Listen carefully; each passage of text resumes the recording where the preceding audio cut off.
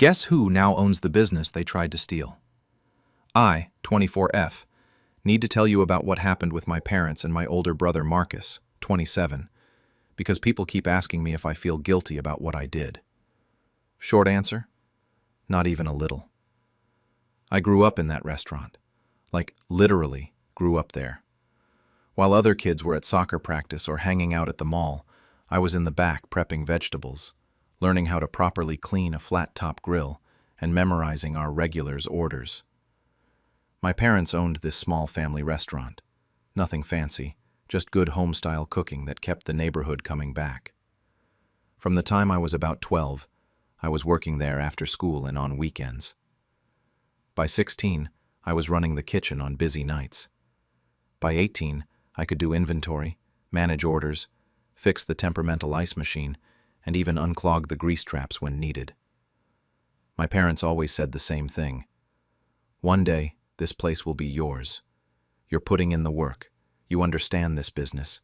You'll inherit it all. I believed them. Why wouldn't I? I was sacrificing my social life, my free time, everything for that place. I wasn't even getting paid most of the time, just some cash here and there for expenses. They called it training.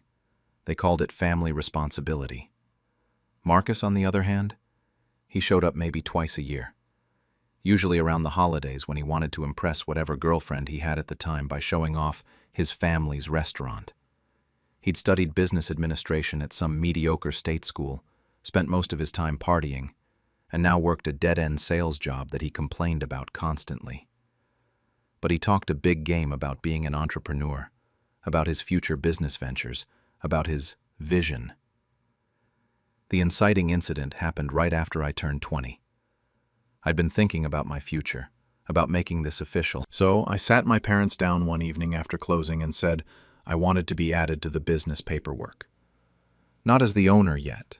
I wasn't asking for that. Just as a partner, a stakeholder, something to show that my years of work meant something legally.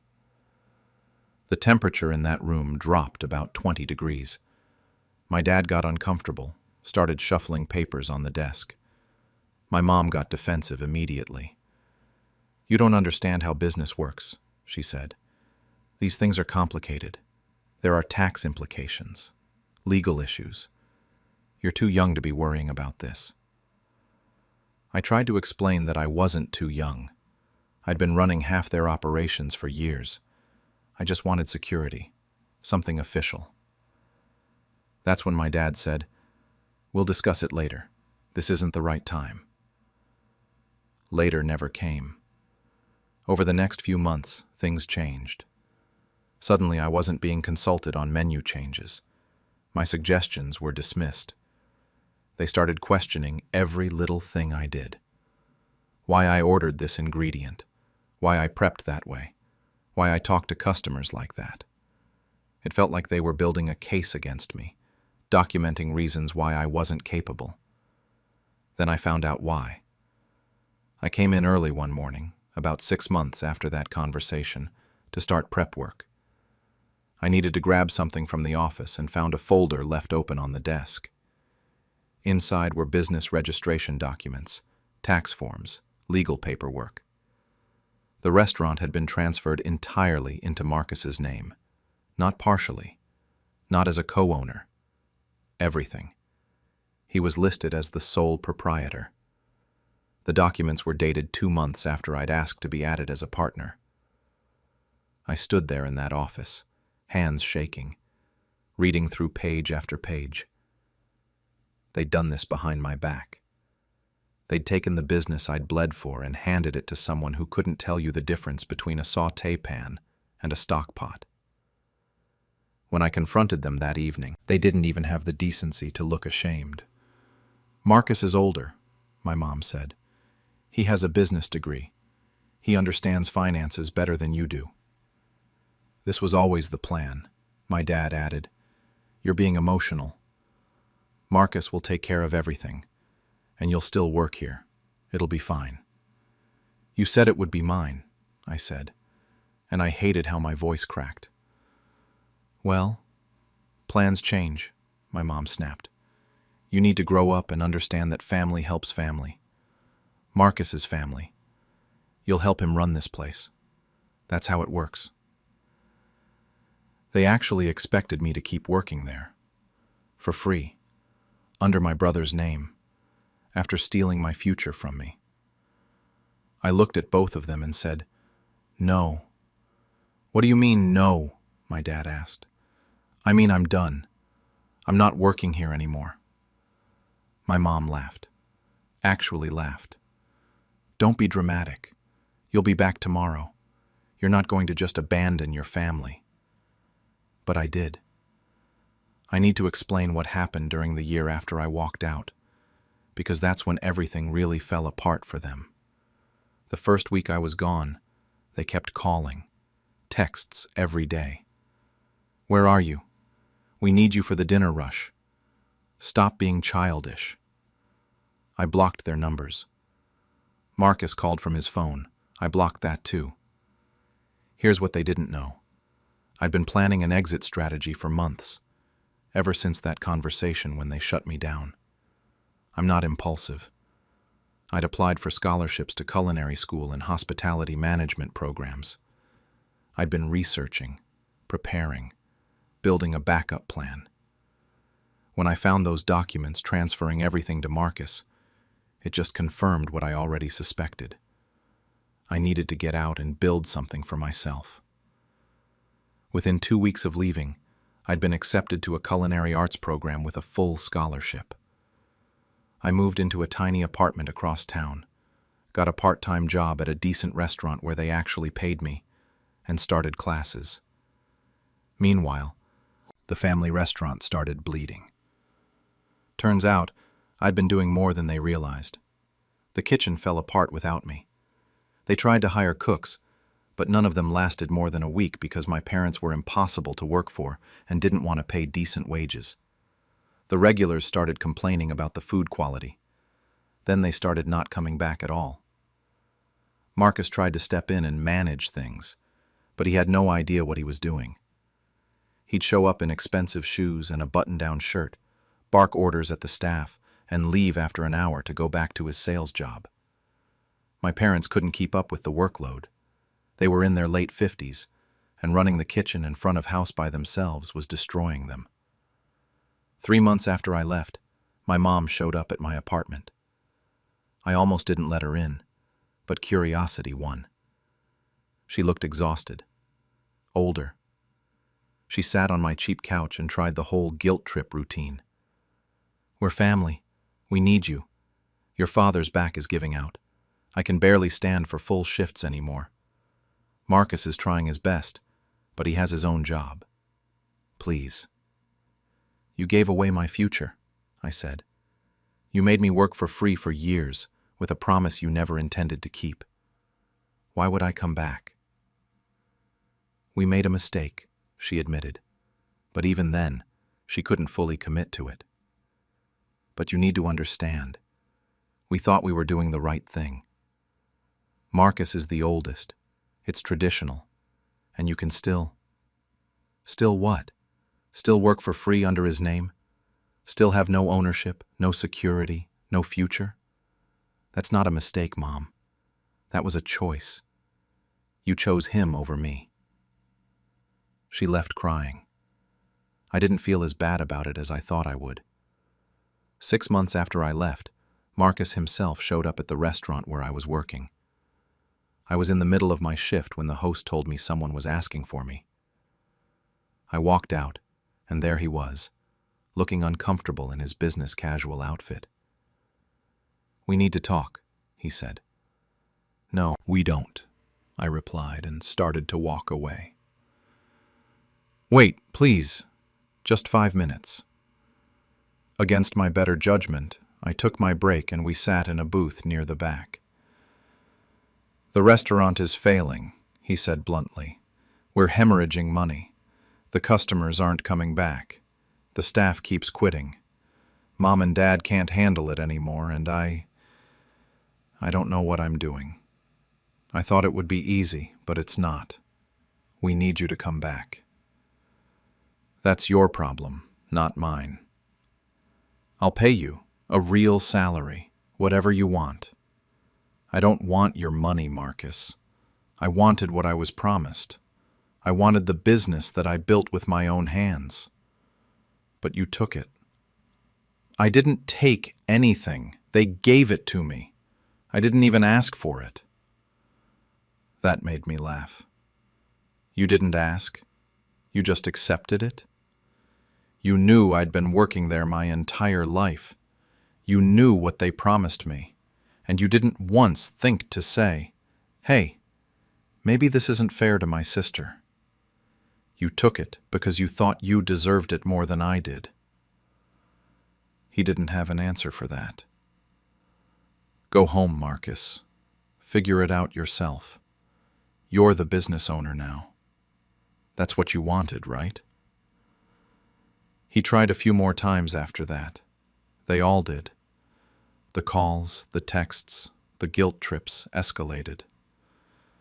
My dad started in on the family duty lectures. My mom tried the "we sacrificed everything for you" angle. Marcus even tried to play the "I'll give you partial ownership" card, but by then it was too late. I was thriving. I was top of my class in culinary school. I'd networked with industry professionals. I'd been promoted at my restaurant job. I had plans, real plans for my own future. And then I heard through a former coworker who still kept in touch that the bank had called in their debts. The restaurant was going into foreclosure. They'd been struggling so much that they'd taken out loans to cover operating costs, fallen behind on payments, and now it was all coming due. The restaurant was being put up for auction. That's when I made my move. I'd been saving aggressively for a year. Between my job, my careful budgeting, and some strategic planning, I'd built up a decent amount of capital. It wasn't enough to buy the restaurant outright at market value, but at auction? With the place's reputation in shambles and the neighborhood knowing it had been failing, that changed things. I also wasn't going into this blind. I'd spent months developing a business plan. I'd connected with a legal advisor through my culinary school. One of my instructors knew someone who worked with small business acquisitions. I'd mapped out renovation plans, menu concepts, staffing structures, marketing strategies. This wasn't revenge fantasy. This was a calculated business decision. The day of the auction, I showed up in professional clothes with my advisor and my financing paperwork in order. My parents were there. So was Marcus. When they saw me walk in, my mother actually gasped. "What are you doing here?" my father demanded. "Same thing you are," I said calmly. "Business." There weren't many other bidders. The restaurant had developed a bad reputation in its final months, and most investors weren't interested in a failing business in a modest neighborhood. The bidding started low. My parents couldn't even participate. They were underwater on their debts and had no ability to secure financing. I won the auction. It wasn't even close. The look on their faces when the gavel came down was something I'll remember forever. Shock, disbelief, and then anger. "You can't do this," my mother said, her voice shaking. "This is our life, our legacy." "It was supposed to be mine," I replied. "You gave it to Marcus instead. He ran it into the ground. Now it's being sold, and I'm the buyer. That's business." Marcus tried to negotiate. "Okay, you bought it. Fine. But we can work together, right? We can run it as a family. I'll help. Mom and Dad will help." "No." That one word shut down everything. "What do you mean?" "No," my father said. "I mean, you're not working here, any of you. This is my business now, my investment, my risk. And I'm not bringing on people who already proved they'll betray me when it's convenient." My mother started crying. Marcus got angry, started making threats about legal action that we all knew were empty. My father just stared at me like he didn't recognize me. I terminated any remaining connection they had to the business. Changed the locks, changed the bank accounts, changed everything. That was 4 months ago. The restaurant is thriving now. I kept the location because the neighborhood is good and the building had solid bones. But I gutted the interior and redesigned it. New menu that showcases what I learned in culinary school, while keeping some elevated versions of the old favorites that regulars loved. I hired actual professional staff and pay them competitively. I implemented proper management systems. I do the books correctly, maintain inventory properly, treat my employees like human beings. We're fully booked most weekends now. The reviews are incredible. Food bloggers have featured us. I'm making more in profit than my parents ever did, and I'm doing it ethically and sustainably. Some of the old regulars have come back. A few of them ask what happened to my parents. I keep it simple. They retired. I'm running things now. Most people don't push further than that. The ones who know the real story, though, some of them have said I'm cold-hearted, that I should have helped my family when they were struggling, that buying their restaurant out from under them was cruel. But here's what I keep coming back to. They made their choices. They chose my brother over me despite my years of work. They chose to treat me like disposable labor. They chose to ignore my contributions and steal my future. I just chose to build a new future on my own terms. My parents have tried to reach out a few times since the restaurant reopened. Letters mostly, since I still have them blocked on everything else. They talk about forgiveness, about family, about how they're struggling financially now. My mom's last letter said they might lose their house. I haven't responded to any of them. Marcus, I haven't heard from at all, which is probably for the best. Sometimes late at night, when I'm closing up, I stand in the dining room, my dining room now, and think about what they said to me that day I asked to be made a partner. You don't understand how business works. Turns out I understood it better than all of them combined. But here's what I'm actually struggling with, and why I'm writing this all out. One of my old coworkers, someone who was neutral through all of this, reached out last week. She told me my mom had a health scare. Nothing life-threatening, but serious enough that it's got me thinking. Part of me feels nothing. They made their bed. But there's this other part, this small voice that remembers being 12 years old and working side by side with my mom, learning her recipes, laughing at my dad's terrible jokes during slow Tuesday afternoons. I built something better from the ashes of what they destroyed. The restaurant is mine now, truly mine, and it's succeeding beyond what I imagined. So why do I still feel like there's unfinished business? They laughed when they kicked me out of the family business, so I built my own and took all their clients. I, 29, had been working at my family's construction company since I was 16 years old. My dad, Rick, 58, started the business from basically nothing back in the early 2000s. My two older brothers, Marcus, 32, and Joel, 27, both joined after they finished high school to handle the actual construction work. I was supposed to just help out with filing and answering phones during summers, but somehow I ended up running the entire back end of the operation. Contracts, client communications, billing, scheduling, vendor relationships, all of it. My brothers were out doing the physical work, which was important, obviously, but I was the one making sure we actually got paid on time and that customers wanted to work with us again. For about 10 years, this setup actually worked pretty well. The business grew steadily. I brought in a lot of new clients through networking at local business events and community stuff. I set up our website and social media presence, which my dad thought was stupid at first, but it ended up being huge for us. I also completely overhauled our invoicing system because the old way was a disaster. We went from struggling to make payroll some months to actually having clients on a waiting list. It felt good, like I was building something real. But here's the thing. Anytime I suggested we actually modernize our operations beyond the bare minimum, my brothers would shut me down. I wanted to get proper project management software so we could track everything in real time instead of using a combination of paper files and random Excel spreadsheets. I wanted to hire an actual accountant instead of having my dad do the books with a calculator and a notebook. I thought maybe we should start using digital contracts and e-signatures like every other business in 2024. Every single time, Marcus would laugh at me. He'd say I was just the paperwork girl, and I should let them handle the real business decisions. Joel would usually just nod along with whatever Marcus said. Dad would give me this patronizing smile and say something about not fixing what wasn't broken. It was frustrating, but I dealt with it because at the end of the day, it was still a family business, and I loved what we'd built together. Or at least I thought I did. Everything changed about 6 months ago.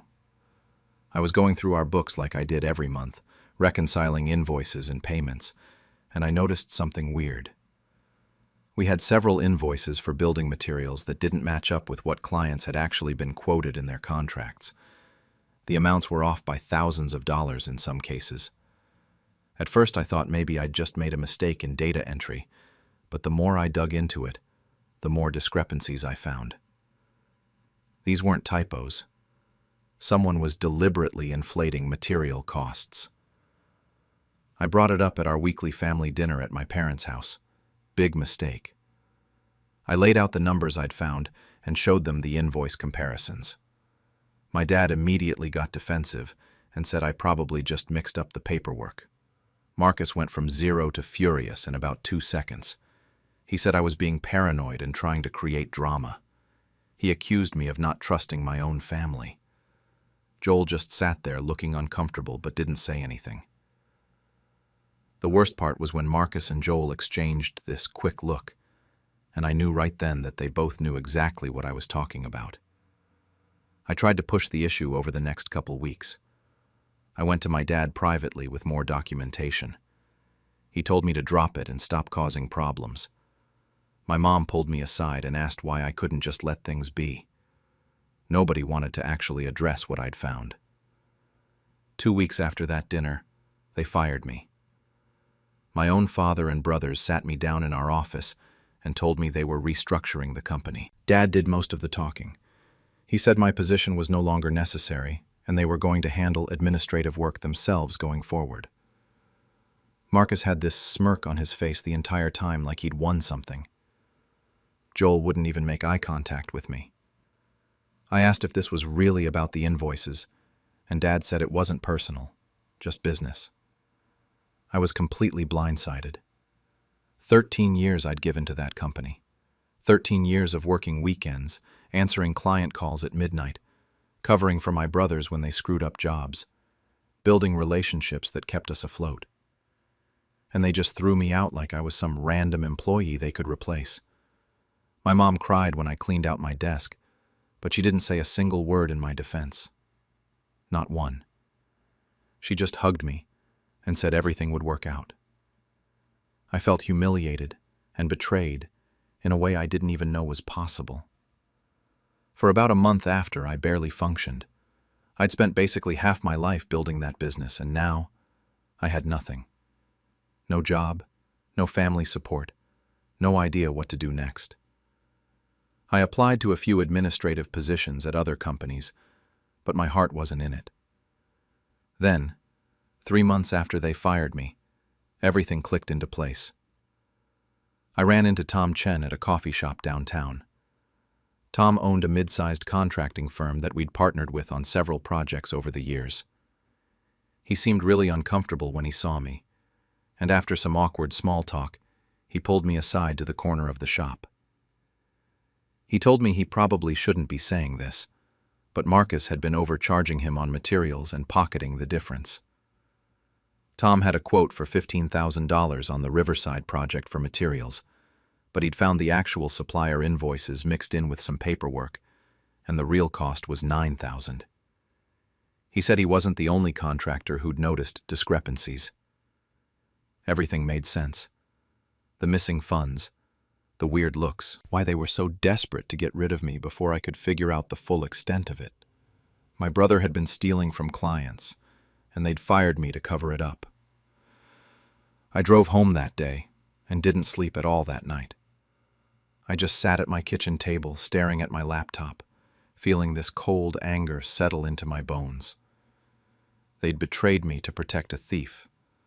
They'd thrown away 13 years of my work and loyalty for Marcus. That's when I decided I wasn't going to just move on. I was going to make them regret ever pushing me out. I spent the next few days thinking through every possible option I had. I could go to my dad with everything Tom told me, lay out all the evidence, and hope he'd actually do something about it this time. But I already knew how that would play out. Marcus was the golden child, the firstborn son who could do no wrong in my dad's eyes. They'd find some way to justify it, or explain it away, or just tell me I was misunderstanding the situation. Dad would probably accuse me of trying to tear the family apart out of spite for being fired. I also considered going to the police. Fraud is fraud, right? But that felt like dropping a nuclear bomb on everyone, including my mom, who honestly didn't deserve to have her whole life destroyed, even if she had stayed silent when I needed her. Plus, I wasn't sure I had enough hard evidence to make anything stick legally, since I didn't have access to their current books anymore. So I came up with option 3. I was going to play the long game and build something they could never touch. The next morning, I went to a lawyer and started the paperwork to register my own construction company. I called it Apex Building Solutions. I used every penny I had in savings, which was actually a decent amount since I'd been living pretty modestly and working since I was a teenager. I also took out a small business loan using my condo as collateral, which was terrifying, but I was committed. I hired a business attorney to make sure every single document was perfect and legitimate. I wasn't just starting some side hustle. I was building a real competitor that would eat their lunch. Once the legal stuff was moving forward, I made a detailed list of every single client I'd personally brought into my family's business over the years. These were people I'd met at Chamber of Commerce events, local business networking groups, community fundraisers, all of that. People who knew me by name and had my personal cell phone number. People who'd called me directly when they had problems, because they trusted me to handle things. I started reaching out to them casually, just friendly catch-up calls and coffee meetings. I didn't trash talk my family's company at all. I didn't need to. I just mentioned that I'd moved on from the family business and started my own firm, and I'd love the opportunity to work with them again if they ever needed construction services. That's it. Super low pressure. The response was honestly incredible. Turns out a lot of these clients had been really frustrated with how things were going after I left. Projects were getting delayed constantly. Nobody was communicating updates. Invoices were confusing. Several people mentioned that quotes seemed inconsistent or higher than expected. A few clients told me straight up that they'd only stayed with my family's company out of loyalty to me, and once I was gone, they'd been planning to switch anyway. Within the first 2 months, I'd secured contracts with 4 former clients for upcoming projects. These weren't small jobs either. We're talking full kitchen renovations, bathroom remodels, 1 commercial storefront renovation. I hired 2 project managers who'd previously worked with my family's company and had left because they were frustrated with the disorganization. Both of them jumped at the chance to work for me, because they knew I actually valued their input and ran things professionally. But I still wasn't done with my family. Not even close. I spent weeks compiling everything Tom had told me, plus additional research I did on my own. I reached out carefully to a few other contractors and clients who'd worked with my family recently, asking vague questions about their experience. I found at least 3 other clear instances where Marcus had inflated material costs significantly. I still had copies of a lot of old invoices and contracts on my personal laptop from when I'd worked there, and I cross-referenced everything with supplier price lists that were publicly available online. I built a spreadsheet that laid everything out clearly, with dates, amounts, and documentation. Then I sent the whole package to Tom and also to Davidson Construction. Davidson was the biggest general contractor in our entire region, and they'd been partnering with my family's company for years on major projects. That relationship was worth at least 40% of my family's total revenue. I didn't add any commentary or accusations. I just presented the numbers and the documentation and let them draw their own conclusions about whether they wanted to continue working with a company that was potentially defrauding clients. My mom called me 2 days later, absolutely hysterical. She was crying so hard I could barely understand her at first. She asked how I could do this to my own family. She said my father was losing everything and the business was falling apart. She begged me to make it stop, to call whoever I'd talk to and tell them it was all a misunderstanding.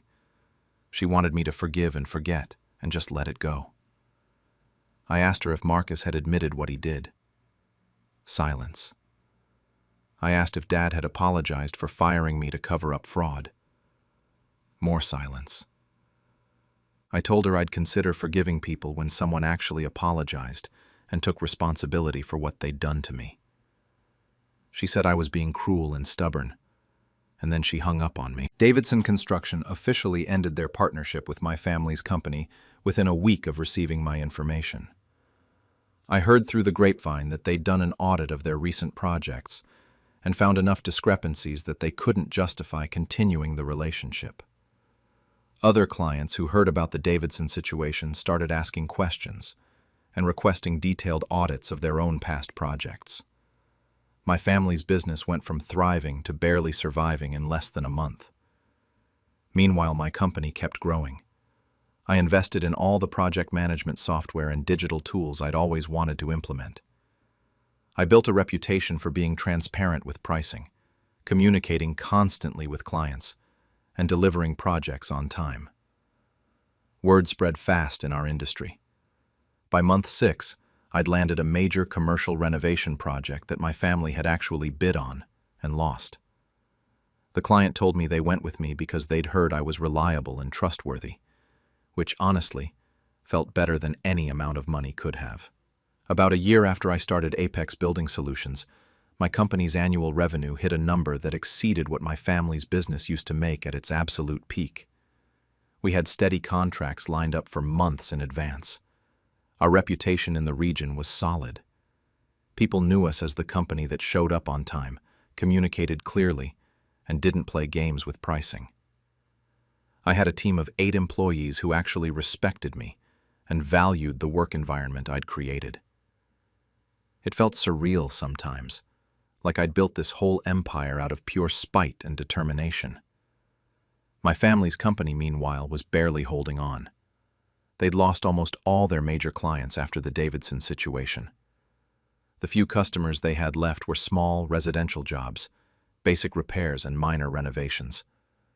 The kind of work they used to turn down because it wasn't worth their time. I heard from former employees that my dad had to let go of most of their crew, and my brothers were back to doing all the physical labor themselves because they couldn't afford to pay anyone else. Part of me felt bad for about 5 seconds, and then I remembered them smirking at me across that table while they fired me. Then one afternoon, my receptionist told me someone was there to see me without an appointment. I walked out to the lobby and there was my dad. He looked like he'd aged 10 years in the past 12 months. His hair was mostly gray now, and he had this defeated posture I'd never seen before. He asked if we could talk privately. We went into my conference room, the same kind of room I'd never been important enough to sit in at their company. He sat down across from me and just stared at the table for a minute before he started talking. He told me they were filing for bankruptcy, that the business was done. He said he was sorry for how everything went down and that maybe I'd been right about modernizing and doing things differently. Then he asked if there was any way I could help them out. Maybe bring them on as a subcontractor, throw some work their way, anything. I just looked at him, sitting there, expecting me to save him after everything they'd done. I thought about all the times he'd dismissed my ideas, all the times he'd let Marcus and Joel treat me like I was stupid, the way he'd fired me without a second thought to protect his precious son. I didn't feel angry anymore. I just felt cold. I told him he'd taught me everything I needed to know, including how to survive without him. He stared at me for a few seconds, like he was waiting for me to say something else, but I didn't. He got up and left without another word. I watched him walk out through my lobby, past my company logo on the wall, and I felt absolutely nothing. I found out later through some mutual contacts what happened to my brothers. Marcus tried to get hired at a few of our competitor companies, but word had spread about the fraud situation. Nobody wanted to take a chance on someone with that kind of reputation in an industry where trust is everything. Last I heard, he was working some random job completely outside of construction. Joel apparently moved to another state, somewhere in the Midwest. Someone told me he was doing landscaping work. I don't know if that's true, and honestly, I don't care enough to find out. My mom still calls me sometimes. Not often, maybe once every few months. I don't answer. She leaves voicemails asking me to call her back, saying she misses me, telling me that family should be able to work through anything. But she made her choice when it mattered. She sat there silent while they fired me. She took their side when I tried to expose the truth. She asked me to forgive and forget without anyone actually apologizing or admitting what they did. I'm done making myself smaller to keep other people comfortable. Some people think I took things too far. I've had a few mutual friends tell me that family should mean more than business, and that I should have been the bigger person. One of my cousins actually told me I was vindictive and cruel for destroying my own father's company. But here's what those people don't understand. They didn't just fire me from a job. They kicked me out of something I'd spent 13 years building with my own hands to cover up theft. They threw me away like I was nothing because I was inconvenient. They did it without hesitation, and they would have done it again in a heartbeat if they'd needed to. I just did what they taught me. I looked out for myself, and I didn't let anyone push me around. I used the same ruthless business mentality they'd always praised when my brothers used it. The only difference is, I was better at it than they ever were. My company keeps growing. I'm planning to expand into commercial renovation next year, and I'm already in talks with some major property management companies about ongoing maintenance contracts. Every time I drive past a project site with our company sign out front, I think about Marcus calling me just the paperwork girl. I think about my dad telling me my position wasn't necessary. I think about Joel refusing to even look at me when they fired me. They wanted me gone from the business, so I built one they could never compete with. I don't know if this feeling of satisfaction will last forever, or if someday I'll wake up and regret burning every bridge with my family. Maybe in 10 years I'll feel differently about all of this. But right now, standing in the company I built from nothing while theirs crumbles into bankruptcy, I sleep just fine at night. They made their choices, and I made mine. That's really all there is to it. After they kicked me out for being useless, I made sure they'd never live off my success. I'm 27 now, but this all started when I was 19. My parents, David and Linda, had built a modest but profitable landscaping business over 20 years. My younger brother Marcus was 16 back then, still in high school, and their golden child who could do no wrong. I was always the difficult one, the one who asked too many questions, the one who didn't just fall in line with whatever they decided.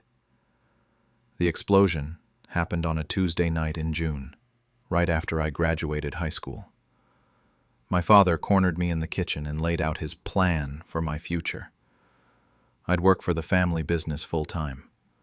No salary for the first 2 years because we're family, and family helps each other. He had it all mapped out like I didn't get a say in my own life. When I told him I'd already accepted a position at a local retail store and planned to attend community college part-time, his face went red. He started yelling about how I was throwing away a guaranteed future, how ungrateful I was, how he'd built this business for us, and I was spitting on it. My mother came in and immediately took his side, calling me selfish and spoiled. She said I didn't understand what they'd sacrificed for me, that I owed them this. I tried to stay calm and explained that I wanted to build my own career, that working for free for 2 years wasn't reasonable when I had bills and wanted to go to school. That made it worse. My father told me if I wasn't going to contribute to the family, I could get out. I thought he was bluffing. He wasn't. My mother actually went upstairs, stuffed my clothes into 2 garbage bags, and they pushed me out the front door. Marcus watched from the stairs with this little smirk on his face, like he was enjoying the show. The door slammed behind me, and I just stood there on the porch with 2 trash bags, completely in shock. That first night, I slept in my car in a Walmart parking lot. I had $300 in my bank account and no plan. I kept thinking they'd call, that they'd cool down and realize they'd overreacted. I called my father the next morning and he hung up on me. My mother blocked my number. That's when it hit me that this was real, that they'd actually disowned me over refusing to be free labor. For the next 6 months, I couch-surfed between 3 different friends' places. I worked 40 hours a week at the retail job and picked up weekend shifts at a warehouse. I was exhausted constantly, sleeping on couches and floors, wearing the same rotation of clothes because that's all I had in those garbage bags. Every time I thought about reaching out to my parents, I'd remember my father's face when he called me useless, when he said I'd never make it on my own. The rage and humiliation fueled me more than anything else ever had. I enrolled in community college online classes, studying web development and business management in whatever spare time I had between jobs. There were nights I ate nothing but ramen for a week straight because that's all I could afford. Mornings I woke up on a friend's floor with my back screaming in pain. One friend's parents felt so bad for me they let me stay in their basement for 3 months, but I could tell I was wearing out my welcome everywhere I went. I was completely alone in a way I'd never experienced before. But I kept going. Something my father said that night stuck with me in the worst way, that I'd never make it, that I'd come crawling back begging for a job within a month. I became obsessed with proving him wrong. Every time I wanted to quit, every time I was so tired I could barely function, I'd picture his face and push through. I wasn't going to give him the satisfaction of being right. I was going to make it on my own, and I was going to make sure he knew it. Fast forward 3 years and I'm 22. Everything changed. I'd finished my associate's degree and talked my way into a junior developer position at a mid-sized tech firm. The pay wasn't amazing, but it was stable, and I finally got my own studio apartment. For the first time since being kicked out, I could breathe. I wasn't sleeping on couches anymore, wasn't rationing meals, wasn't wondering where I'd be staying next week.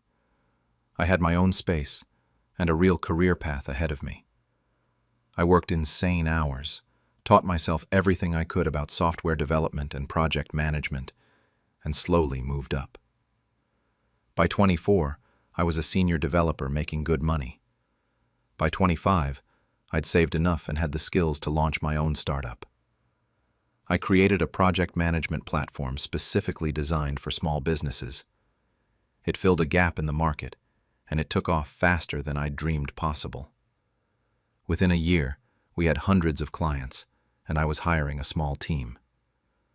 I was 26 and running a successful company. Everything my parents said I'd never achieve, I'd done it. Then my mother called. It had been 7 years of complete silence. She'd somehow gotten my new number, probably from a mutual friend or relative. Her voice was sweet and warm, like nothing had ever happened. She said they'd heard through mutual friends about my success and wanted to reconnect. I should have hung up right there, but I didn't. My father got on the line, and there was no apology, no acknowledgement of what they'd done. He just said they were proud and wanted to see me. Something in me, some stupid part that still wanted their approval, agreed to meet them for lunch. The moment I sat down at that restaurant, I knew it was a mistake. After about 5 minutes of fake small talk and them asking surface-level questions about my company, My father cut to the chase. Marcus had dropped out of college and was looking for opportunities. Wouldn't it be great if I hired him? He'd be perfect for my team, and family should help family. Those exact words. The same words he'd used to try to trap me into free labor 7 years ago. My mother jumped in about how the landscaping business was struggling, and maybe I could invest, or help out financially since I was doing so well now. I just sat there, listening to them rewrite history in real time. They talked about me like I'd just gone off to college, and we'd had some normal separation. No mention of the trash bags, the screaming, the 7 years of silence. They acted like I owed them something, like my success was somehow theirs to claim. My father even had the nerve to say that all their tough love had clearly worked since I'd turned out fine. That's what he called it. Tough love. I smiled and told them I'd think about it. They seemed pleased with themselves, like they'd successfully manipulated me into doing what they wanted. We finished lunch, and they hugged me goodbye like we were a normal family. I wanted to throw up. Over the next 2 weeks, my father called me 4 times asking about next steps for hiring Marcus. My mother sent me long text messages about rebuilding our family while dropping hints about needing money for home repairs. They'd somehow learned I was speaking at a local business conference, and suddenly both of them wanted to attend to support me. The entitlement was staggering. They genuinely believed they deserved access to everything I'd built alone, everything I'd achieved while they pretended I didn't exist. That's when I decided they weren't going to get away with it. They'd made their choice 7 years ago when they threw me out. Now, I was going to make mine. The business conference was in 2 weeks, and I had a keynote speech to rewrite. If they wanted to come support me, I'd make sure they got exactly what they deserved. The business conference was my moment.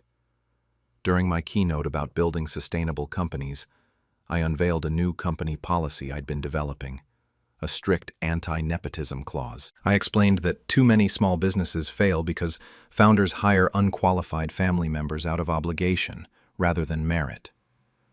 Then I shared what I called an anonymous case study. But anyone who knew my story would recognize it immediately. I described a young person forced to work for free for family, kicked out when they refused, then years later being asked to give handouts to those same family members who'd called them worthless.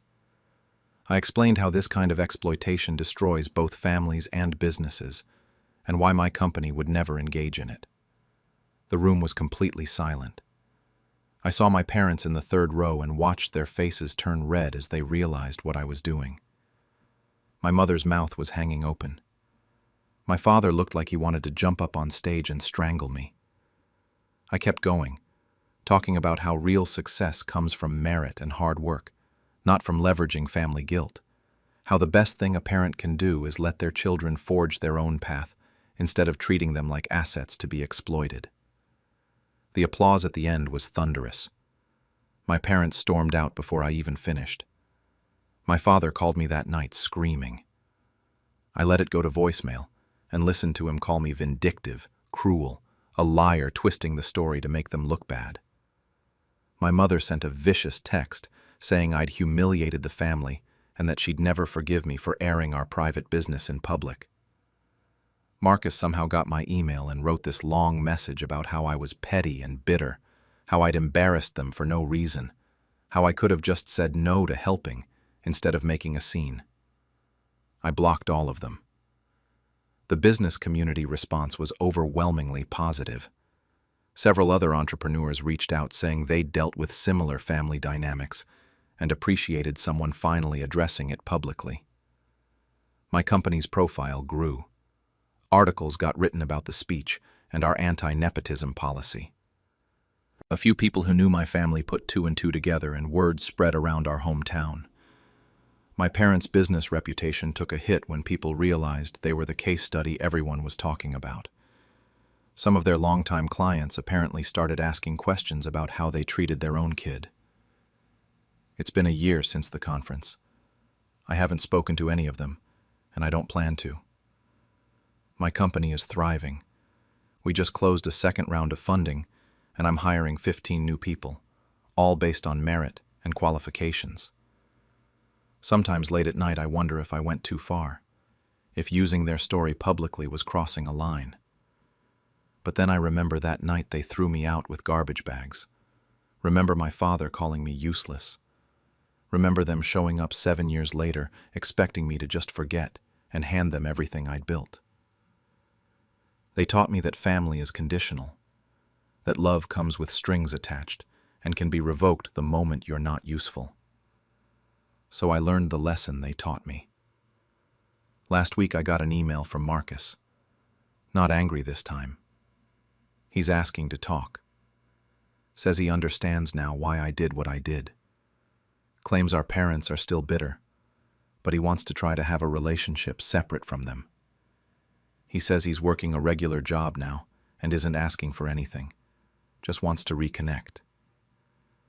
Part of me wants to delete it like all the others, but part of me wonders if he's genuine, or if this is just another angle, another attempt to get access to my success. I haven't responded yet. Some days I think I've moved on completely, that I've won and it's over. Other days I wonder if carrying this anger is just letting them control me in a different way. The company is successful. I've proven everything I needed to prove, but I still feel that rage sometimes when I think about them. Maybe that never goes away. Maybe some things you don't forgive, you just learn to live with. After they kicked me out, I took their business down legally. I'm 26 Urim, and I run my own event planning company now. But 3 years ago, I had nothing. My parents, Robert and Linda, owned Heritage Events & Co., this family-oriented event planning business in our town that everyone loved. They'd been running it for almost 20 years, and for most of my life, they told me it would be mine someday. That changed the night I came out.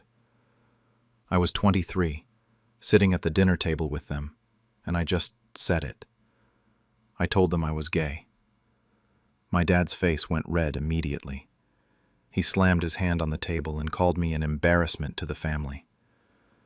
My mom just sat there shaking her head, saying they raised me better than this. They gave me an ultimatum right there. Change who I was, or get out. When I didn't back down, my dad literally told me to pack a bag and leave, that night.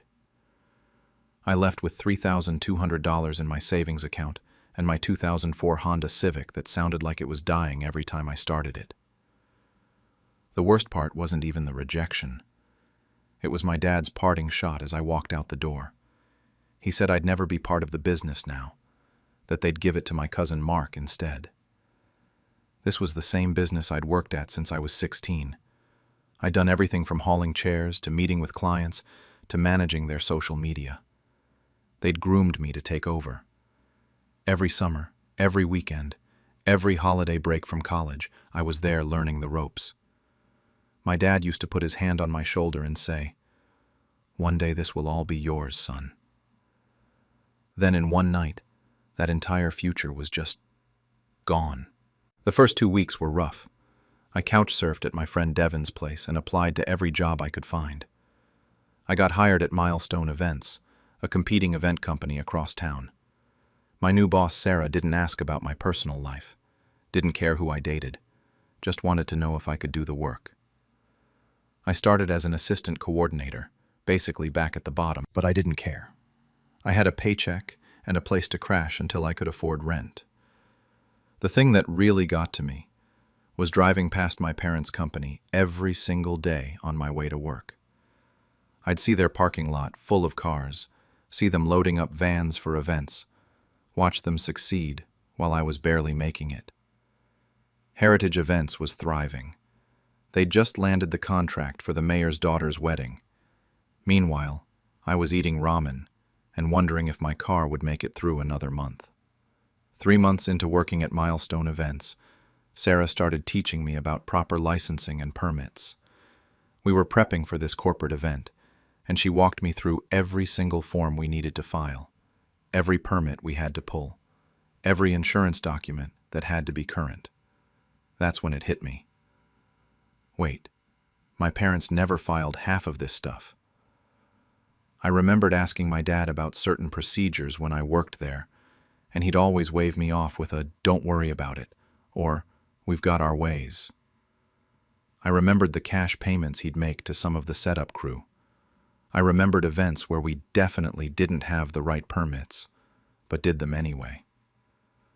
I started thinking about all the corners they cut, the workers they paid under the table, the invoices that seemed inflated when I'd seen them on my dad's desk, the times we served alcohol at events without proper licensing. At the time, I was just a kid who didn't know any better. But now, working at a legitimate company that did everything by the book, I could see exactly what they'd been doing wrong. That's when I started paying attention. Not actively looking for anything yet, just noticing things, remembering things, and honestly, I wasn't sure what I was going to do with any of it. But something in me had shifted. They'd thrown me away like I was nothing, and now I was realizing their precious business wasn't as clean as they pretended it was. Over the next 8 months, I became obsessed with finding out exactly what my parents had been doing. But I want to be clear. I didn't do anything illegal. No hacking, no breaking into their office, nothing like that. Everything I found was public information. Business registries, permit databases, tax lien searches, all available online if you know where to look. I'd spend my evenings after work going through county records and state licensing boards. The first major thing I found was in the liquor licensing database. They'd been serving alcohol at events for years, but their permits had gaps. Some events they just straight up didn't have the proper licensing for. Then I started looking at their liability insurance through public business records and found it had expired twice in the past 4 years. They'd operated for months at a time without coverage.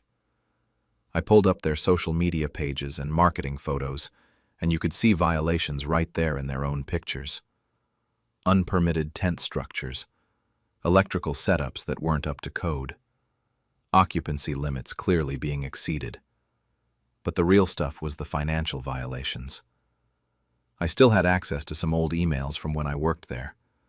They'd forgotten to deactivate my company email address. In those emails, I found conversations about paying workers in cash to avoid taxes. My dad literally wrote in one email, "Keep it under the table, easier for everyone." I found invoices that were clearly inflated, expenses that didn't match what I remembered us actually spending. They were using fake numbers to reduce their tax burden. I pulled employment records through the Department of Labor's public database and cross-referenced them with people I knew had worked regular hours for my parents. At least 5 people who'd worked there consistently for years had no W-2s on file. They were being paid cash, and my parents weren't reporting any of it. There was this moment where I almost stopped. I sat there one night with all this evidence spread out on my laptop, and I thought, these are still my parents. But then I remembered my dad's face when he called me an embarrassment. I remembered my mom telling their friends at church that I'd lost my way. I saw Cousin Mark's Facebook posts about learning the family business, standing in the same office where I used to work. They'd made their choice about me. I was making mine about them. I spent 2 weeks compiling everything into proper documentation, spreadsheets with dates and violations, photo evidence with timestamps, a complete timeline showing years of illegal activity. I made sure every single thing I included was accurate and verifiable. Then, I submitted 3 separate anonymous reports, one to the IRS, one to the Department of Labor, and one to the local business licensing board. I sent them in February 2024. For 6 months, nothing happened. I kept working, got promoted to senior coordinator at Milestone Events, started making decent money. My parents' business kept posting happy client photos on Facebook. I started thinking maybe nothing would come of it, that maybe they'd slip through the cracks somehow. It was July 2024 when I noticed their Facebook page went quiet. No new posts for 2 weeks. Then I heard through some mutual acquaintances that Heritage Events was being audited. Everything hit them at once. The IRS came after them for back taxes, something like $180,000. The Department of Labor slapped them with fines for misclassified workers and unpaid wages, around $45,000. The Business Licensing Board shut them down for operating without proper permits and issued cease and desist orders. They tried to fight it. I heard they hired lawyers they couldn't afford, tried to claim the violations were minor or accidental. It didn't matter. The evidence was all there in their own records. By September 2024, Heritage Events & Co. was done. They had to liquidate assets just to pay the fines. The business my parents spent 20 years building was gone. That's when the messages started. My mom texted first. "We need to talk. It's about the business." Then my dad left a voicemail saying he knew they hadn't been good to me, but they needed help. My mom tried the guilt trip angle, saying family was supposed to help each other. I blocked their numbers.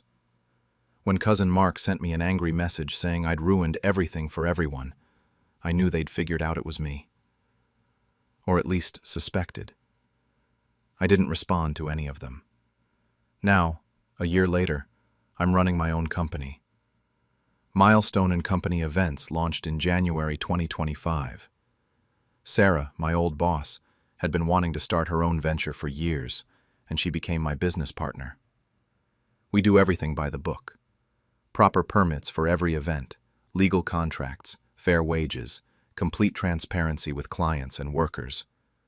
We've got a team of 8 employees now, all of them on proper payroll with benefits. Our revenue already exceeds what my parents made in their best years. The ironic part is that some of our biggest clients are people who used to work with Heritage Events. When my parents' business went under, those clients needed someone else, and we were there with a solid reputation. Word spreads fast in this industry, especially in a smaller town.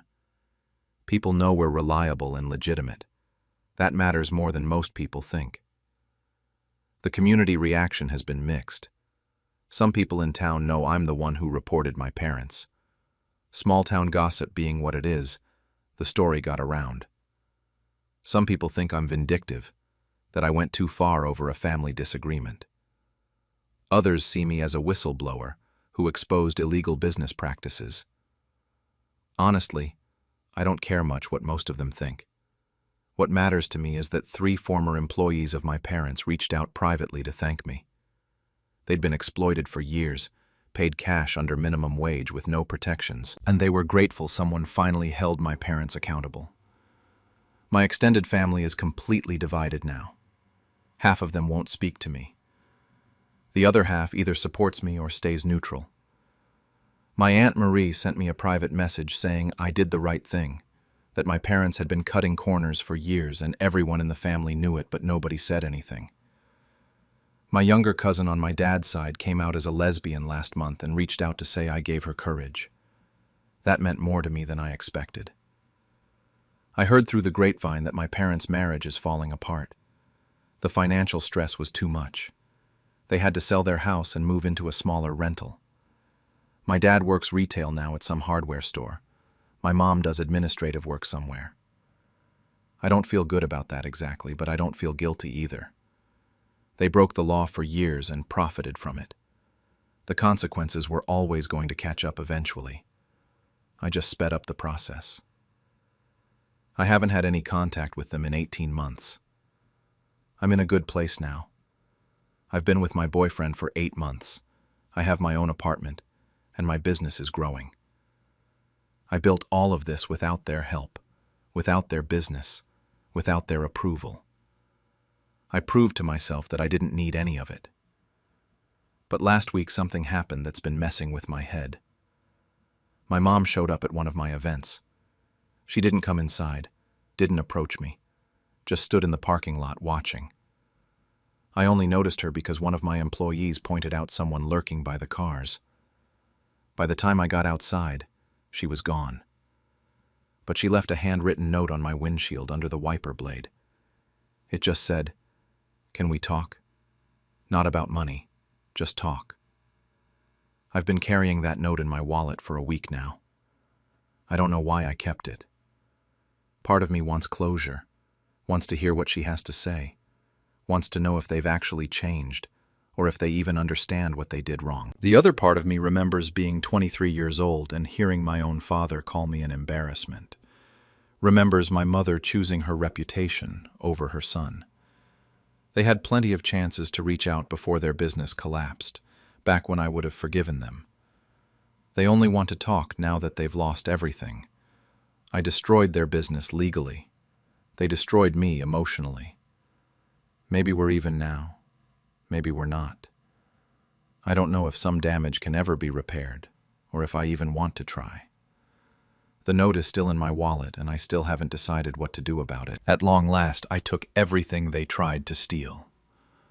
I, 24F, grew up being told I was the lucky one in my family. Not because they loved me, but because I was the only one who worked. My parents and my older brother, 27M, would sit around the house all day while I went to school and then straight to my part-time jobs. They had this whole speech prepared about how the world was against them, how they couldn't find work, how ungrateful employers were. But somehow, I managed to get hired at 2 different places while still in high school. Funny how that works. From the time I was 16, every peso I earned went into the household fund, which really just meant whatever my parents and brother wanted to spend it on. New shoes for my brother? My money. My mom's endless online shopping? My money. My dad's cigarettes? Also my money. I got to keep maybe 10% of what I earned, and even that came with guilt trips about how selfish I was being. I studied hard because I knew education was my only way out. I applied for every scholarship I could find, and somehow I got a full ride to a decent university for computer science. You'd think they'd be proud, but the first thing my mom said was that I'd better keep working while studying because the family still needed to eat. My brother didn't even look up from his phone. So that's what I did. I worked 2 part-time jobs throughout college, one at a coffee shop, one doing data entry remotely. I barely slept. My grades were good enough to keep the scholarship, but I was running on fumes most days. Meanwhile, my brother had dropped out of his vocational course after 2 months and moved back home permanently. My parents never pressured him the way they pressured me. He was the golden child who just needed time to figure things out. Every month, I'd hand over my earnings. My mom would count it in front of me like she was checking if I'd tried to hide anything. Sometimes she'd go through my bag looking for extra cash. My brother once went through my wallet while I was sleeping and took everything, then denied it the next morning even though he was literally wearing new sneakers he couldn't have afforded otherwise. I kept telling myself it would end after graduation, that once I had a real job I could set boundaries, that they'd understand I needed to build my own life eventually. I was so stupid. I graduated with honors and landed a job at a tech company with a salary that was more than double what I'd been making combined at both part-time jobs. It was the kind of opportunity I'd dreamed about, the kind that could actually let me save money, maybe travel someday, build a future. My family threw me a little celebration dinner that night. My mom cooked my favorite dish, the first time she'd done that in years. My dad actually smiled at me. My brother gave me an awkward side hug. For maybe 2 hours, I felt like we were a normal family. Then I got my first paycheck. That night, my parents sat me down at the kitchen table. My brother stood behind them with his arms crossed. The atmosphere shifted so fast I got whiplash.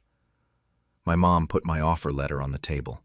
She'd gone through my things and found it, with the salary circled in red pen. My dad did the talking. He said now that I had a real job, with real money, it was time I paid them back for everything they'd sacrificed. He had this whole breakdown prepared of how much it cost to raise me, feed me, keep a roof over my head. My mom added that since I lived at home, the least I could do was contribute properly. Then came the ultimatum. Turn over my entire salary to them every month, or get out and never come back. Not most of my salary, not a reasonable percentage. Everything. They'd give me an allowance for transportation and food, they said, like I was a child. I asked what I was supposed to save for my future with. My brother laughed and said my future was taking care of the family. That's what good daughters do. I looked at each of them and realized they were completely serious. They actually expected me to work full-time and hand over every single peso while they continued to do nothing. They expected me to fund their lifestyle forever. So I moved out. It took me 1 week to find a small studio apartment, pack my essentials, and leave. I didn't take anything they'd paid for. Not that there was much. Most of my clothes I'd bought myself anyway. I left behind the laptop they'd given me for graduation because I knew they'd use it against me somehow. I had money saved up from the past few months that I'd hidden in a separate account they didn't know about. It wasn't much, but it was enough for a deposit and first month's rent. The messages started immediately. My mom called me ungrateful. My dad said I was selfish and heartless. My brother sent paragraphs about how I was abandoning the family in their time of need. They showed up at my workplace twice in the first month. Security had to escort them out the second time. I blocked their numbers. I blocked their social media. I focused on my job and on learning how to budget for myself for the first time in my life. 2 months went by. 2 peaceful months where I actually got to keep my own money and make my own decisions. I started to feel like maybe I'd actually escaped. Then my bank called. The woman on the phone was polite but firm. She said they needed me to come in immediately to discuss a loan application that had been submitted in my name. A personal loan for 500,000 pesos. I told her there must be a mistake. I hadn't applied for any loan. She said that's what they suspected, which is why they were calling. The application had been flagged by their fraud detection system. I was at the bank within an hour. The bank officer sat me down in a private room and laid out the documents in front of me. There was my name, my birth date, my old address. The signature looked like mine if you weren't paying close attention, but I knew I hadn't signed anything. The officer explained that someone had come in 3 days ago trying to take out a 500,000 peso personal loan in my name. They'd brought documents, a birth certificate, old IDs, utility bills, everything checked out on paper. But the contact number on the application didn't match what the bank had on file for me, which is why their system flagged it as suspicious. I asked if they had security footage. They did. The officer pulled it up on her computer and turned the screen toward me. There was my mother and my brother, clear as day, sitting at a loan officer's desk. I felt like I'd been punched in the stomach. I mean, I knew they were capable of manipulation and guilt-tripping. But this was actual fraud. This was identity theft. This could have destroyed my credit score and left me in debt for years. The officer asked if I wanted to file a police report. I said yes immediately. But then I went one step further. I called a lawyer. I need to explain something here. This wasn't the first time they'd stolen from me. Throughout my teenage years, money would disappear from my wallet constantly. I'd come home from work and find 20 or 30 pesos missing. When I confronted them, they'd either deny it or say it was for household expenses so it didn't count as stealing. My scholarship came with a monthly stipend. I never saw most of it because my mom made me hand it over the day it hit my account. When I got my first laptop from a school program for low-income students, my brother borrowed it and sold it 2 months later. He said he needed the money more than I needed a computer. My parents backed him up. One time my ATM card went missing. I reported it lost and got a new one, but not before someone had drained my account. I'm sure you can guess who. They never admitted it, but my dad suddenly had enough money to buy a new TV that week. The pattern was always the same. They'd take something, I'd complain. They'd make me feel guilty for being selfish, and I'd eventually drop it because fighting them was exhausting. They knew I wouldn't push back because I was too scared of losing the only family I had. But this was different. This wasn't just stealing cash from my wallet. This was trying to saddle me with a massive debt that would follow me for years. This was them literally trying to steal my future. So when I met with the lawyer the next day, I came prepared. I'd been unconsciously documenting everything for years without really realizing it. I had screenshots of text messages where my mom demanded money. I had bank statements showing suspicious withdrawals from that time my card went missing. I had emails from my HR department about my family members showing up at my workplace and harassing me. I even had a recording of one of my brother's voicemails where he said I owed them everything I had. The lawyer looked at everything and said I had a strong case. She filed a police report for identity theft and fraud, and also started a civil suit. The bank cooperated fully. They handed over the security footage, the forged documents, everything. The police investigation moved fast. They did handwriting analysis on the forged signature. They pulled my brother's phone records and found search history for things like how to take out a loan in someone else's name, and can family members use your documents without permission? These idiots had literally Googled their crime. My parents and brother were summoned to the police station for questioning. That's when my phone started blowing up. They'd gotten new numbers to contact me since I'd blocked their old ones. My mom left crying voicemails about how I was destroying the family. My dad sent texts calling me every name in the book. My brother's messages alternated between threats and attempts at guilt-tripping. Then the extended family got involved.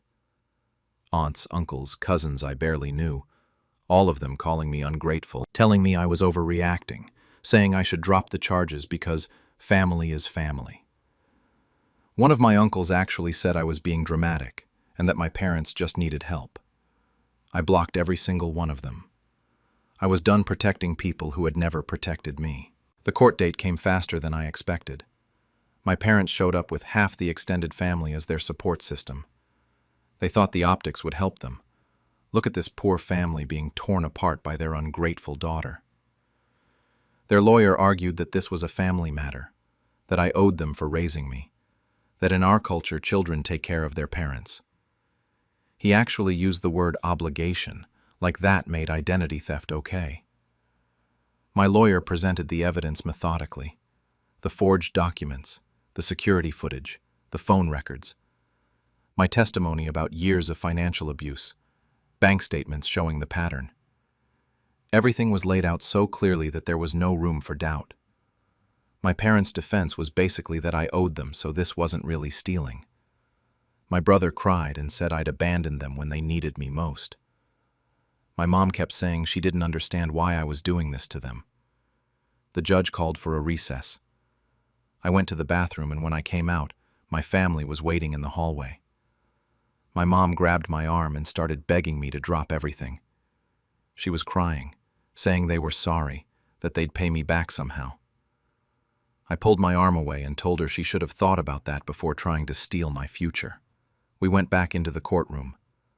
The judge returned, and then he ruled in my favor on every single count. The judge didn't just find them guilty, he went further than I'd even hoped. Identity theft and fraud charges upheld for both my parents and my brother. They were ordered to pay 200,000 pesos in fines collectively. On top of that, the judge ordered restitution for all the money they'd stolen from me over the years based on the evidence I'd provided. Another 150,000 pesos. Their bank accounts were frozen until the debt was paid in full. My brother's criminal record was the part that seemed to hit them hardest in the moment. He'd never be able to work in banking, government, or any job that required a background check. Not that he'd been working anyway, but now he had an actual legal reason why no one would hire him. They stood there in complete shock. I think they genuinely believed until that moment that the judge would side with them, that he'd see me as the disrespectful daughter and let them off with a warning. My mom started wailing right there in the courtroom. My dad looked like he'd aged 10 years in 10 seconds. I walked out and didn't look back. The fallout was immediate. With their accounts frozen, my parents had no way to pay the fines. I found out later through my lawyer that they'd been defaulting on their mortgage for months. They'd always told me that house would be mine someday if I behaved, if I took care of them properly. Turns out they'd taken out a second mortgage on it years ago and had been barely making payments, even when I was still handing over my salary. The bank repossessed the house within 3 months of the judgment. I got updates from my lawyer, but I didn't attend the eviction. I didn't need to see it. I didn't want to see it. My extended family went nuclear. I got messages from people I hadn't heard from in years, all telling me I'd gone too far, that I'd destroyed my parents' lives, that I'd burn in hell for what I'd done. Someone created a Facebook post about me, calling me out by name. I reported it and deactivated my account the same day. A few cousins tried the sympathy approach.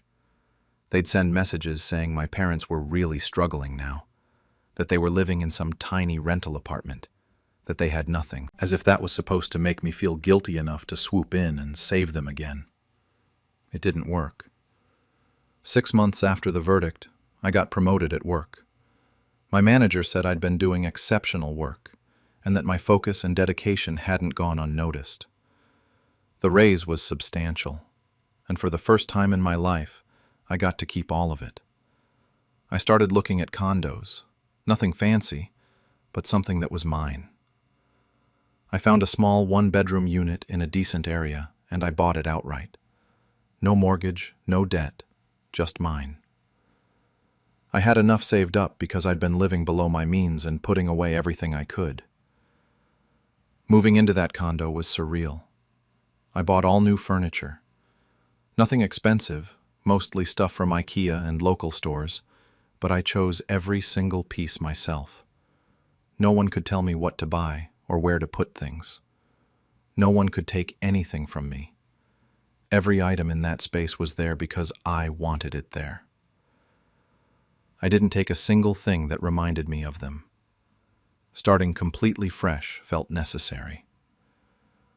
My parents and brother are still in that small rental as far as I know. None of them have jobs.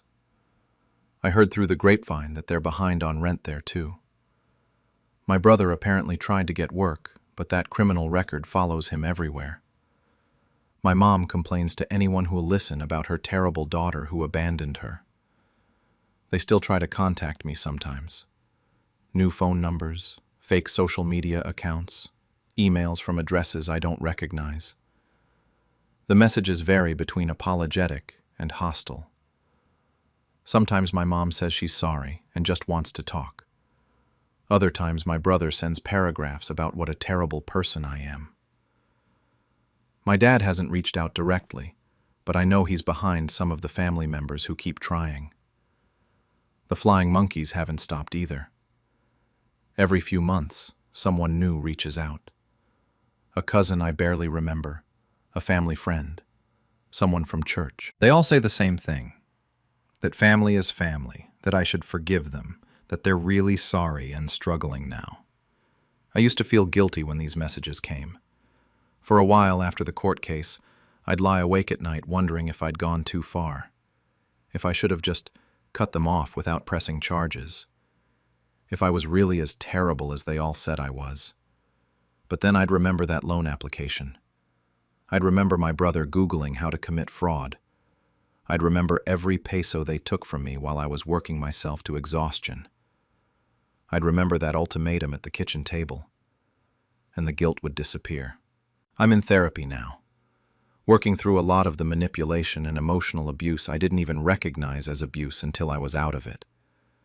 My therapist says I'm making good progress. Some days are harder than others. I see families sometimes at restaurants or in parks, and there's this weird feeling I get. Not longing for my family specifically, but for the idea of what family is supposed to be. People who support each other because they want to, not because they're obligated or being extorted. I'm building something better now, though. I have friends who actually care about me, coworkers who've become genuine support systems, a community that doesn't revolve around what I can provide for them. Last week, I got a letter forwarded from my old address. The handwriting on the envelope is my mother's. It's been sitting on my kitchen counter for 6 days now. I haven't opened it. I don't know if I ever will. Sometimes the sweetest revenge isn't dramatic. It's simply refusing to let the people who hurt you keep winning. It's building a life they can't touch anymore. And honestly, That's all that matters. Funny how they forgot who paid the bills. I, 23, have been living with my mom and her husband Rick for the past 2 years. Rick's 47, been in the picture since I was 16, and we've never really clicked. My mom's 45, works part-time at a salon, and honestly, she's always been the type to avoid conflict. That becomes important later. Here's what nobody in my family actually knew. I was paying for almost everything. The rent, the groceries, the utilities, the internet. Everything. I worked 2 jobs to make it happen. Mornings at a warehouse loading trucks. Evenings waiting tables at this Italian place downtown. 60-hour weeks were normal for me. I'd been doing it for 2 years straight. It started small. About 2 years ago, my mom mentioned that money was tight. She didn't ask me for help directly, but I could see the stress on her face. The bills piling up on the kitchen counter. The way she'd check her bank account on her phone and sigh. So I offered to help with rent 1 month. Then it became every month. Then I started covering groceries when I noticed we were running low on food. Then utilities when I saw the disconnect notice. Rick knew I contributed something. He'd see me hand my mom cash or mention transferring money. But he didn't know the actual amount. My mom handled all the finances in the house, and I just sent her money every month. We never sat down and discussed it properly. I figured she was keeping track, and honestly, I didn't want to make a big deal out of it. She was my mom. She'd raised me alone before Rick came around. If I could help, why wouldn't I? I wasn't trying to be some kind of hero. I just didn't want her stressed out. She'd been through enough with my real dad, who bailed when I was 8, and we never heard from him again. And I thought this arrangement was temporary anyway. I was saving money on the side. Not a lot, but enough. And I figured in another year or so, I'd have enough to get my own place. Maybe a studio apartment across town. The apartment we lived in was decent. 2-bedroom, 1 bathroom, not fancy but clean. We'd moved in 2 years ago when my mom and Rick decided to get a fresh start after getting married. That's when something happened that I didn't think much about at the time. When we went to sign the lease, the landlord, Mr. Chen, told my mom that her credit score wasn't good enough to qualify. Rick's wasn't much better. They'd both had some financial trouble before. Medical bills, a repossessed car, the usual stuff that tanks your credit. Mr. Chen said he could approve the apartment if I co-signed since I had a clean record and steady employment. I was 21, barely knew what I was doing, but my mom asked me to help and I said yes. I signed where Mr. Chen pointed, didn't really read the fine print. What I didn't realize until later was that I wasn't co-signing. I was the primary leaseholder. My mom and Rick were listed as approved occupants. Mr. Chen had explained it at the time, but I was young and distracted and it didn't register. I just thought I was helping them qualify.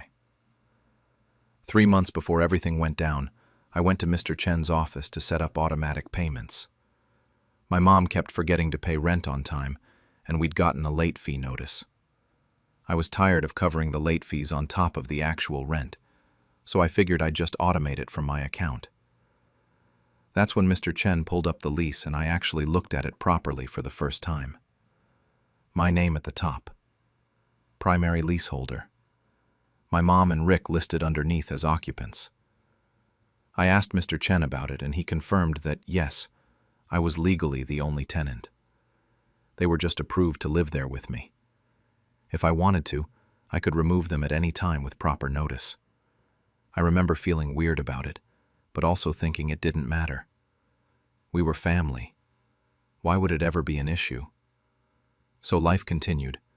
I worked my 2 jobs, came home exhausted every night, transferred money to my mom's account every 2 weeks. Rick would sometimes make comments about me needing to get my own place eventually, or jokes about how I was going to be living at home forever. I'd laugh them off. My mom never said much when he made those comments. Last Tuesday, I got home around 9 at night. My evening shift at the restaurant had been brutal. We'd been slammed, and I'd barely had time to breathe between tables. My feet hurt. I was sweaty and covered in food stains.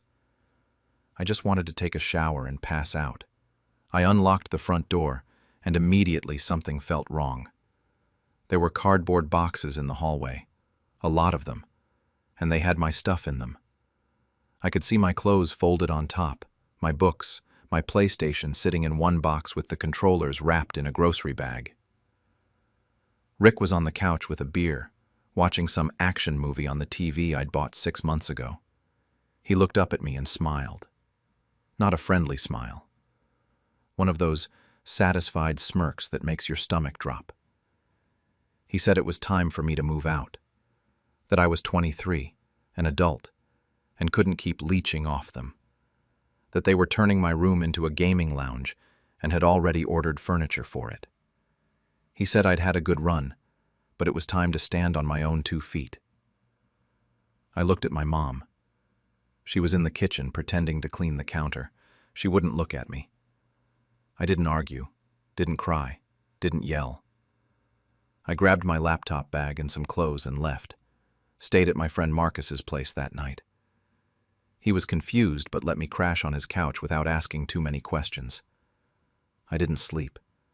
Just kept thinking about that lease, about the payment receipts I'd saved in my email, about how my name was on everything. The next morning, I called in sick to both jobs for the first time in 2 years. Then I went to see Mr. Chen. Mr. Chen's office opened at 8 in the morning, and I was there at 7:55. I'd been sitting in my car in the parking lot since 7:30, just staring at the building and thinking about what I was about to do. Part of me felt sick. Part of me felt calm. The calm part won. Mr. Chen recognized me when I walked in. He's this older guy, maybe 60, always professional but not unfriendly.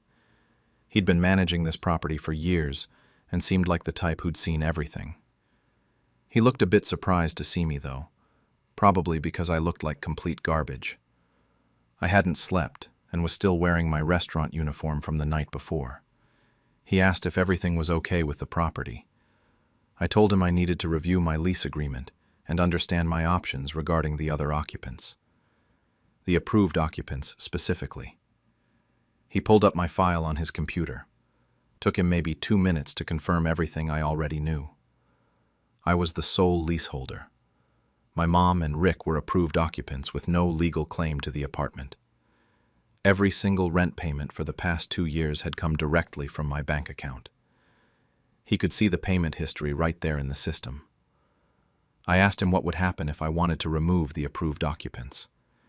He explained that as the leaseholder, I had the right to do that. I'd need to provide written notice, and they'd get 30 days to vacate. Standard procedure. If they refused to leave after 30 days, it would move to a formal eviction process. But that was my legal right. I asked what happened if they refused to leave. He said then it became an eviction, which meant court and sheriffs and the whole process, but that I was completely within my rights. The lease was clear. I sat there in his office for a solid minute, maybe longer, just thinking about my mom's face turned away from me in the kitchen, about Rick's smirk, about 2 years of 60-hour weeks and every dollar I'd earned going into keeping that apartment running while they planned to toss me out like trash, about the gaming lounge they were so excited to build in my room. I told Mr. Chen I wanted them removed. He asked if I wanted him to deliver the notice or if I wanted to be there. I said I'd go with him. We got to the apartment around 11 in the morning. I still had my key, but Mr. Chen said we should knock. Professional courtesy or whatever. I didn't care either way. Rick answered the door. The smirk from last night disappeared real fast when he saw Mr. Chen standing there in his business casual with a folder under his arm. Rick's not stupid. He knew what a landlord showing up meant. Rick asked what this was about. I told him Mr. Chen needed to speak with him and my mom. My voice came out steady. I'd practiced what I wanted to say in the car on the way over, but honestly, I didn't need to say much. My mom came to the door. She looked nervous. She'd probably been crying earlier because her eyes were puffy.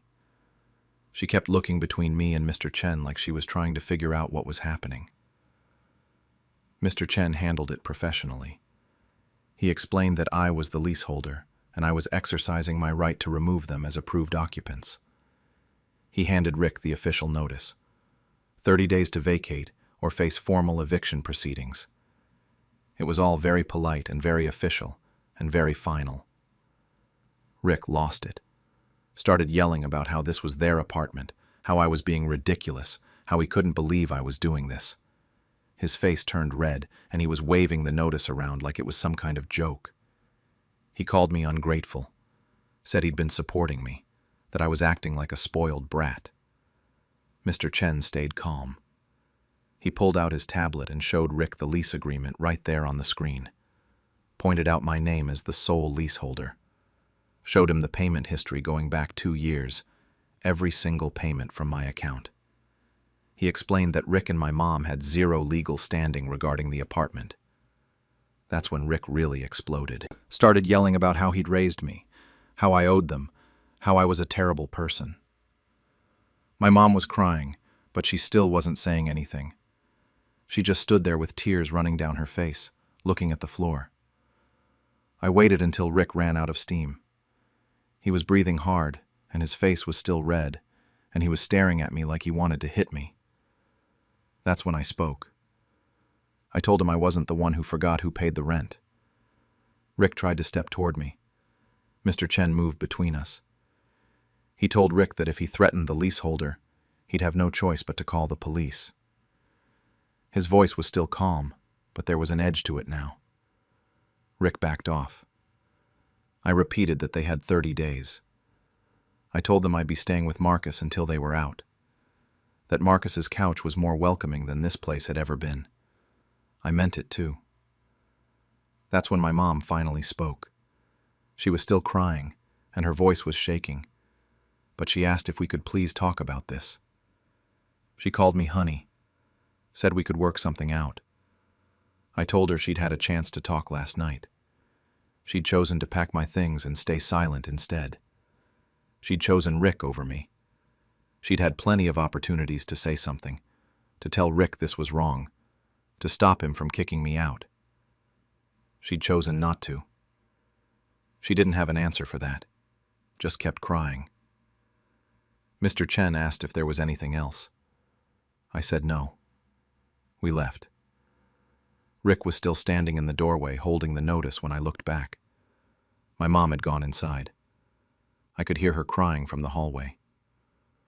I went back to Marcus's place and slept for 14 hours straight. That was 6 days ago. Feels like longer somehow. Since then, my phone has been blowing up. My mom's called me at least 40 times, maybe more. I stopped counting after the first day. I've ignored most of them. A few texts, too, all saying basically the same thing. That we need to talk, that this is crazy, that I'm overreacting, that Rick didn't mean it. I deleted them without responding. Rick tried to show up at my warehouse job 2 days ago. I was on my lunch break sitting in my car when I saw his truck pull into the parking lot. He parked right behind me so I couldn't back out. I went straight to my supervisor and told him someone was harassing me. Security walked out with me and told Rick to leave the property or they'd call the cops. He left, but not before yelling at me through his truck window about what an ungrateful piece of garbage I was. My coworkers asked if I was okay. I said yeah and went back to work. I answered one call from my mom 3 days ago. I don't know why I picked up. Maybe I was tired. Maybe some part of me wanted to hear what she had to say. She was crying immediately, begging me to reconsider, saying that Rick was sorry, that he'd been stressed about money and took it out on me, that he didn't mean any of it, that they didn't have anywhere to go and 30 days wasn't enough time. I asked her one question. Why didn't she say anything when he kicked me out? She didn't answer, just cried harder. Started talking about how she loved me and how I was her son and how families fight but they work through it. I told her I had to go and hung up. She tried calling back immediately, but I didn't answer. Here's what I've learned since all this went down. My mom's parents, My grandparents, who live about an hour away, have apparently offered to let them move in. So they're not going to be homeless. My aunt told me this when she called to yell at me yesterday. She said I was being cruel and that my mom was devastated, and how could I do this to family? I told my aunt that I'd been paying their rent for 2 years and they kicked me out to build a gaming lounge. She got quiet for a second, then said that didn't give me the right to make them homeless. I hung up on her too. Rick's been telling everyone who will listen that I'm a terrible son, that I betrayed them, that I'm vindictive and cruel. Some relatives have called me an asshole. My cousin left me a voicemail saying I should be ashamed of myself. A few people from my mom's side of the family have sent me messages saying I'm in the wrong. But then some other relatives started asking questions. My uncle, my mom's brother, called me and asked what actually happened. I explained everything. The 2 jobs, the bills, all of it. He got really quiet and then asked why I was paying for everything in the first place. I told him I was trying to help. He said that didn't sound like leeching to him and that he'd call my mom. I don't know if he did. My grandma called me yesterday. She's the one who offered to let them move in. She told me she loved me, but didn't understand why I was doing this. I explained the whole situation to her too. She listened without interrupting. When I finished, she was quiet for a long time. Then she said she needed to think about things and hung up. I have no idea what that means. I've been looking at apartments online. 1-bedroom places, studios, whatever I can afford on my own without stretching too thin. Turns out when you're only supporting yourself, you can actually live pretty comfortably. I've got enough saved for first month, last month, and security deposit on a decent place. I could probably move in within 2 weeks if I find something. Marcus has been cool about me crashing on his couch. He asked me last night if I felt guilty about any of this. Honest answer is, yeah, sometimes I do. She's still my mom. I still remember being a kid and her working double shifts to keep us afloat after my dad left. I remember her reading to me before bed every night, even when she was exhausted. I remember her coming to every school event, every birthday, every time I needed her. But then I remember standing in that hallway, looking at my boxed-up life. I remember Rick's smirk. I remember my mom turning away from me in the kitchen, choosing her husband over her son. And the guilt doesn't disappear exactly, but it gets quieter. The 30 days aren't up yet. Still have 24 days to go. Mr. Chen texted me yesterday saying he drove by the property and hasn't seen any moving trucks or any signs that they're packing. He asked if I wanted to proceed with formal eviction paperwork if they're still there on day 31. I told him I'd let him know. I don't know what I'm going to do, honestly. Part of me wants to follow through completely, show up on day 31 with Mr. Chen and a sheriff if necessary. Make them leave. They were willing to throw me out without a second thought, so why shouldn't I do the same? But another part of me keeps thinking about my mom, wondering if she'll actually leave or if she'll call my bluff, wondering if I should have handled this differently, if there was some other way to make them understand how badly they messed up without actually evicting them. My phone's ringing again right now. It's my mom. I'm staring at it, watching her name flash on the screen. I don't know if I should answer. I don't know what else there is to say. The notice has been served. The clock is ticking. In 24 days, we'll see if they actually leave, or if I have to make the hardest decision of my life. I guess we'll find out soon enough. Guess they forgot who paid for their success. I'm 26, a software developer working remotely, and I'm the only person in my family who ever graduated college. 6 months ago, I moved back into my parents' house after they lost their family business. My younger siblings are Emma, 17, and Marcus, 14. I need to explain how I ended up back here in the first place. My parents owned a small restaurant for 15 years. It was their whole life, honestly. But the pandemic destroyed them. They kept trying to save it, throwing every dollar they had at keeping the doors open. And by the time they finally admitted defeat and closed down, they were completely buried in debt. Their savings was gone. Their retirement fund was gone. Everything. Meanwhile, I had just landed this amazing job at a tech company. 6 figures, full remote, benefits, the whole package. I'd been living in my own apartment downtown, finally independent and doing well for myself. Then, my mom called me one night crying. She told me they couldn't afford Emma's senior year tuition. Marcus needed school supplies and new clothes because he'd grown out of everything. They were behind on utility bills. She didn't say it directly, but I could hear it in her voice. They needed help. So I made what I thought would be a temporary decision. I'd move back home, cut my own living expenses, and help them get back on their feet financially, just until they found new jobs and could stabilize. Maybe a few months, I figured. They were my parents. Emma and Marcus were my little siblings. Of course I'd help.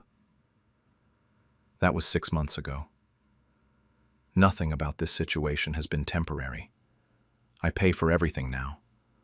All of Emma's school fees, Marcus's tuition and supplies, groceries for the whole house, every utility bill, internet, both car insurance payments, the family phone plan. I sat down and calculated it once and nearly had a panic attack. I've spent over $45,000 in 6 months keeping this household running. My parents kept saying they were looking for work. Dad would mention interviews that never seemed to pan out. Mom talked about applications she'd submitted.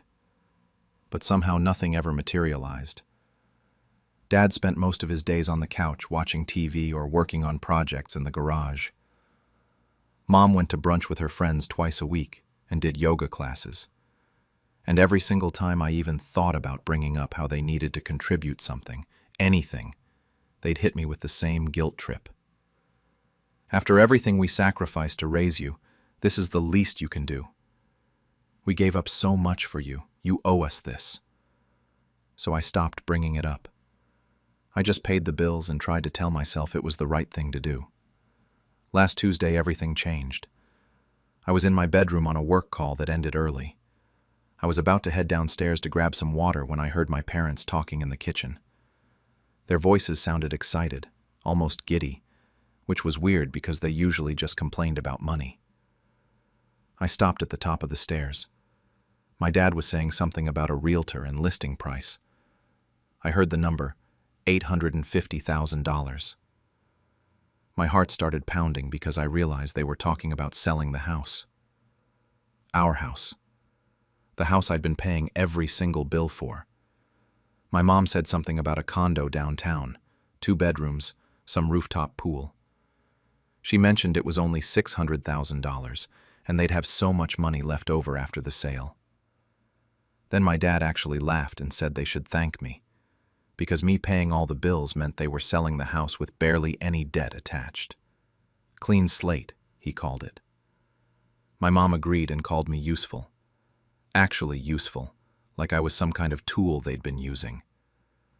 Then she said they needed to figure out the timing because they didn't want me knowing until after they closed on the sale. She said I'd figure out my own place since I make good money. I just stood there at the top of the stairs, frozen, unable to process what I was hearing.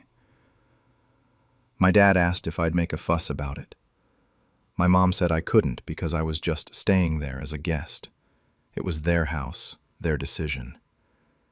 And then she said it. She said I owed them anyway, for everything they did for me growing up. I couldn't move. I couldn't breathe. They were planning to sell the house I'd been financing for 6 months. Take all the profit from a sale I'd made possible by clearing their debts. Buy themselves a luxury condo with a view and a rooftop pool. And kick me out without telling me, without giving me any of the money, without even a conversation. They hadn't seen me as their daughter for months, maybe longer. I was just a wallet to them, a convenient ATM machine that happened to live under their roof and could be guilted into paying for everything because I owed them for being born and raised. I went back to my room and closed the door. I didn't sleep that night. I just lay there in the dark, staring at the ceiling, running numbers in my head and trying to figure out when exactly my parents had stopped loving me and started seeing me as something they could exploit. By morning, I knew exactly what I needed to do. I didn't confront them immediately. I needed time to think and process everything. That whole night I just lay in bed running calculations in my head. 6 months of full financial support, rent I wasn't paying at my old apartment, every bill, every expense, every cost of keeping 4 people alive and comfortable. The number kept climbing and I felt sicker with each mental tally. The next morning I came downstairs and found my parents in the kitchen looking at something on my mom's phone. They were smiling and pointing at the screen, completely relaxed. When I got closer, I could see they were looking at furniture. Expensive furniture. For their new condo that I didn't know about. My dad looked up and smiled at me like everything was normal. He told me the electric bill was due on Friday and asked if I could pick it up. Just casual. Like asking me to grab milk from the store. Something inside me just snapped. I told them I needed to talk to them about something. The energy in the room changed instantly. My mom's smile got tight and frozen. She asked what it was in this careful voice. I told them I'd overheard them yesterday talking about selling the house. Dead silence. My dad's whole face changed. He asked if I'd been eavesdropping, and his tone was accusing, like I was the one doing something wrong. I said I was just in the house and heard them talking.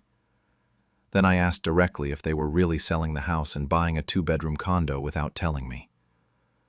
My mom crossed her arms and said it was their house and they could do whatever they wanted with it. Just flat out.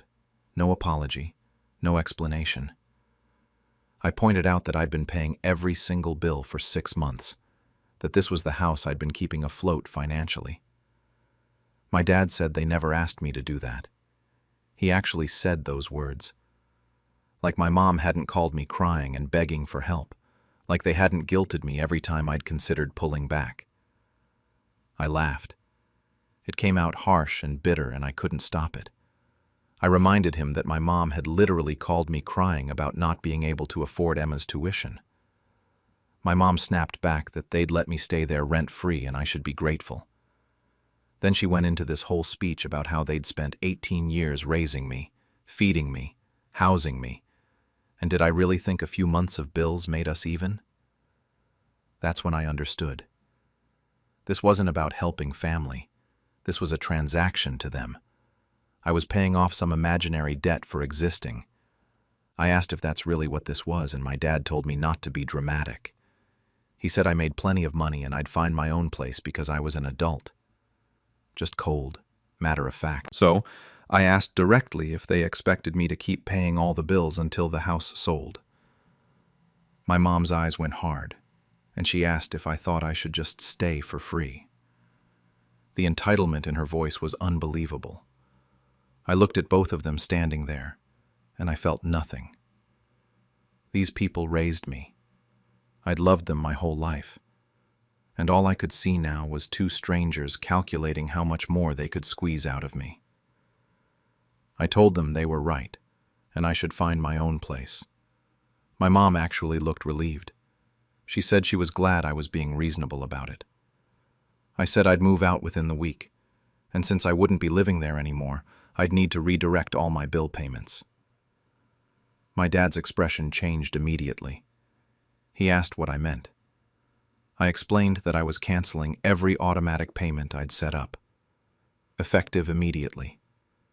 The electric bill he wanted me to pay, the water, internet, all the school fees, everything. Those were their responsibility now. My mom's voice got shrill. She said I couldn't do that. Emma's tuition was due next week. Marcus had payments for school activities. I told them they'd better find jobs fast then. My dad stood up and his face went red. He started yelling about how, after everything they'd done for me, this was how I repaid them. I was sabotaging them. I said I wasn't sabotaging anything. I was just not paying for a house I didn't live in anymore. for a family that saw me as a guest and a wallet instead of their daughter. My mom called me selfish. She said my siblings would be the ones who suffered because of my decision. That actually hurt, because Emma and Marcus didn't deserve any of this. So I told her I'd talk to them directly. I wasn't abandoning my siblings, but I was done being an ATM while my parents planned their luxury retirement on my dime. My dad started saying something else, but I just walked away. I went upstairs and closed my door, and started looking up apartments available for immediate move-in. I was done talking. I was done explaining. I was done being used. They'd forgotten who paid for their success and made their little exit strategy possible. They were about to remember real fast. I moved faster than I've ever moved in my life. That same afternoon, I texted Emma and Marcus separately and told them everything. I explained what I'd overheard, what our parents were planning, and that I was moving out. Emma was absolutely horrified. She kept texting me asking if I was serious, if this was really happening. Marcus was more confused than anything, but he got it when I explained that I'd still help them directly if they needed anything. I just wasn't going through our parents anymore. By Thursday, I'd found an apartment downtown. 1 bedroom, decent view, my own space where nobody could guilt-trip me or use me. I signed the lease the same day I looked at it. Friday was when I started burning bridges. I went through every single automatic payment I'd set up over the past 6 months and canceled all of them. Electric, water, gas, internet, the family phone plan, everything.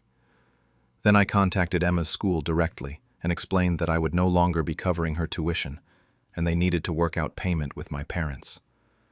Did the same thing with Marcus's school for his fees and activities. I didn't leave a forwarding address with anyone except Emma and Marcus. My parents didn't need to know where I was going. Saturday morning, I packed up all my stuff while my parents were out running errands, or whatever they did with their free time. I loaded everything into my car in multiple trips.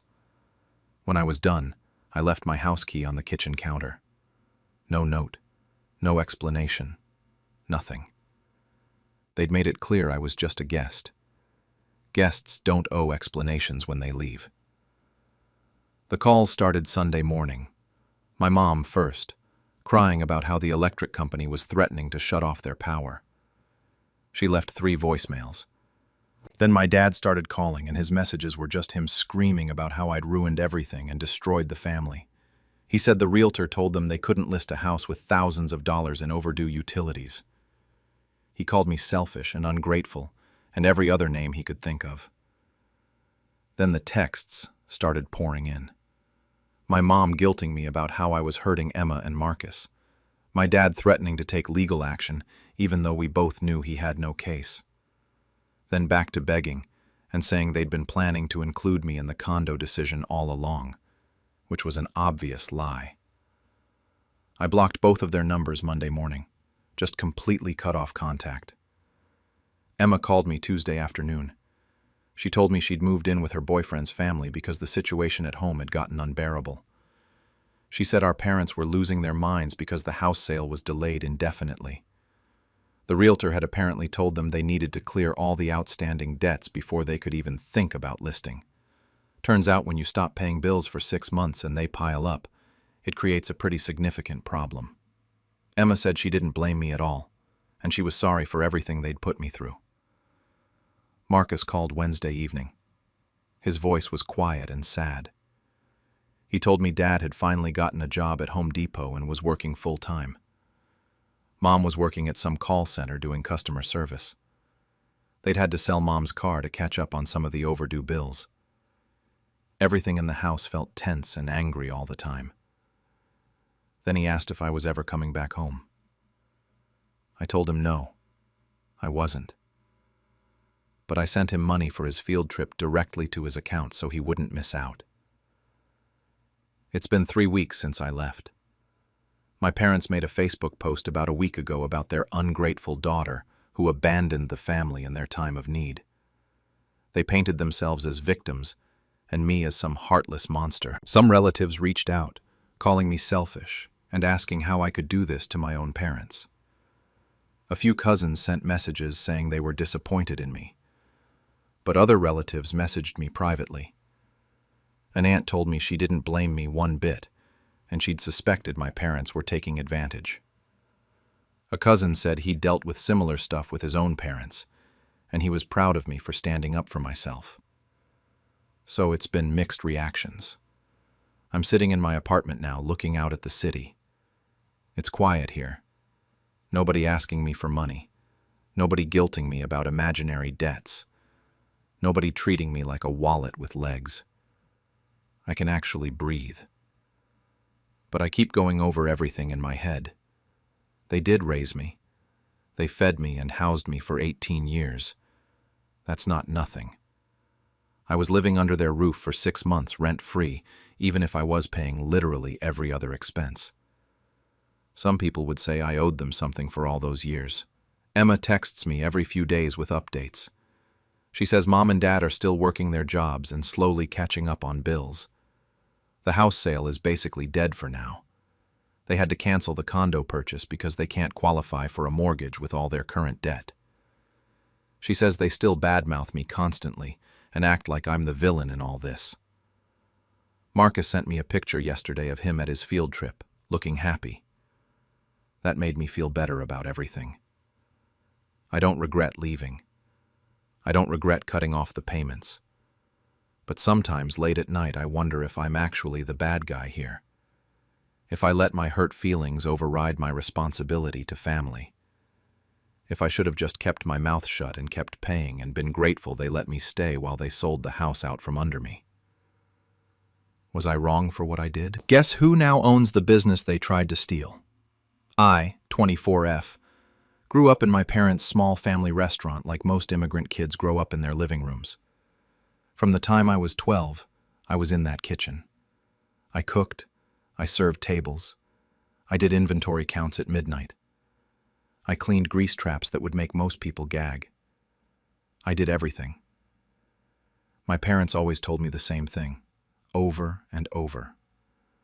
One day, this place will be yours. I believed them. Why wouldn't I? I was the one who actually worked there. My older brother never set foot in that restaurant as an employee. He'd show up for family dinners, eat for free, and leave. But he always talked about being a future businessman, about his big plans and his ambitions. My parents ate it up. Meanwhile, I was the one keeping the place running while going to high school, then community college. I worked for free because I thought I was investing in my own future. That's what they told me it was. When I turned 20, I decided it was time to make things official. I asked my parents about being added to the business papers. Nothing crazy, just wanted my name on something after 8 years of free labor. That's when everything changed. Suddenly, I didn't understand how business works. I was too young. I didn't have experience. The excuses came out of nowhere, and they didn't even make sense. I had more experience running that restaurant than anyone else in my family. But apparently that didn't matter. Their whole attitude toward me shifted after that conversation. I went from being the daughter who would inherit everything to just another pair of hands. They started nitpicking my work, criticizing things they'd praised before. The warmth was gone. I was being treated like disposable labor, and I could feel it in every interaction. Something was wrong, but I couldn't figure out what. Then, I found out. I wasn't supposed to see the papers. They were on the kitchen desk, underneath some invoices I was filing. Legal documents with the restaurant's name on them. I pulled them out, thinking it was just tax stuff I needed to sort. But it wasn't tax stuff. It was a transfer of ownership. The restaurant had been put entirely under my brother's name. My brother, who had never worked a single shift. My brother, who couldn't tell you where we kept the spare napkins or how to work the POS system. My brother, who showed up twice a year and acted like he owned the place. Turns out, he did own the place. I stood there in that kitchen, holding those papers, and something inside me just went cold. All those years, all that work, all those promises about One day this will be yours, and they'd already given it away to someone who did nothing. I didn't even confront them right away. I put the papers back and walked out for my shift like nothing happened. That night at dinner, my parents acted completely normal. They talked about the restaurant's future, about expansion plans, about how hard we all worked. My brother was there too, smiling and nodding along. Nobody said a word about the ownership transfer. They expected me to just keep working for free, keep building up my brother's asset, keep being grateful for the opportunity to serve my own family. My mom even said it that night. Family helps family. That's how we survive. I just nodded. But I was done. The next week, I stopped showing up. No big announcement, no dramatic confrontation. I just didn't go in for my shift. My dad called me, confused. I told him I was busy. He got annoyed and said they needed me. I said I couldn't make it. He hung up, frustrated. The calls kept coming. My mom, then my dad again, then my brother. I gave them excuses at first, then I just stopped answering. They started showing up at my apartment. I didn't let them in. They left messages about responsibility and family obligation and how I was being selfish. My brother actually texted me that I was jeopardizing his business. His business. The one I built. I watched from a distance as everything started falling apart. The restaurant's social media went quiet. Reviews started mentioning that the food wasn't as good anymore. Regular customers were asking where I was. My parents had no idea how much I actually did there until I wasn't doing it anymore. They thought running a restaurant was just about keeping the doors open. They didn't understand that I was the reason people came back. Sales dropped. Then they dropped more. My parents tried hiring people to replace me, but nobody stayed. The job was too hard for what they were willing to pay, and besides, those new hires didn't know the recipes, or the customers, or the systems I'd built over the years. While they were panicking and scrambling and trying to keep things together, I was doing something they knew nothing about. I'd applied for scholarships months before, right after I saw those ownership papers. Hospitality management and culinary arts programs. I got accepted into both. Full scholarships. I didn't tell my parents. I just started classes and kept my head down. I was building my own future now. They'd stolen the one they promised me, so I made a new one. And I was going to be ready for whatever came next. Fast forward 6 months, and the restaurant was drowning. I heard about it through mutual friends and former co-workers who still kept in touch with me. The place was barely staying open. My brother had no clue how to run anything because he'd never bothered to learn. My parents were working double shifts trying to compensate, but they couldn't do what I used to do. They didn't have the energy anymore, and honestly, they'd never had my skills in the kitchen. The debt was piling up. Suppliers were demanding payment up front. The writing was on the wall. That's when my brother reached out. He sent me a text asking if we could talk. I ignored it. He sent another one a few days later, more urgent this time. Then he called. I didn't answer, but I listened to the voicemail. His voice was different, less cocky. He said the restaurant was struggling and maybe we could meet up for coffee. He tried to sound casual about it, like we were just going to catch up. I deleted it. He showed up at my apartment after that. I saw him through the peephole and didn't open the door. He knocked for 5 minutes before giving up. The next day, he texted me again and finally just admitted it. The restaurant was in trouble and they needed me to come back. He actually wrote, "We need you," like that was supposed to fix everything. I wrote back one word, "No." Then my parents got involved. My mom called, crying about how hard things were, how they were a family and families stick together. My dad sent me long texts about duty and responsibility, about how they'd sacrificed everything to raise me. The guilt trip was intense, and it came from every angle. They tried to make it seem like I was abandoning them in their time of need, like I was the bad guy in this situation. They never once acknowledged what they'd done to me. When the guilt didn't work, they moved to threats. My dad said if the restaurant closed, it would be my fault. My mom said I'd regret this for the rest of my life. They got my aunt involved, my uncle, some family friends. Everyone had an opinion about how I was being selfish and ungrateful. Some of them didn't even know the full story. They just knew my parents' version, where I'd randomly abandoned the family business for no reason. I stood firm through all of it. By that point, I'd finished my courses and had actual credentials. I had my certifications in hospitality management and advanced culinary training. I'd been working part-time at 2 different restaurants, learning from their systems, building my resume, and saving every penny I could. I had connections now, people in the industry who respected my work. I was watching my parents' restaurant fall apart, and honestly, I felt nothing. Maybe that makes me cold, but they'd killed whatever sympathy I had when they put everything under my brother's name. The final collapse came faster than I expected. My parents got a notice from the bank that their debts were being called in. They'd taken out loans against the restaurant over the years, and they couldn't make the payments anymore. The bank was going to seize the property and auction it off to recover their money.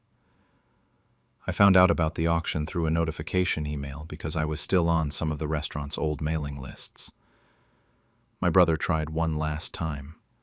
He came to my new job, waited until my shift ended, and cornered me in the parking lot. He told me the auction was happening and that I needed to help save the family business. He actually called it the family business, like I was still part of that family in any way that mattered. He said we could work something out, that maybe they'd been wrong before, but now things could be different. I looked at him and told him he should have thought about that before they cut me out. Then I got in my car and left. The day of the auction, I showed up with my legal advisor. I'd spent weeks preparing for this. I had my savings, which was more than people would expect from someone my age, because I'd been working multiple jobs and living cheap. I had a complete business plan that I'd written as part of my coursework, except this one was real and detailed, and based on years of actually running that restaurant. I had financial projections, marketing strategies, staffing plans, everything. I was ready. My parents were there at the auction. They looked broken, honestly, older than I remembered. My dad's shoulders were slumped, and my mom kept dabbing at her eyes with a tissue. My brother stood next to them, looking angry and helpless at the same time. When they saw me walk in with my advisor, confusion crossed their faces first, then something like hope. The bidding started low. A few investors were there, some restaurant groups looking for locations. I waited, let them go back and forth for a bit. Then, I started bidding. My parents were watching me, and I could see them trying to figure out what I was doing. Maybe they thought I was trying to drive up the price out of spite. Maybe they thought I was just there to witness their downfall. I won the bid. The auctioneer's gavel came down, and just like that, the restaurant was mine. Legally, officially, mine. My parents rushed over immediately, and my mom was actually smiling through her tears. She grabbed my hand and said something about how we could fix everything now as a family, how this was a blessing in disguise. My brother looked relieved. I pulled my hand away and told them the truth. I didn't buy the restaurant for them. I bought it for me. The looks on their faces in that moment was everything I'd been working toward for 6 months. That was 4 months ago. The first thing I did after the papers were signed was terminate their involvement. All of them. My parents, my brother, everyone. It was legal and clean, no room for argument. I had my advisor draft everything properly. They were out. My parents couldn't believe it. My mom kept saying I couldn't do this to my own family, that it was cruel and vindictive. My dad just stared at me like he didn't recognize me. I told them they did this exact thing to me first, except I actually worked for it. My brother tried to claim he had partial ownership, that his name had been on the documents. My advisor shut that down immediately. The restaurant had been seized and auctioned, which meant all previous ownership was void. He had nothing. They all had nothing. I changed the locks that same week. My parents showed up the next morning and couldn't get in. They called me screaming, but I didn't answer. They tried coming back during business hours, and I had to have them escorted out. It was messy and uncomfortable, but I wasn't backing down. This was my restaurant now, and they were not welcome. The transformation took about a month. I kept the location and the general concept because the spot was good, and there was history there, but everything else changed. New menu featuring dishes I'd always wanted to make, but my parents said were too risky or too expensive. New staff that I actually paid properly, with benefits and reasonable schedules. I implemented proper inventory systems, modern POS software, online reservations, all the things my parents had been too stubborn or too cheap to do. I brought in a few people I'd worked with at other restaurants, people I trusted, trained them on my recipes and my standards. The kitchen ran smoother than it ever had. No more chaos, no more screaming matches during dinner rush, no more cutting corners to save a few dollars. We did things right. The success was almost immediate. Weekends were fully booked within the first month.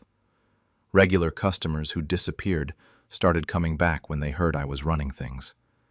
They told me they'd stopped coming because the quality had dropped, but now it was better than ever. New customers found us through social media and online reviews. The reviews were incredible, way better than anything the restaurant had gotten under my parents.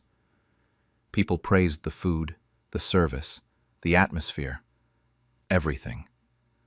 Revenue in the first 3 months exceeded anything my parents had done in their best year. Turns out when you actually pay attention to costs, train your staff properly, and serve good food consistently, people respond. Who knew?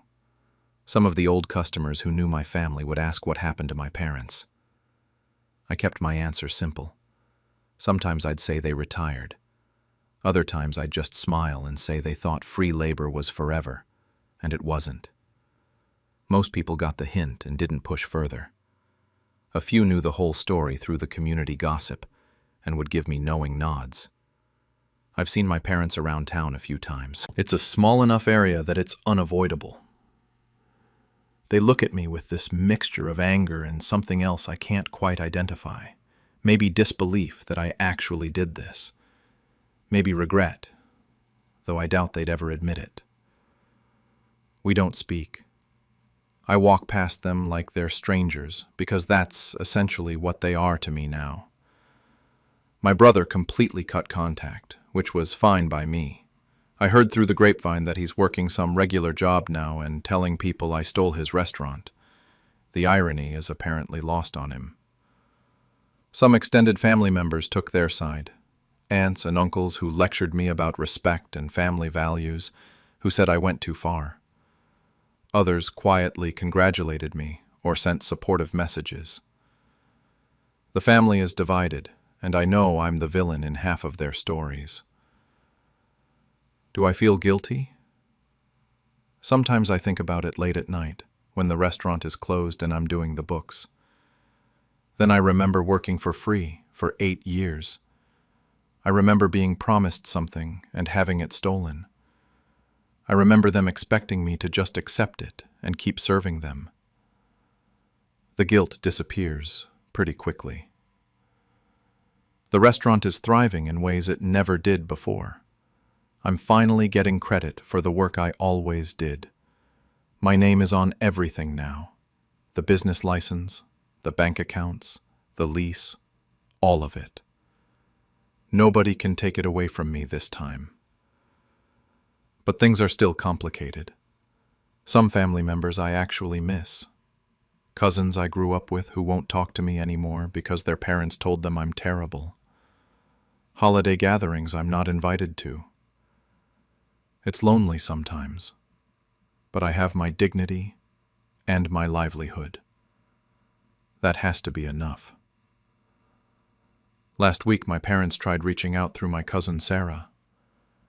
She sent me a message saying they want to talk, that enough time has passed, that maybe we can work things out. I haven't responded to Sarah yet, and I don't know if I will. What is there to work out? They made their choice when they put everything under my brother's name. I made mine when I bought the restaurant out from under them. My brother posted something on social media recently about betrayal and family, clearly directed at me. I didn't respond to that either. Let him be bitter. I'm too busy running a successful business. I'm standing in my restaurant during Friday dinner rush right now, watching my staff work, seeing customers happy and satisfied. My phone just buzzed with a text from my mother. It says we need to talk, that it's important. Please respond. I'm staring at it between tables. Part of me wants to delete it and block her number. Part of me wonders what she could possibly say now that would make any difference. I built this from the ashes of their greed and their lies. I'm not sure they deserve to see what I've become. The text is still sitting there unread, and I genuinely don't know what I'm going to do about it. Guess who owns the house now? I, 26, have been living with my mom, 52, and my stepfather, Greg, 58, my entire adult life. I worked full-time as an IT technician and had been helping them pay the bills for the past 8 years, ever since I turned 18 and got my first real job. Here's the thing, though. This wasn't just me crashing at my parents' place rent-free like some basement dweller. When I was 19, Greg came to me with what he called a family investment opportunity. He told me that if I paid half the mortgage every month, he'd add my name to the deed once it was paid off. My mom was right there nodding along, saying it made sense since the house would be mine someday anyway. I was young and dumb enough to believe them both. So for 7 years straight, I paid $950 every single month. Never once was I late. Never complained about it either. I kept all my bank statements and transfer receipts in a folder, just out of habit more than anything. My mom would always thank me and call me such a good son, saying we were building our future together. Greg would clap me on the back and go on about how we were a team and all that. I asked about the deed paperwork maybe twice a year. Every single time, Greg had some excuse ready. The lawyer was backed up. There was some tax thing they needed to sort out first. It was in processing, and I shouldn't worry about it. My mom would tell me I was being impatient, and that these things just take time.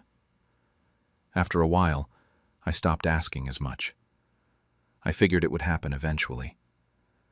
I need to explain how this all started, though. The house originally belonged to my grandmother. She raised me more than my mom did, to be honest. I lived with her until she died when I was 17. She was the one who taught me about responsibility and keeping records of everything. After she passed, my mom and Greg moved into the house. They told me the mortgage was almost paid off and that they were handling the estate stuff. I trusted them because why wouldn't I? They were family. 3 months ago, everything changed. I came home from work on a Tuesday evening, exhausted from dealing with server issues all day. Both of them were sitting at the kitchen table with these serious expressions on their faces. My mom looked uncomfortable and wouldn't make eye contact. Greg looked smug, which should have been my first warning sign. Greg said they needed to talk about my living arrangement. Then he slid a piece of paper across the table toward me. I picked it up and saw it was a rental agreement. For $1,900 a month, double what I'd been paying. I actually laughed at first because I thought it had to be some kind of joke. I asked what this was supposed to be. Greg told me flatly that these were new terms, that it was market rate for a room in this area, and that I was 26 now, so it was time to pay my fair share. I couldn't believe what I was hearing. I pointed out that I'd been paying half the mortgage for 7 years already. That's when Greg said something that made my blood run cold. He called it a family favor and said I wasn't a kid anymore. He told me if I wanted to keep living there, this was the rent now. I looked over at my mom, waiting for her to say something, to back me up, anything. She just stared down at her hands like they were the most interesting thing in the world. When I said her name, she barely whispered that Greg handled the finances. Something shifted in me right then. I brought up the deed and reminded them that they'd promised my name would go on it. Greg actually snorted and called me kid. He said that was never in writing, and if I wanted to lawyer up over a handshake deal, I should go ahead and try. Then he leaned forward and told me the reality of the situation. He said I wasn't family, that I was just a tenant, and if I didn't like the new rent, I knew where the door was. My mom flinched when he said that, but she still didn't say anything to defend me. Didn't say a single word. I stood up, grabbed that paper, and went straight to my room. My hands were shaking, but it wasn't from fear. It was pure rage, mixed with this feeling of betrayal I'd never experienced before. I didn't sleep that night. Instead, I went through every single document I had saved over the years, every bank statement showing my payments, every text message where Greg had promised we'd get that paperwork done soon, every receipt for things I'd paid for around the house. I had proof of nearly $80,000 in payments over 7 years. Then I did something I should have done a long time ago. I pulled up the county property records online to look up our house. What I found at 3 a.m. made everything make sense in the worst possible way. The house wasn't under Greg's name. It wasn't under my mom's name either. It was still registered to Eleanor Chen, my grandmother, who had been dead for 9 years. I sat there staring at my laptop screen, refreshing the page over and over like somehow the information would change. But it didn't. The property records were clear as day. The house was still in my grandmother's name and had been since she bought it back in 1989. No transfer had ever been filed after her death. Then I started digging deeper into the public records. That's when I found the mortgage discharge papers from 2016. My grandmother had paid off the house completely 2 years before she died. There was no mortgage. There hadn't been one for 9 years. Let that sink in for a second. Greg had been collecting my $950 every month for 7 years, telling me it was going toward a mortgage that didn't exist. He'd pocketed over $79,000 from me as pure profit. And now he had the nerve to try and charge me double while threatening to kick me out of a house that wasn't even legally his. I wanted to storm out of my room right then and confront them both. But I knew that would be stupid. I needed to be smart about this. I needed a plan. The next morning I called in sick to work. I'd never done that before, unless I was actually dying. But this was more important. I found a real estate attorney who did free consultations and booked an appointment for that same afternoon. Her name was Patricia, and she had this no-nonsense energy that immediately put me at ease. I brought everything with me. All my bank statements, the text messages with Greg, printed copies of the property records, my grandmother's death certificate that I'd kept in my important documents folder. Everything I could think of. I laid out the whole situation for her. She listened without interrupting once, just taking notes on a legal pad. When I finished, she sat back in her chair and actually smiled. That's when I knew I had something. She asked me how close I'd been with my grandmother. I told her the truth, that my grandmother had basically raised me and that I'd lived with her until she died. Patricia nodded and asked if my mom was my grandmother's only child. I confirmed that she was. Patricia explained that legally, my mother should have inherited the house when my grandmother died. But if the proper transfer paperwork was never filed, the property was sitting in what she called probate limbo. She said that if I could prove I'd been the primary financial contributor maintaining the property, and if I was listed anywhere in my grandmother's will. We had options. That's when I remembered that I was in my grandmother's will. She'd shown it to me when I was 16, wanting me to understand how things worked. I wasn't listed for the house specifically, but I was named as a secondary beneficiary for all remaining assets. Patricia's smile got wider when I told her that. She laid out the plan. We'd file a petition for estate resolution and a claim for unjust enrichment against Greg. We'd also send a formal letter to my mother, informing her that she had 30 days to either properly claim the property or contest our filing. Patricia said based on everything I'd shown her, I had a strong case. I went home that day feeling like I could finally breathe again. I didn't tell Greg or my mom anything about what I'd done. I just kept paying the $950 like normal and acted like nothing had changed. Greg kept making these snide comments about how I'd better start looking for a second job to afford real rent. My mom continued avoiding me whenever possible. The paperwork took about 2 weeks to process and serve. I made sure I was at work when it happened because I didn't want to be there for that conversation. My mom called me 17 times in a row.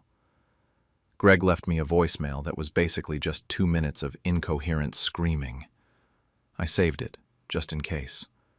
When I finally came home that evening, they were both waiting for me in the living room. Greg's face was red, and I could see a vein pulsing in his forehead. He immediately started yelling, asking how I could sue them, calling me ungrateful, and saying I was trying to steal their house. I stayed calm. I told him I wasn't stealing anything, that I was claiming what was rightfully mine. I pointed out that the house had never been his to begin with, that it was my grandmother's, and that he'd been committing fraud for years. Greg shouted that my mother had inherited the house. I reminded him that she'd never filed the paperwork, and that I'd been paying for the upkeep for 7 years while he pocketed my money.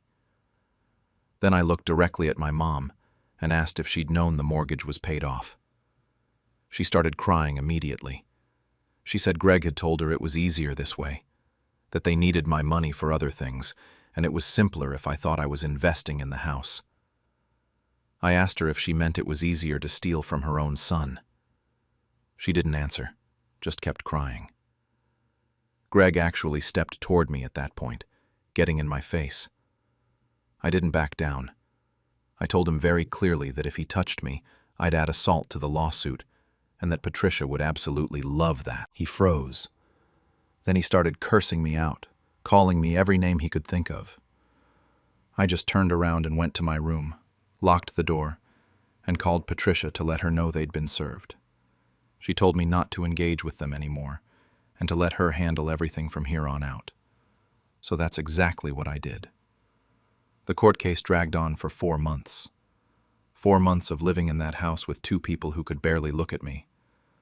4 months of tense silences, and Greg muttering under his breath every time I walked by.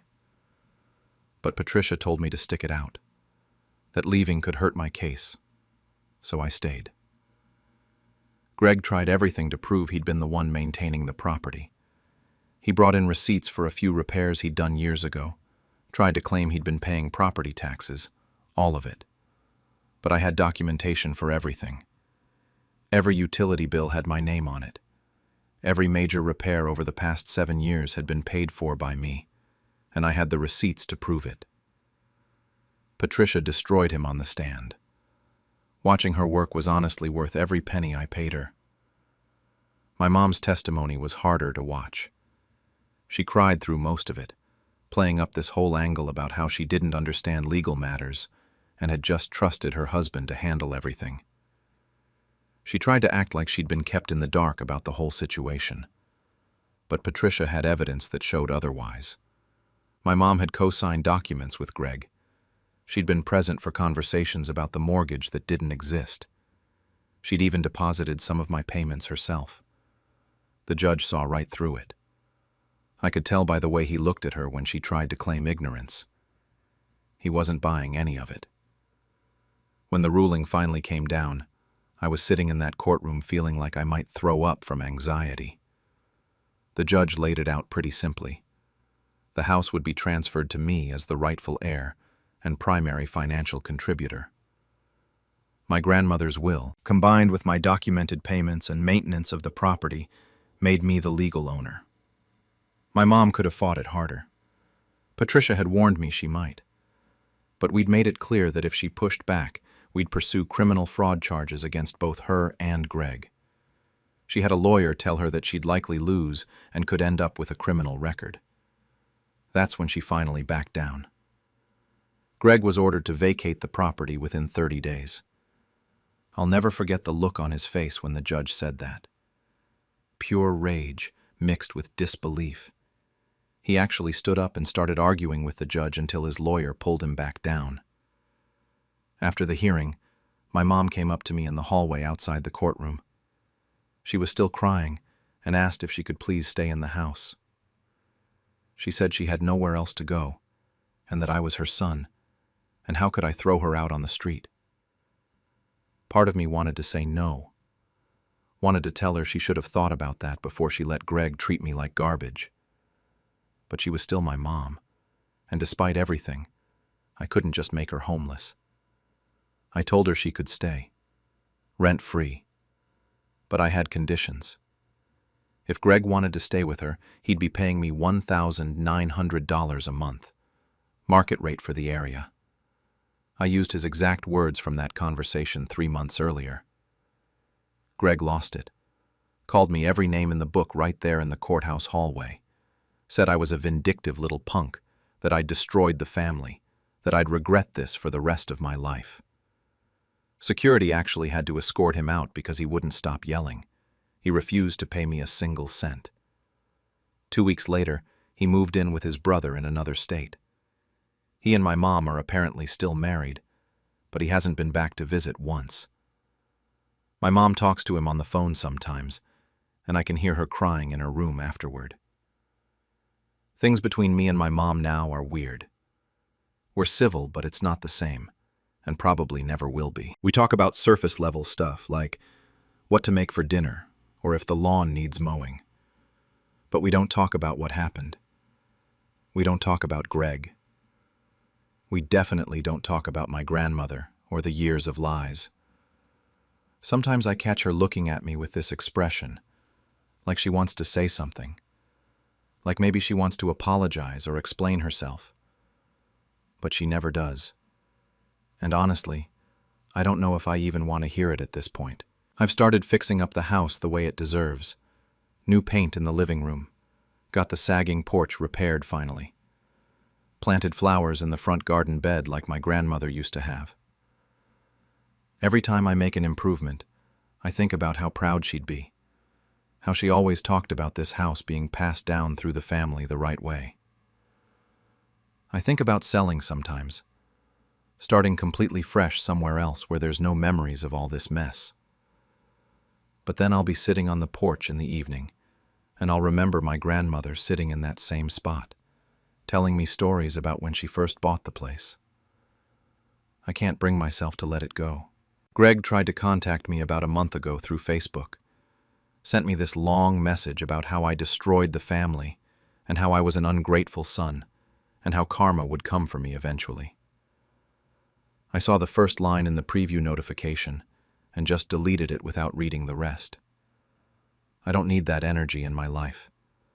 The really messed up part is that if they'd just been honest from the beginning, none of this would have happened.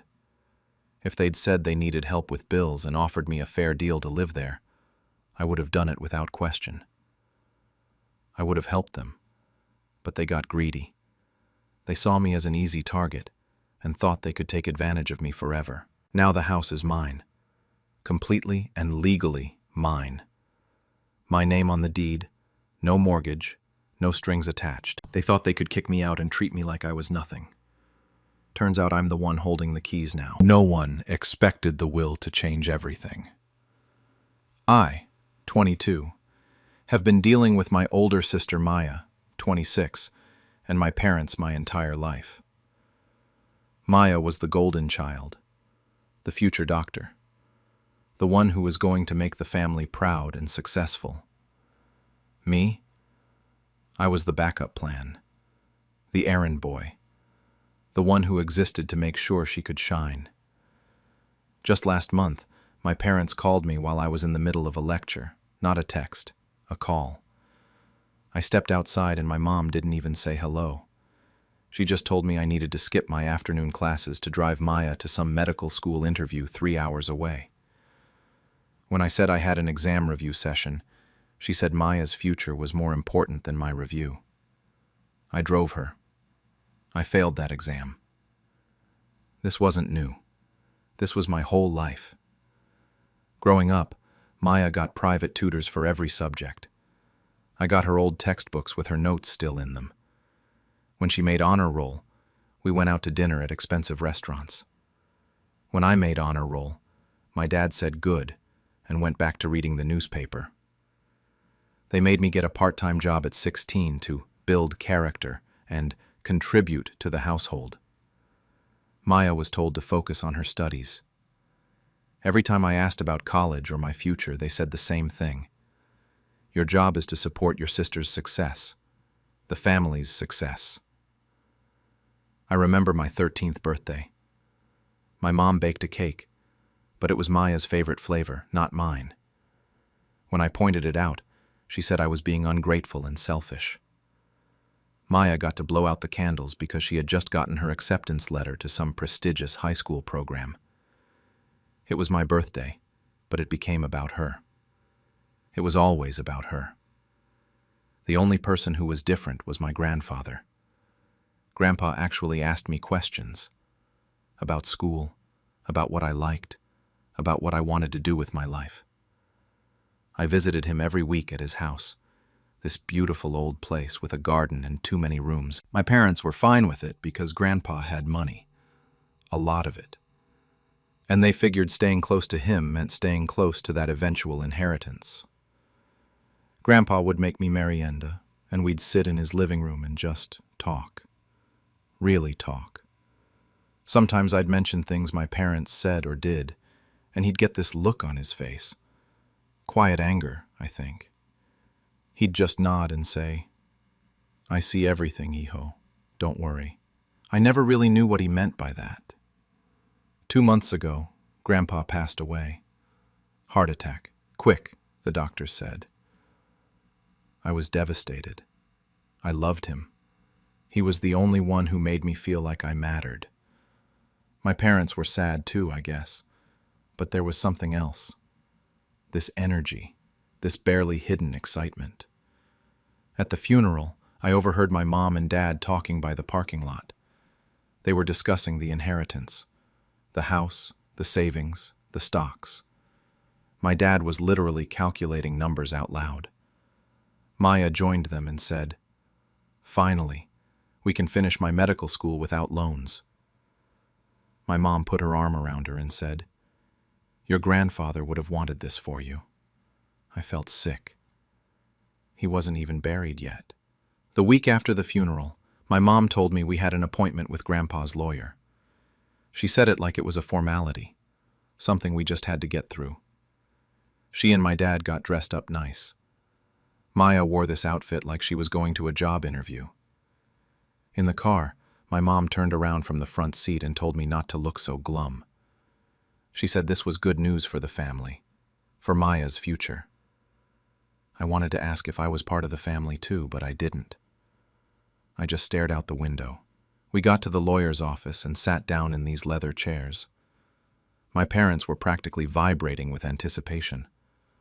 Maya kept looking around the office like she was already calculating what everything was worth.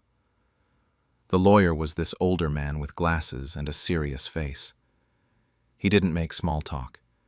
He just opened a folder, pulled out an envelope, and started reading. The last will and testament of... My parents leaned forward.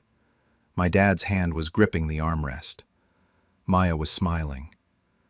And then the lawyer said my name. Everything went to me. The house. 8 million pesos just in property value, 3 million in savings, 2 million in stocks and investments. Everything. All of it. To me. To my parents, nothing. To Maya, nothing. The room went completely silent. I could hear the clock on the wall ticking. I could hear my own heartbeat. My mom's face drained of all color, then flushed bright red. My dad stood up so fast his chair rolled backward. He said there must be a mistake. The lawyer, completely calm, said there was no mistake. Grandpa had been very clear and of sound mind when he made this will. Then everything exploded. My mom started screaming. She said I manipulated him, that I poisoned an old man against his own family. Maya burst into tears and shouted, "How could you, after everything we did for you?" I just sat there. Then I asked, quietly, "What did you do for me?" Wrong thing to say. My dad got in my face, said they raised me, fed me, put a roof over my head. I said, "The bare minimum required by law?" My mom slapped the desk and called me an ungrateful leech. The lawyer had to ask them to leave. Security almost got involved. In the parking lot, they were still screaming. The lawyer handed me a sealed envelope before I left. A letter from Grandpa. I took it home and read it alone. The letter from Grandpa was handwritten, his shaky handwriting from the arthritis, but every word was clear. He wrote that he'd been watching for years. He saw how they treated me like a servant.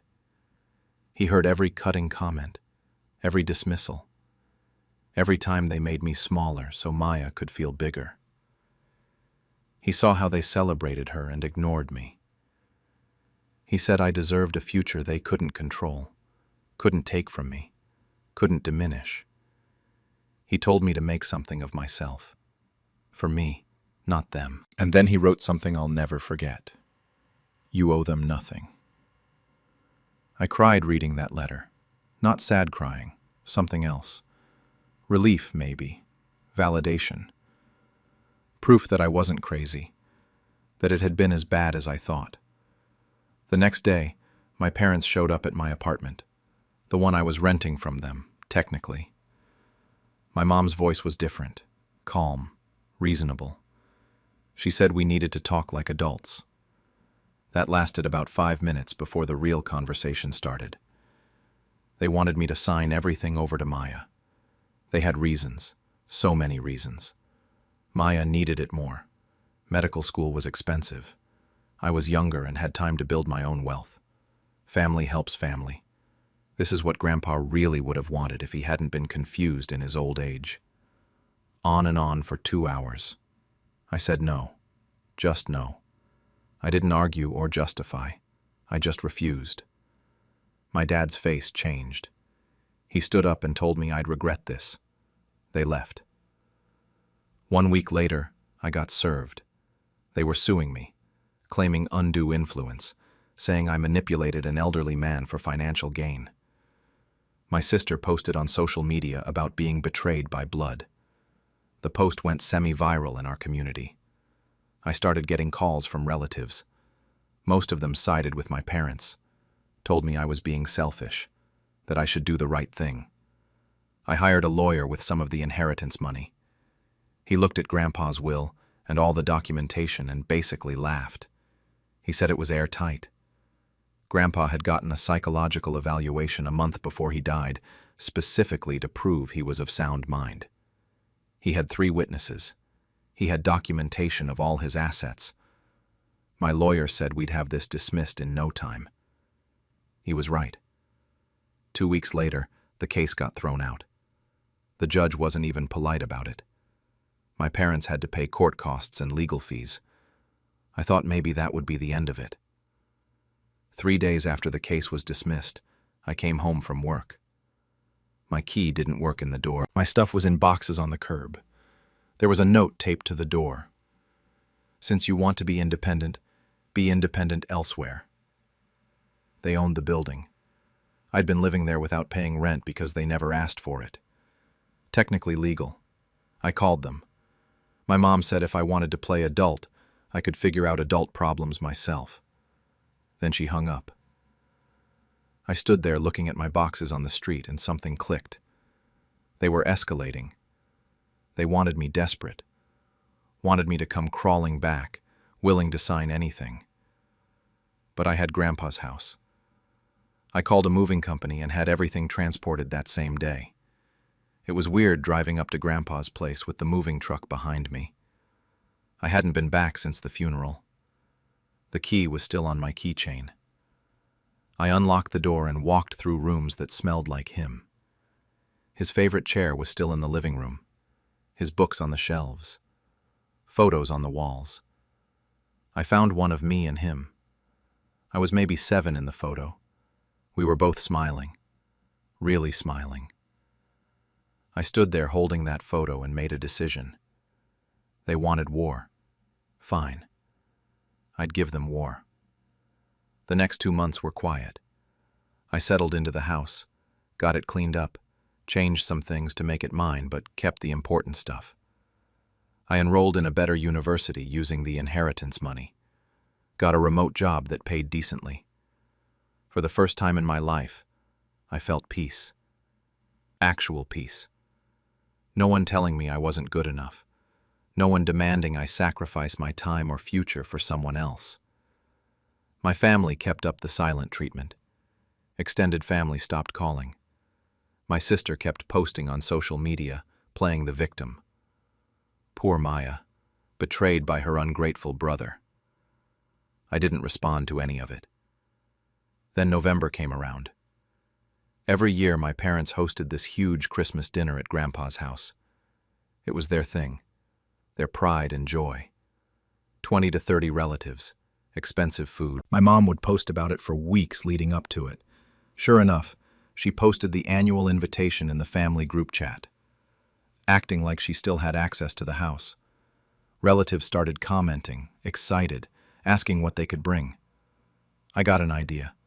I sent out my own invitations, formal ones, from me. Christmas dinner at my house, continuing Grandpa's tradition. Everyone RSVP'd yes. They were confused but happy. Some thought my parents and I had made up. My parents found out when relatives started calling them asking for details. My dad called me immediately. He was furious, asked me what the hell I thought I was doing. I told him I was hosting Christmas, continuing Grandpa's tradition. My mom grabbed the phone. She said they were still coming, that it was their right. I just said, "Noted," and hung up. I spent the next few weeks preparing, got help from my cousin who'd stayed neutral through everything. We cooked, decorated, set up the house exactly how Grandpa used to do it. I also had 2 letters prepared and printed, and I installed a security camera by the front door. Christmas Day arrived and relatives started showing up around 2 in the afternoon. Everyone was happy, complimenting how good the house looked, how amazing the food smelled. My cousin and I had spent all morning making sure everything was perfect. The table was set exactly how Grandpa used to do it. His favorite decorations were up. It felt right. Then I saw my parents' car pull into the driveway. They stepped out dressed formally. My dad in a suit, my mom in this expensive dress she saves for special occasions. Maya was with them, wearing designer clothes I knew cost more than my monthly rent used to. They walked toward the front door like they owned the place, like nothing had changed, like they had every right to be there. I met them outside before they could reach the door. My hand was already in my pocket, holding the letters I'd prepared. I handed one to my dad. He opened it, confused at first. Then his face changed as he read. My mom grabbed it from him. The letter was simple. They were trespassing on private property. They were not welcome. They had 60 seconds to leave before I called the police. Do not contact me again. It was signed and notarized. My mom's face went through about 5 different emotions in 3 seconds. Shock, then confusion, then rage, then humiliation. My dad tried to push past me, saying I couldn't do this. I pulled out my phone and told him I was calling now. Maya started screaming. She said I was the one who stole from them, that I was a thief and a liar. By now, relatives were watching from the windows. I could see their faces. I made sure I spoke loud enough for everyone to hear. I told my parents they could leave on their own, or I could have them removed. I said Grandpa gave me what I deserved, and they gave me nothing but orders and contempt. My uncle, my dad's younger brother, came outside. He asked what was going on. My mom immediately tried to spin it, said I'd manipulated Grandpa, stolen their inheritance, and now I was keeping them from family traditions. I stayed calm. I told my uncle the truth. They were upset I inherited Grandpa's estate. They sued me and lost. They kicked me out of my apartment. And now they thought they could still host parties in my house. My aunt came out next. She asked if I really inherited everything. My cousin confirmed it. Another relative asked if they really kicked me out. I nodded. My parents tried to defend themselves. My dad said I manipulated a sick old man. My uncle cut him off. He said Grandpa was sharp until the very end, that he knew exactly what he was doing. My aunt said she remembered how Grandpa used to talk about me, how worried he was. The narrative was shifting and my parents could feel it. Other relatives were coming outside now, hearing pieces of the conversation. Someone asked why Grandpa would leave everything to me if I was so terrible. My mom couldn't answer that. My sister was crying in the background. My dad grabbed her arm and started walking back to the car.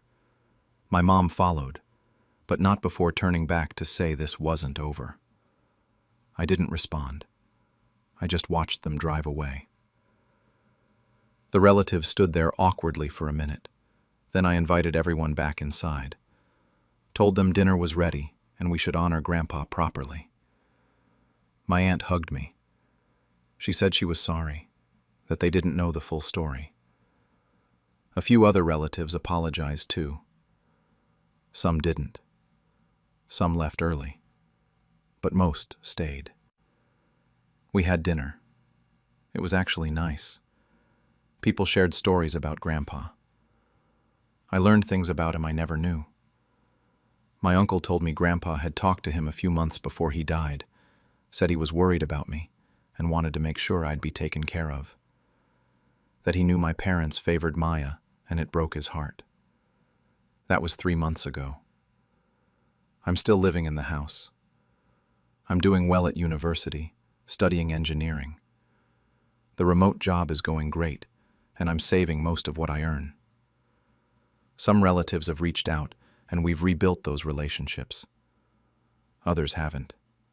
I'm fine with that. My parents and sister? Complete no contact. I blocked them on everything.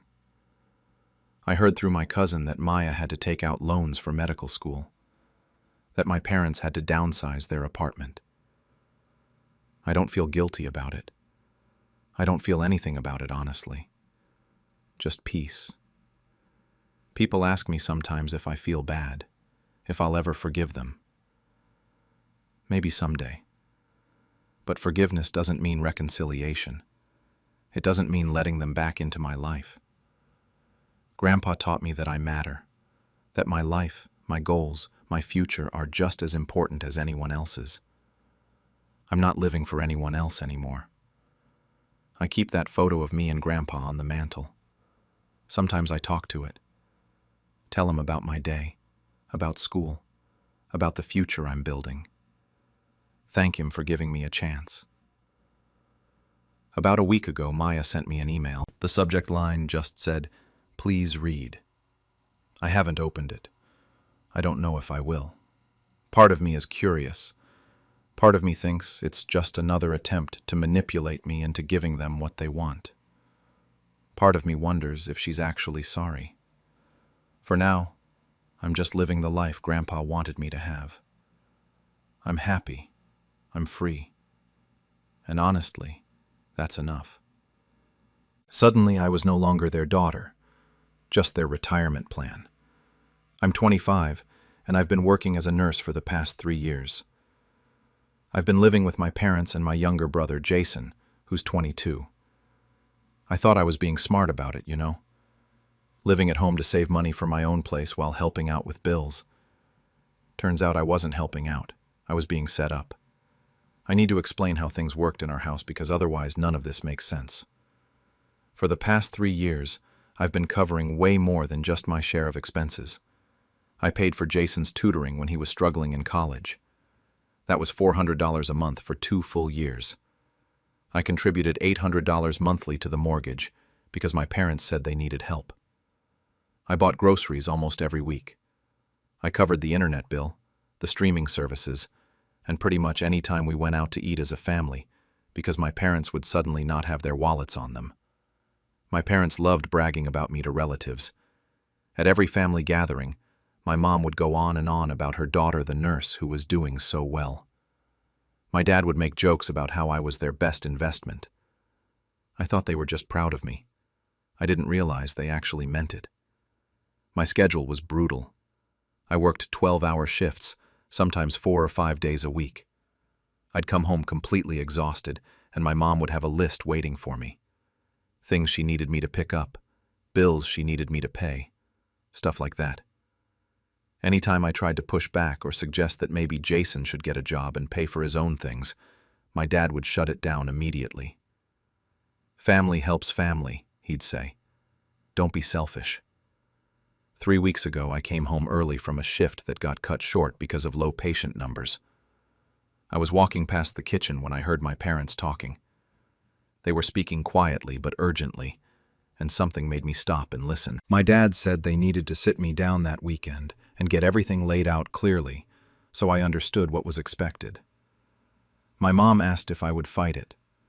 My dad told her I'd feel too guilty to fight back, and besides, I made good money now. It was time I stepped up. I felt sick. I went straight to my room and pretended I had just gotten home. That Saturday, they called a family meeting. All 4 of us sat in the living room. Jason was on the couch, scrolling through his phone like he couldn't care less.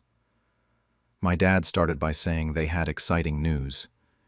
He and my mom had decided to retire early.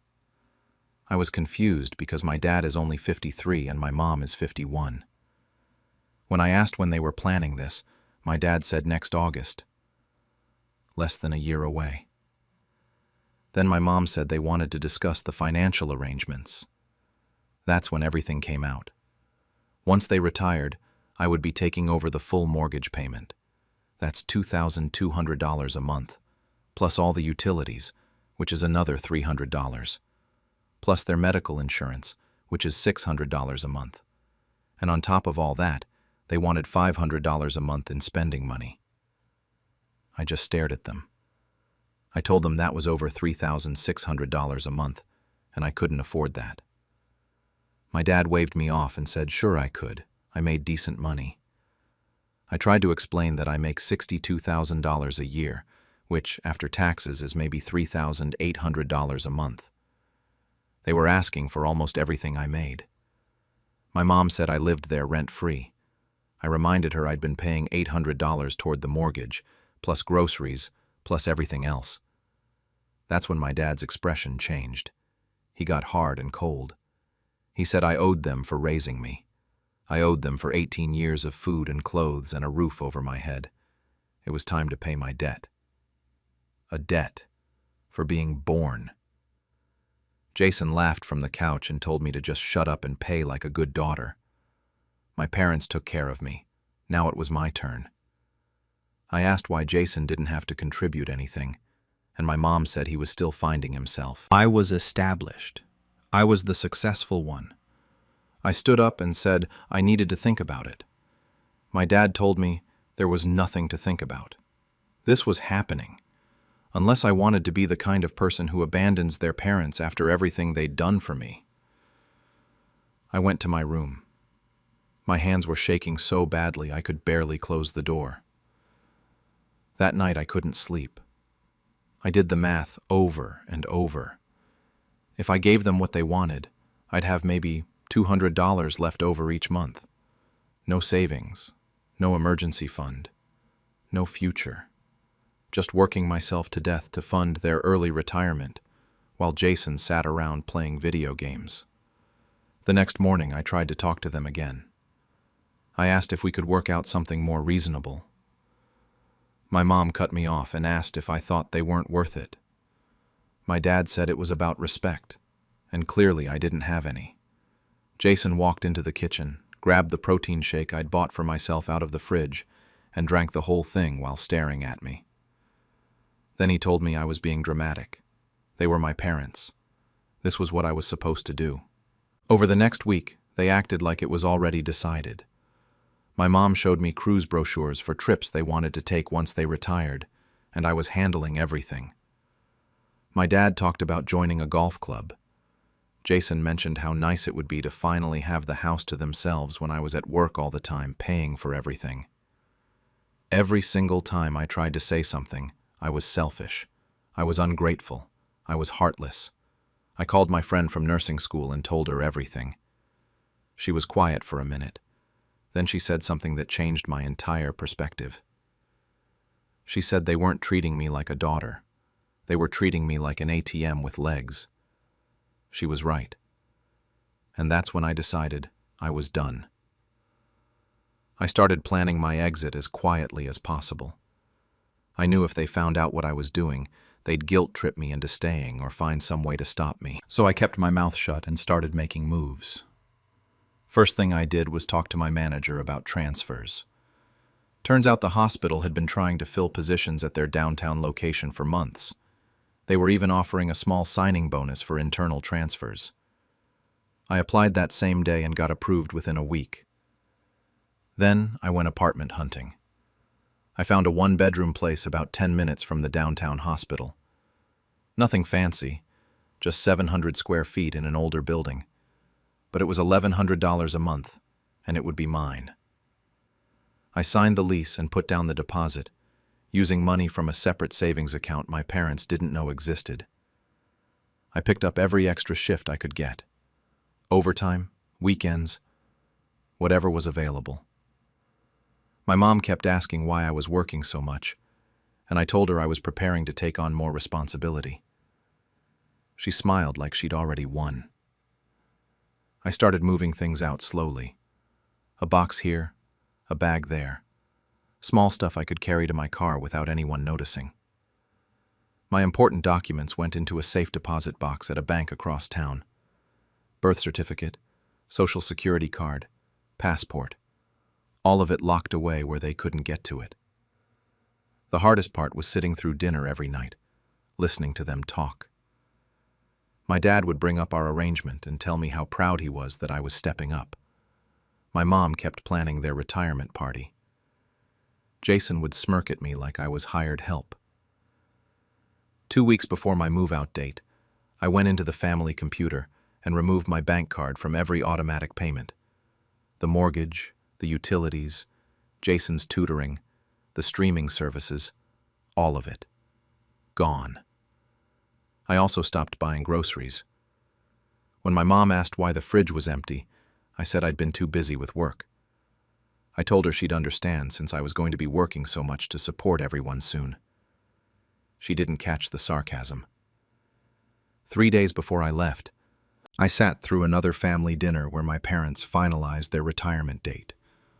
August 15th, just 4 months away. My mom raised her wine glass and made a toast to family taking care of family. Jason raised his beer and said something about me finally being useful. I raised my water and didn't say a word. The night before I moved, I packed up the last of my things.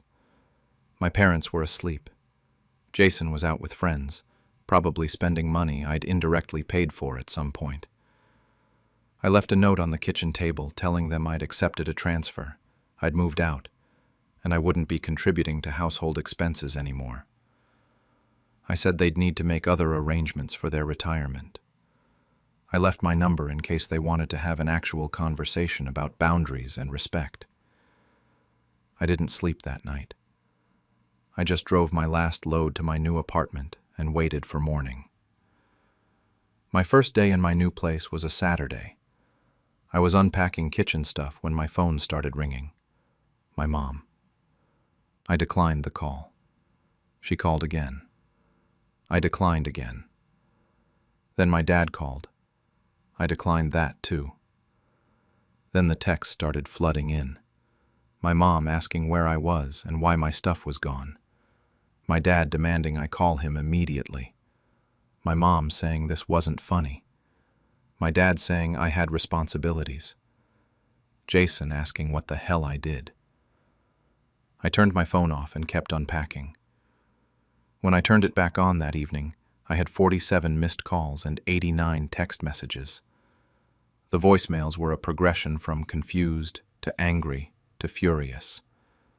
My mom crying about betrayal. My dad yelling about disrespect and legal obligations. Jason calling me names I won't repeat here. I didn't respond to any of it. Monday came around. That was the day the mortgage payment was due. It automatically withdrew from my account on the 3rd of every month. Except this time, my card wasn't connected anymore. My phone exploded around 3 p.m. My dad texted that the mortgage payment didn't go through and I needed to fix it immediately. My mom texted asking what I did. I sent one text back to my dad, telling him I'd moved out and I wasn't contributing to house expenses anymore. He called instantly. I answered, and he was screaming, asking what the hell I thought I was doing. I told him I was setting boundaries and I couldn't afford to fund their early retirement. He said I couldn't just abandon my family. I said I wasn't abandoning anyone. I was stopping financial abuse. He lost it. Started yelling about how they raised me and gave me everything. I told him that's what parents are supposed to do. It's not a debt. I don't owe him my entire future.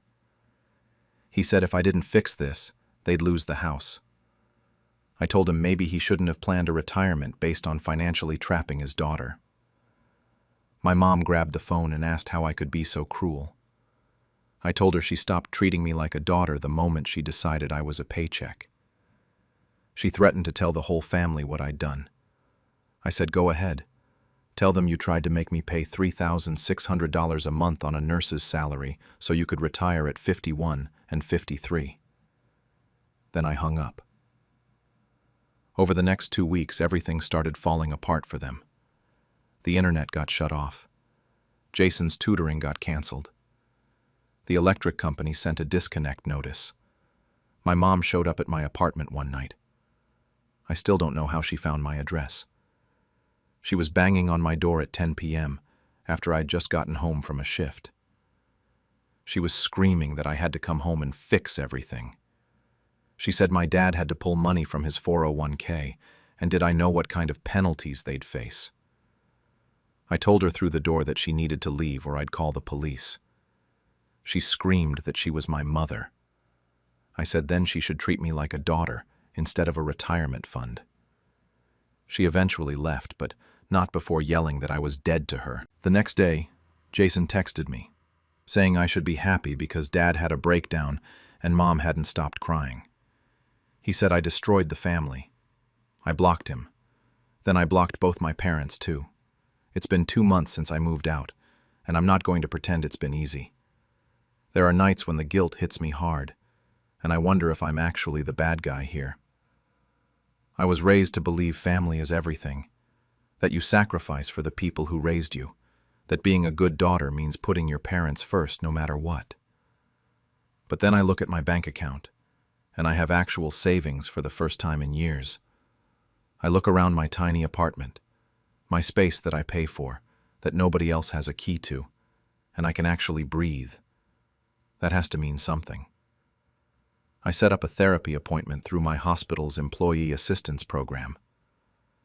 My therapist used terms I'd never heard before. Financial enmeshment, parentification. Apparently what my parents did, treating me like a third parent who was responsible for household finances and my brother's care, has an actual name. So does expecting your kids to pay you back for raising them. Hearing that from a professional helped more than I expected. I've heard through extended family that my parents didn't actually retire. My dad is still working his same job. My mom picked up part-time hours at her old workplace. They had to downsize their lifestyle and cut back on expenses. Jason apparently got a job at a warehouse after they told him they couldn't afford to support him anymore while he figured his life out. They're managing. They're not homeless or starving or destitute. They just had to face reality and adjust their expectations to what they could actually afford on their own. My aunt reached out to me last week. She's my mom's sister, and we were always kind of close when I was growing up. She said my parents have been telling everyone that I stole from them and abandoned them in their time of need. But she wanted to hear my side of things before making any judgments. I told her everything. The whole story from start to finish. She was quiet for a really long time after I finished talking. Then she said she always wondered why I look so tired all the time. She's the only family member who's contacted me without immediately taking their side or lecturing me about family obligations. I still think about my parents a lot. I still love them in that complicated way you love people who've hurt you, but who you've known your whole life. But I don't miss the way they treated me. I don't miss being valued only for what I could provide financially. I don't miss feeling like a walking ATM instead of their daughter. Sometimes I wonder if I should have tried harder to make them understand before I left. If I should have sat them down one more time and really explained why their plan was impossible and unfair. If I'd communicated better, maybe things would have turned out differently. But then I remember my dad telling me I owed them a debt for raising me. I remember Jason drinking my protein shake and telling me to shut up and pay like a good daughter. I remember my mom planning vacations on my dime while I was calculating if I could afford to eat lunch during my shifts. They didn't want a conversation or a compromise. They wanted compliance.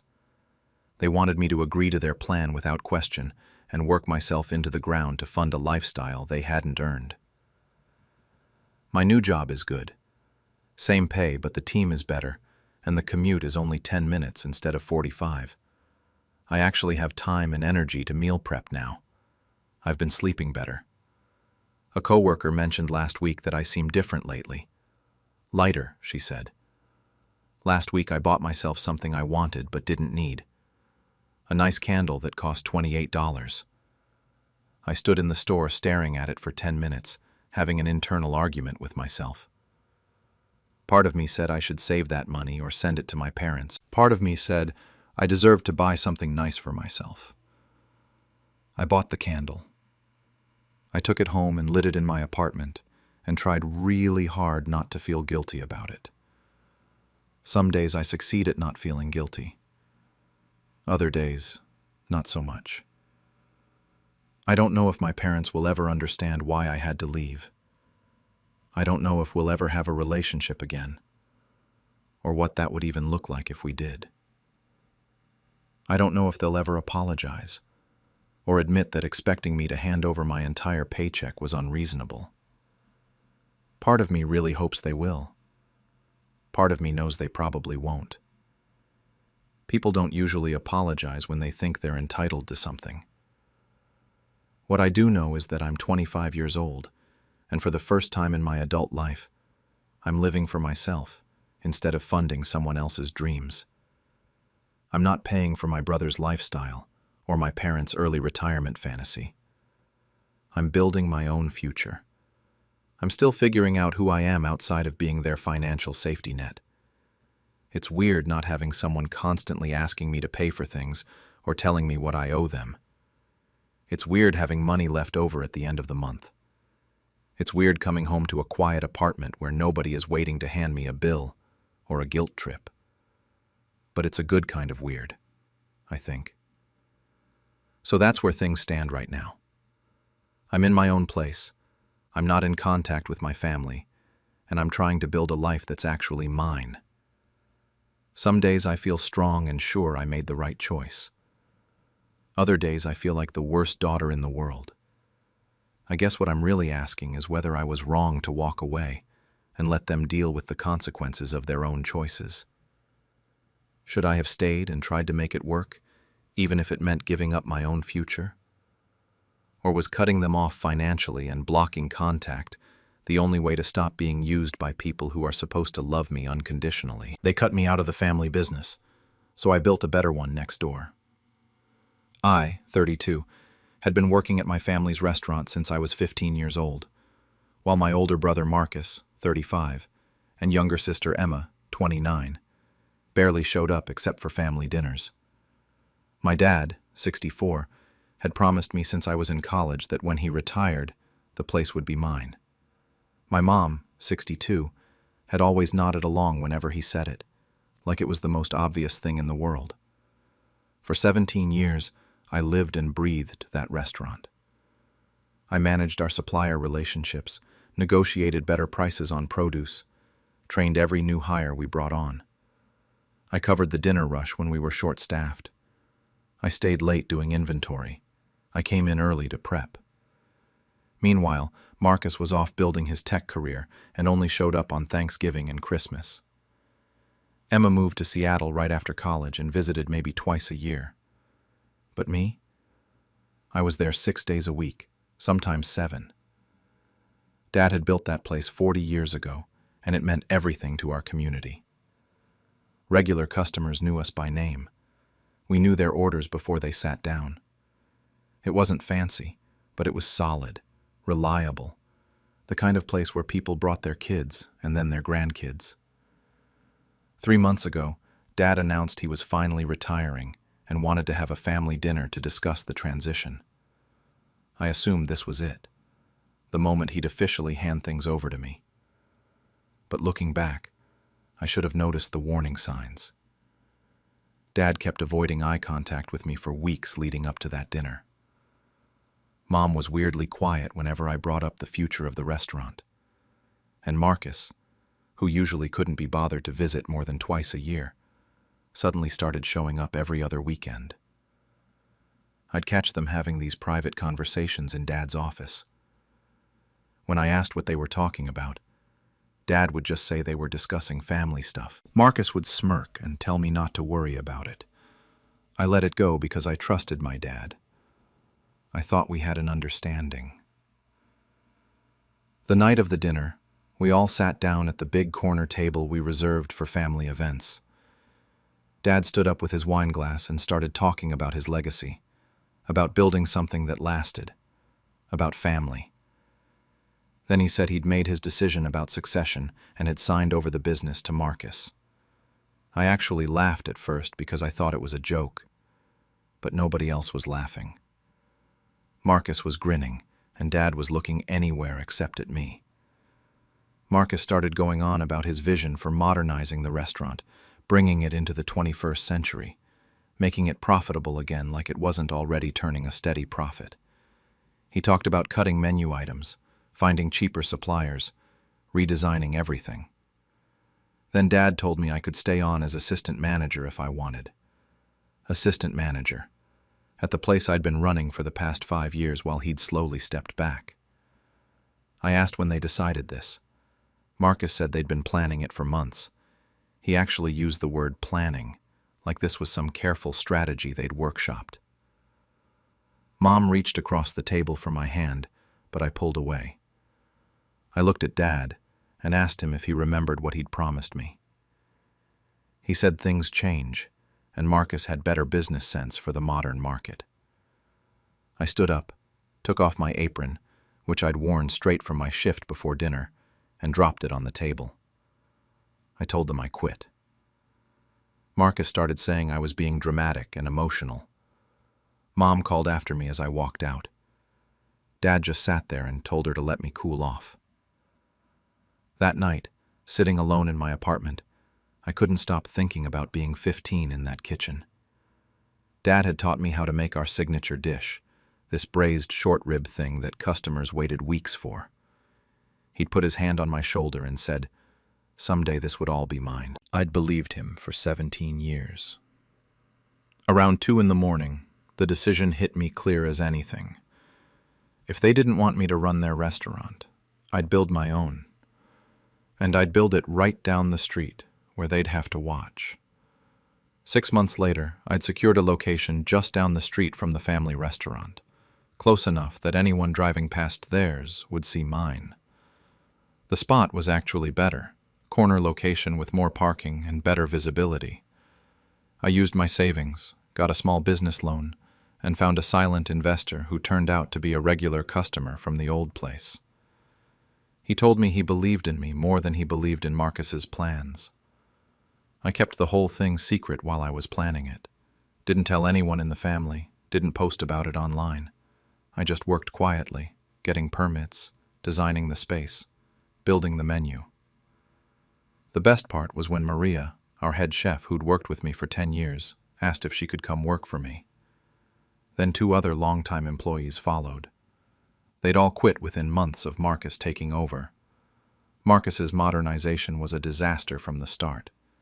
He switched to cheaper ingredients to boost margins, cut portion sizes, fired experienced staff to hire cheaper workers who didn't know what they were doing. He removed customer favorites from the menu because they weren't Instagram-worthy enough. He renovated the dining room into this sterile, modern space that didn't match the neighborhood at all. The online reviews tanked. I'd check them sometimes, probably more than I should have.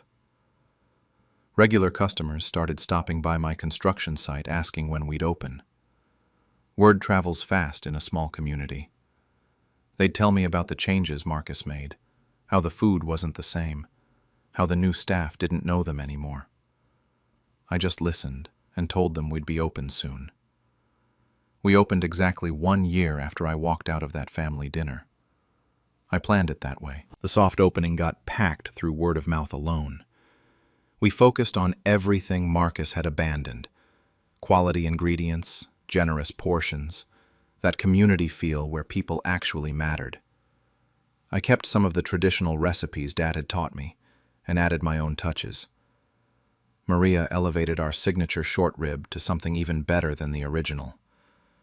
The local paper ran a piece calling it "Family Restaurant Legacy Continues Under New Name."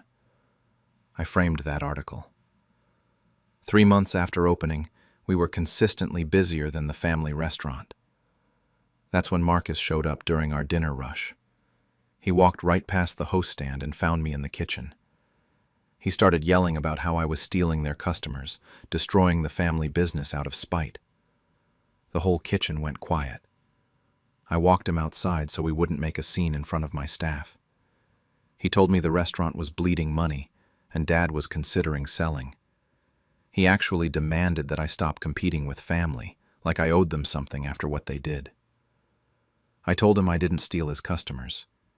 He drove them away, and I gave them what they were missing. He threatened to sue me, said something about non-compete agreements that didn't exist. Then he left. The family restaurant's decline accelerated after that. Emma called me for the first time since everything went down, begging me to make peace with Marcus for the sake of the family. I told her I wasn't the one who needed to make peace. Through town gossip, I learned Dad had taken out loans to fund Marcus's renovations. The debt was worse than anyone knew. Mom started showing up at my restaurant as a customer. She'd sit alone at a table by the window, order the short rib, leave a generous tip, and never acknowledge the situation directly. The first time she came in, I thought about going over to talk to her. I didn't. Neither did she. 9 months after opening, I signed the lease on a second location in the neighboring town. The investor who'd backed my first place wanted in on the expansion. That same week, I drove past the family restaurant and saw they'd cut their hours. They were only open for dinner now. 18 months after I opened, a for sale sign went up in front of Dad's place. My lawyer told me they'd filed for bankruptcy. Both Dad and Marcus were liable for the debts. Emma called again, asking if I felt satisfied now. I told her the truth. I felt sad. But I didn't cause this. Marcus did when he thought he knew better than 17 years of experience. Dad did when he chose to believe him over me. The bankruptcy filing made it official. Everything Dad had built over 40 years was gone. I heard through my lawyer that Dad and Marcus were both on the hook for significant debt from the renovations and the loans they'd taken out. Emma called me one more time after the for sale sign went up, more desperate than before. She asked if I was happy now, if this was what I wanted. I told her I never wanted any of this. I just wanted what was promised to me. She went quiet and then hung up. What I missed was complicated. I missed working alongside Dad before all of this. Those early mornings when it was just us prepping for the day. I missed the version of our family that existed before Marcus's ego got involved. What I didn't miss was being taken for granted, being treated like I was disposable after 17 years of dedication. Marcus showed up at my restaurant again about 2 weeks before they officially closed. The energy was completely different this time. He wasn't angry or confrontational. He just looked tired. He sat at the bar and waited until we closed, nursing a single beer. When the last customer left, he told me he'd thought he knew better than Dad's old ways. He said he never actually learned the business like I did, just assumed he could apply his tech world strategies to a restaurant. It was the closest thing to an apology I'd ever gotten from him. Then he asked if I'd consider buying them out. He said they needed someone to take on the lease and the remaining equipment, settle some of the debts. He actually looked hopeful, like maybe I'd bail them out. I told him I already did, just not the way he thought. He didn't understand at first, so I explained. I bought the real legacy, the quality, the community trust, the relationships with customers that took decades to build. Everything that actually mattered about what Dad created. I'd preserved it. I didn't need to buy a failing building with his name on it when I'd already rebuilt everything valuable somewhere better. The realization hit him slowly. His face just sort of fell. He got up without saying anything else and left. I haven't seen him since. The family restaurant officially closed 2 weeks after that conversation. Dad hasn't spoken to me at all since the original betrayal. Radio silence for almost 2 years now. Mom became a regular at my place, though. She comes in twice a week, always orders the short rib, still doesn't talk about what happened. We exchange pleasantries, and that's it. The unspoken tension just hangs there. Emma sent me a text last month that just said she gets it now and she's sorry she didn't see it before. I haven't responded yet. I don't know what to say. Sorry doesn't fix the last 2 years. My restaurants are doing well. Really well, actually. I'm looking at a third location. The staff is solid. The customers are loyal. And I built something that's completely mine. Nobody can take it away or hand it off to someone else on a whim. But I'd be lying if I said I felt purely victorious about any of this. Mostly, I just feel complicated about the whole thing. Last week, Dad showed up. I was in the kitchen and one of the servers told me there was someone standing outside. I looked through the window and saw him on the sidewalk, just staring at the building. He stood there for about 10 minutes. I watched him the whole time, wondering if he'd come in. He didn't. He started walking back to his car, but before he got in, he turned around and looked at my sign for a long moment. That night, my phone buzzed. Unknown number, but it went to voicemail. I knew immediately it was him. The voicemail has been sitting there for 6 days now. I've picked up my phone to listen to it maybe 20 times. Each time I can't bring myself to press play. Part of me wants to know what he has to say after 2 years of silence. Part of me thinks nothing he says can change what happened. I'm just not sure I'm ready to hear his voice again. They mocked me for being the failure of the family. So I let their lies destroy themselves. I, 28, have spent my entire life being compared to my older siblings. My brother Marcus, 32, and my sister Diana, 30. They were always the golden children in my parents' eyes, while I was the quiet disappointment who took a gap year that turned into 3 years before I figured out what I actually wanted to do with my life. Marcus went to law school, married another lawyer, bought a house in the suburbs by 27. Diana got her MBA, landed some corporate marketing job, married a doctor. They had the careers, the Instagram perfect lives, the whole package. Me? I worked retail, then did some freelance work, bounced around trying to figure things out. Family gatherings were absolutely torture.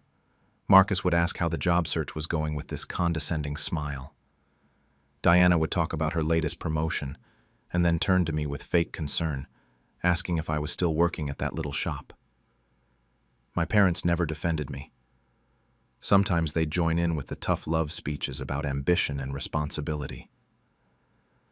About a year ago, I started a small online business reselling vintage furniture and home decor.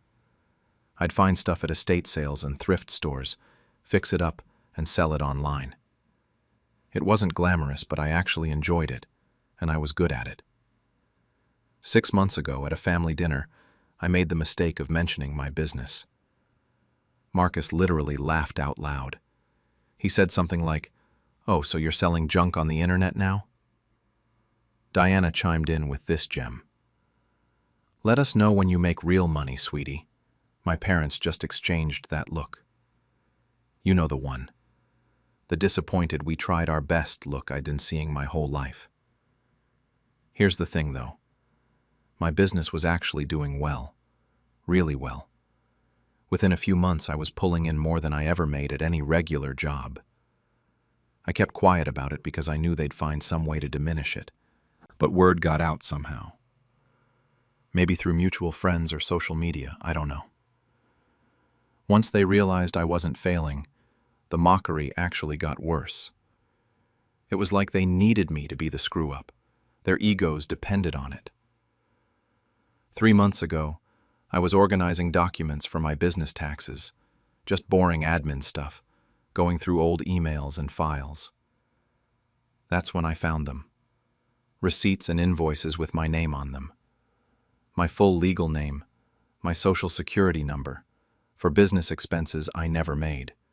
For LLCs I never registered. I stared at my laptop for probably 20 minutes trying to make sense of it. I went back further through my email. Turns out this had been happening for at least 2 years, maybe longer. Someone had been creating fake business records using my identity. It didn't take long to figure out who. The businesses were registered in states where Marcus and Diana lived. The expenses were for things they'd actually bought. I recognized some items from their social media posts. They'd been using me as a tax dodge, writing off personal expenses as business costs under my name. They probably assumed I was too stupid or too uninvolved to ever check, to ever notice. I didn't confront them. I started saving everything instead. Screenshots, PDFs, a whole organized folder of evidence. Every fake receipt, every fraudulent document. I went through years of emails and found dozens of them. 2 months ago, there was a big family gathering for my dad's birthday. I went to the kitchen to grab a drink and overheard Marcus and Diana talking in the hallway with their spouses. They were discussing me, specifically discussing my business success and how to handle it. Diana actually suggested they could ask to borrow money from me and just never pay it back, because who would believe the family screw-up anyway? They all laughed. Marcus said something about how I'd probably be too embarrassed to chase them for it. That's when I realized they didn't see me as family. They saw me as a mark, a convenient loser they could use and exploit. I stayed at that party for another hour, smiled, made small talk, pretended I hadn't heard anything. But I'd already made my decision. I just needed to wait for the right moment. That moment came a lot sooner than I expected. This brings me to what happened last month. I started getting phone calls from family, friends, and distant relatives. Weird, concerned calls, asking if everything was okay, if I needed help with anything. My aunt called, saying she heard I was going through some financial trouble. My mom's best friend messaged me on Facebook about getting through hard times. I had no idea what any of them were talking about. Turns out Marcus and Diana had been spreading rumors that I stole money from the family. The story kept changing depending on who was telling it. Sometimes I'd stolen from a family business that doesn't even exist. Sometimes I'd taken money from my parents. Sometimes I'd borrowed from my siblings and refused to pay it back. All lies. Complete fabrications. I figured out pretty quickly why they were doing this. They needed a cover story. If they were about to get audited, Or if someone started asking questions about their taxes, they could point to me as the problem family member, the troubled one who causes drama. Or maybe they just wanted to destroy any credibility I had before my business success became too obvious to ignore. Either way, they were actively trying to ruin my reputation. The breaking point came when my parents called and asked me to come over for a family meeting. I should have known what I was walking into, but some stupid part of me hoped they actually wanted to talk. When I got there, both siblings were there with their spouses, all of them sitting in the living room looking serious. It was a full-on intervention-style ambush. They wanted me to come clean about the theft. Diana was actually crying, these fake tears about how hurt she was. Marcus kept saying he just wanted to help me, that admitting I had a problem was the first step. My parents sat there, looking at me with genuine disgust. I tried to explain that I hadn't stolen anything, that this was insane, but nobody would listen. Every time I tried to defend myself, someone would talk over me, or Marcus would say I was being defensive because I was guilty. I eventually just stopped talking. I sat there and let them lecture me about integrity and family and responsibility. When they were done, I left without saying another word. That night, I pulled up everything I'd collected. Every fake receipt, every fraudulent document, every piece of evidence showing they'd used my identity for tax fraud. I spent 3 days organizing it into a timeline, cross-referencing everything, making it absolutely airtight. Then I made copies of my own tax returns, showing everything was clean on my end, that I'd had no knowledge of these fake businesses using my information. I submitted it all to the IRS. Anonymous tip, complete documentation, detailed explanation that my identity had been used without my consent for tax fraud. I sent copies to the state tax agency too, just to be thorough. Then I waited. 2 weeks of nothing. I even went to another family dinner and acted completely normal. Marcus and Diana were so smug, making little comments about trust and honesty. My parents were cold toward me, barely spoke to me the whole night. I just smiled and ate my food and said nothing. 3 weeks after I'd sent everything in, Marcus called me. He was panicking, talking fast, asking if I'd spoken to anyone about their finances or taxes. Both he and Diana had received audit notices. Their accountants were finding irregularities everywhere. Some of their bank accounts were already frozen pending investigation. He kept asking what I'd done, if I'd reported them for something. I played dumb. I said I had no idea what he was talking about. Why would I know anything about their taxes? He didn't believe me, but he couldn't prove anything. Over the next 2 weeks, I watched everything fall apart for them through the family grapevine. Diana's husband was furious that their joint accounts were frozen. Marcus was freaking out about potentially losing his law license if they could prove fraud. Their perfect social media lives went completely dark. Friends started messaging me, asking if I'd heard what was happening. Was everyone okay? I didn't respond to most of them. I just watched it all unravel and felt absolutely nothing. My parents called 2 days after the accounts got frozen. They were both on speakerphone, and I could hear the anger in my dad's voice before he even said hello. They demanded to know what I'd done. Marcus and Diana had apparently told them I must have reported them to the IRS. My mom kept saying I'd destroyed the family, that I'd gone too far. How could I do this to my own siblings? I didn't yell back. I just calmly told them about the fake documents, the receipts with my name and social security number, the years of tax fraud. I'd made copies of everything, so I pulled them up and read some details out loud. My dad tried to interrupt, saying it was probably just a mistake or a misunderstanding. My mom said that family doesn't report family to the government, that we handle things internally. That's when I told them exactly what I've been holding in for years. I explained the theft rumors, the intervention ambush, the decades of being treated like a disappointment. I told them about overhearing Diana suggest scamming money from me because nobody would believe me anyway. Then I said the line I'd been rehearsing in my head.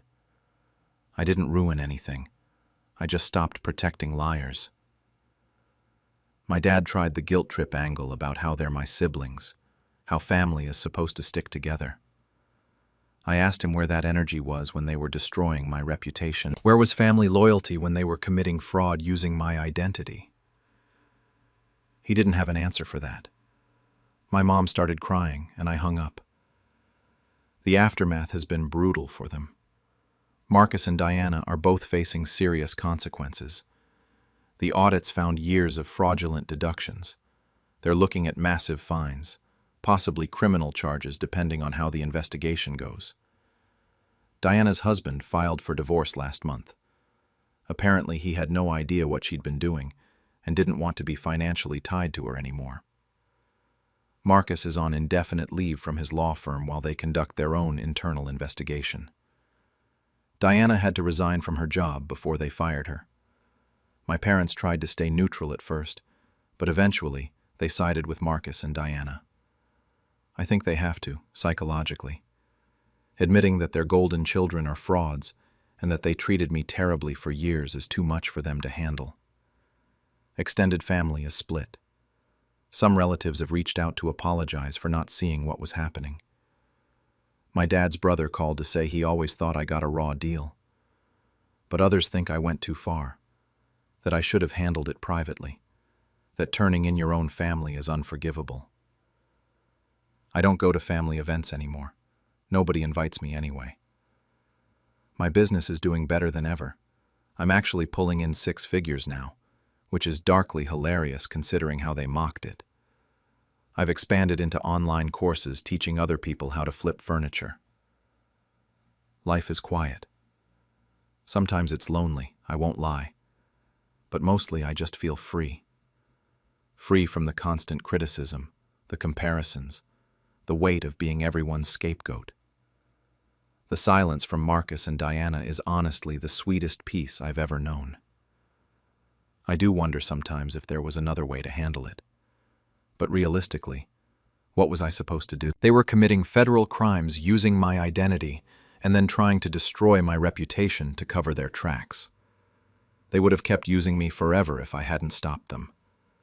Was it justice or revenge?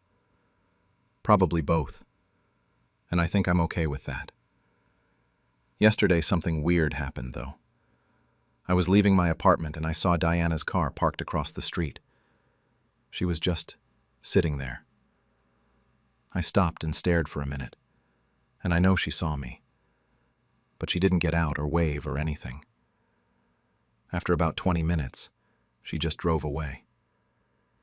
She didn't knock on my door, didn't call, nothing. That was 3 days ago, and I've seen her car drive by twice since then, just slowly cruising past my building. I don't know if she wants to apologize or threaten me or beg me to help fix the mess she's in. Part of me wanted to go down and talk to her that first time, but I didn't. After everything that's happened, after all the lies and the fraud and the years of being treated like nothing, I honestly don't know if I even care what she has to say anymore. They sold my inheritance, so I sold their secrets.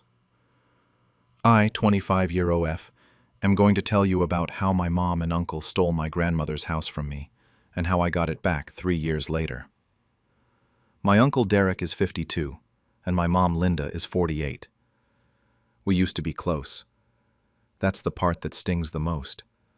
My grandmother raised me more than my mom did, honestly. From the time I was 7 until I left for college, I spent almost every weekend at her place. It was this tiny 2-bedroom house in a quiet neighborhood, nothing fancy, but it had this wraparound porch where we'd sit and shell peas or just talk. She taught me how to make her biscuits, let me help her plant tomatoes every spring. That house was more home to me than anywhere else. When Grandma got sick my senior year of college, she made sure her will was crystal clear. She told me herself in the hospital that the house would be mine. She knew my mom and Derek had their own places and good jobs. She knew I had nothing. The will was filed properly, witnessed, everything legal. Mom and Derek were there when she told me. They smiled and nodded like it was all fine. Grandma passed 2 weeks before my graduation. I was a wreck, barely made it through finals. Mom said she and Derek would handle everything with the estate, since I was so busy with school and grieving. I trusted them. They were family. What else was I supposed to do? I didn't even get to go through Grandma's things. By the time I came home a month later, the house was empty, completely cleared out. I stood in the driveway and my mom met me at the door with this tight smile and said, "We need to talk." That's when she told me they'd sold it. Just like that. Sold. My house. My inheritance. She said it was too much responsibility for someone my age. That the property taxes and maintenance would drown me. That they did me a favor. Derek backed her up, said they'd split the money 3 ways once everything cleared. I asked how much they sold it for. Mom got vague, said they'd let me know once all the fees were settled. I asked to see the paperwork. Derek said it was all with the lawyer, and they'd send me copies. Those copies never came. Neither did any money. I called. I texted. I showed up at Mom's house, and she pretended she wasn't home even though her car was in the driveway. Derek blocked my number. I was 22, broke, and drowning in student loans. I couldn't afford a lawyer. I had no idea where to even start. The worst part? They acted like I was being unreasonable. At a family Christmas that year, my aunt asked about the house, and my mom said, right in front of me, "Oh, we had to sell it. It was falling apart and none of us could take it on." Like I didn't exist. Like my inheritance didn't exist. I stopped going to family events after that. I got a job as a paralegal at a small law office and kept my head down. Every time I drove past Grandma's neighborhood, I took a different route. It hurt too much. 3 years passed like that. 3 years of pretending I was over it, while rage simmered under everything I did. Then, one afternoon, my boss dropped a stack of old case files on my desk for an internal audit. We were cleaning up records, digitizing things, making sure everything was archived properly. I wasn't even paying attention at first, just scanning names and dates. Then I saw it. Estate of Eleanor Thompson. My grandmother. My hands actually shook when I opened the file. There it all was. The deed transfer, the sale agreement, the signatures. Except the signatures were wrong. I'd seen my grandmother's signature 1,000 times. She had this specific way of looping the E, and the T was always sharp, angular. The signature on the deed transfer looked similar, but it was off. Too smooth, too even. And the notary stamp had a date that didn't make sense.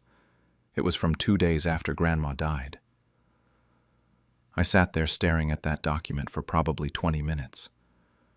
Then I pulled my grandmother's actual will from the file, the one that had been properly filed with the court. Her real signature was right there, completely different. They'd forged it. My mom and Derek had forged my grandmother's signature to transfer the house to themselves, then sold it. I didn't do anything right away. I couldn't afford to make a mistake. I spent the next 2 weeks during my lunch breaks quietly cross-referencing everything. I pulled tax records. I found the original buyer's information. I checked every document in that file against county records. The more I dug, the worse it got. They'd underreported the sale price to avoid taxes. They'd claimed expenses that didn't exist. They'd lied to the probate court about the estate's total value. This wasn't just them screwing me over. It was fraud. Multiple kinds of fraud. I made copies of everything. I didn't tell anyone at work what I'd found, not even my boss. I just quietly documented every shred of evidence, organized it into a timeline, and put it all in a folder at home. Then I typed up an anonymous letter explaining what I'd discovered and where to look for proof. I included copies of the documents with the forged signatures highlighted.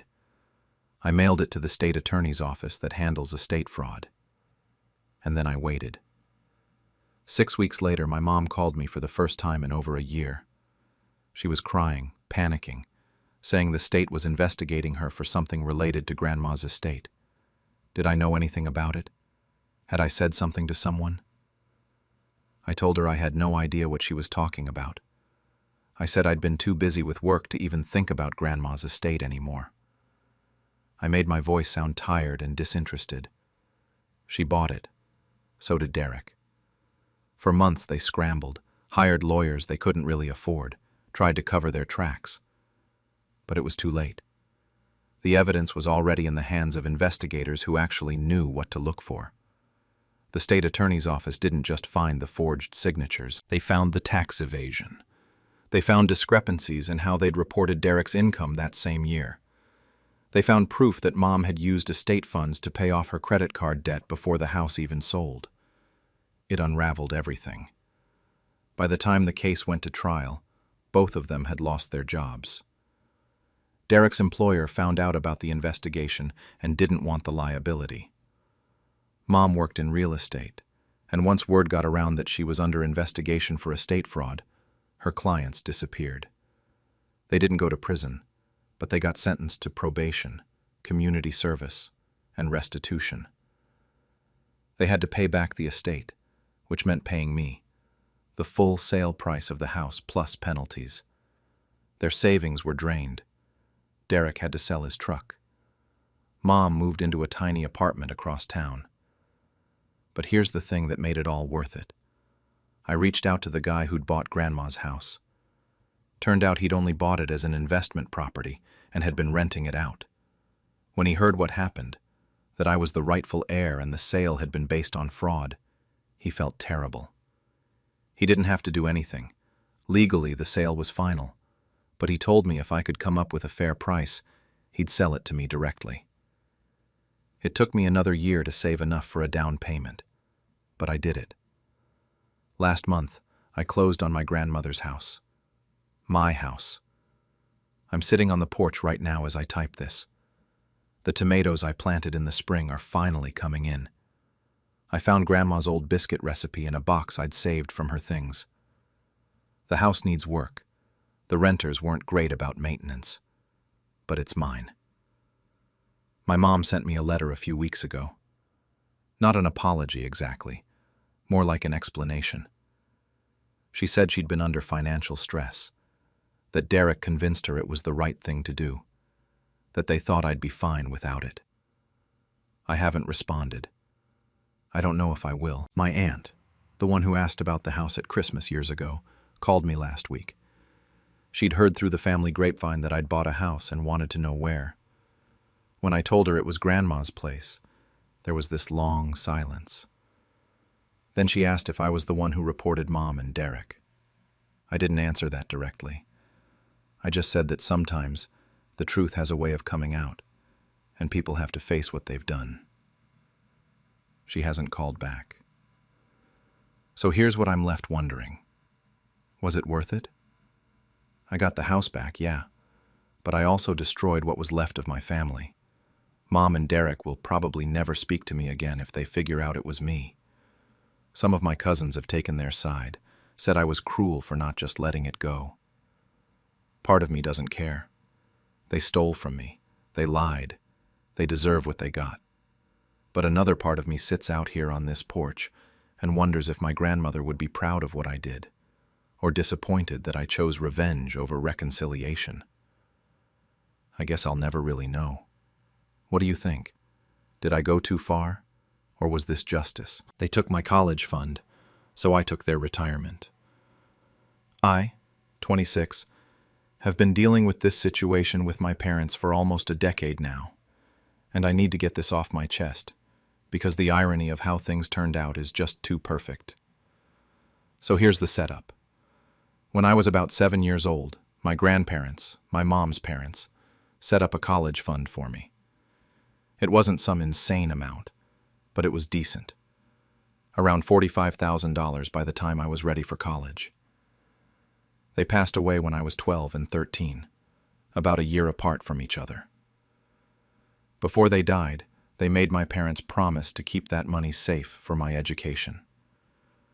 My parents always talked about it like it was this sacred thing. Your grandparents worked so hard for this. This is your future. All that.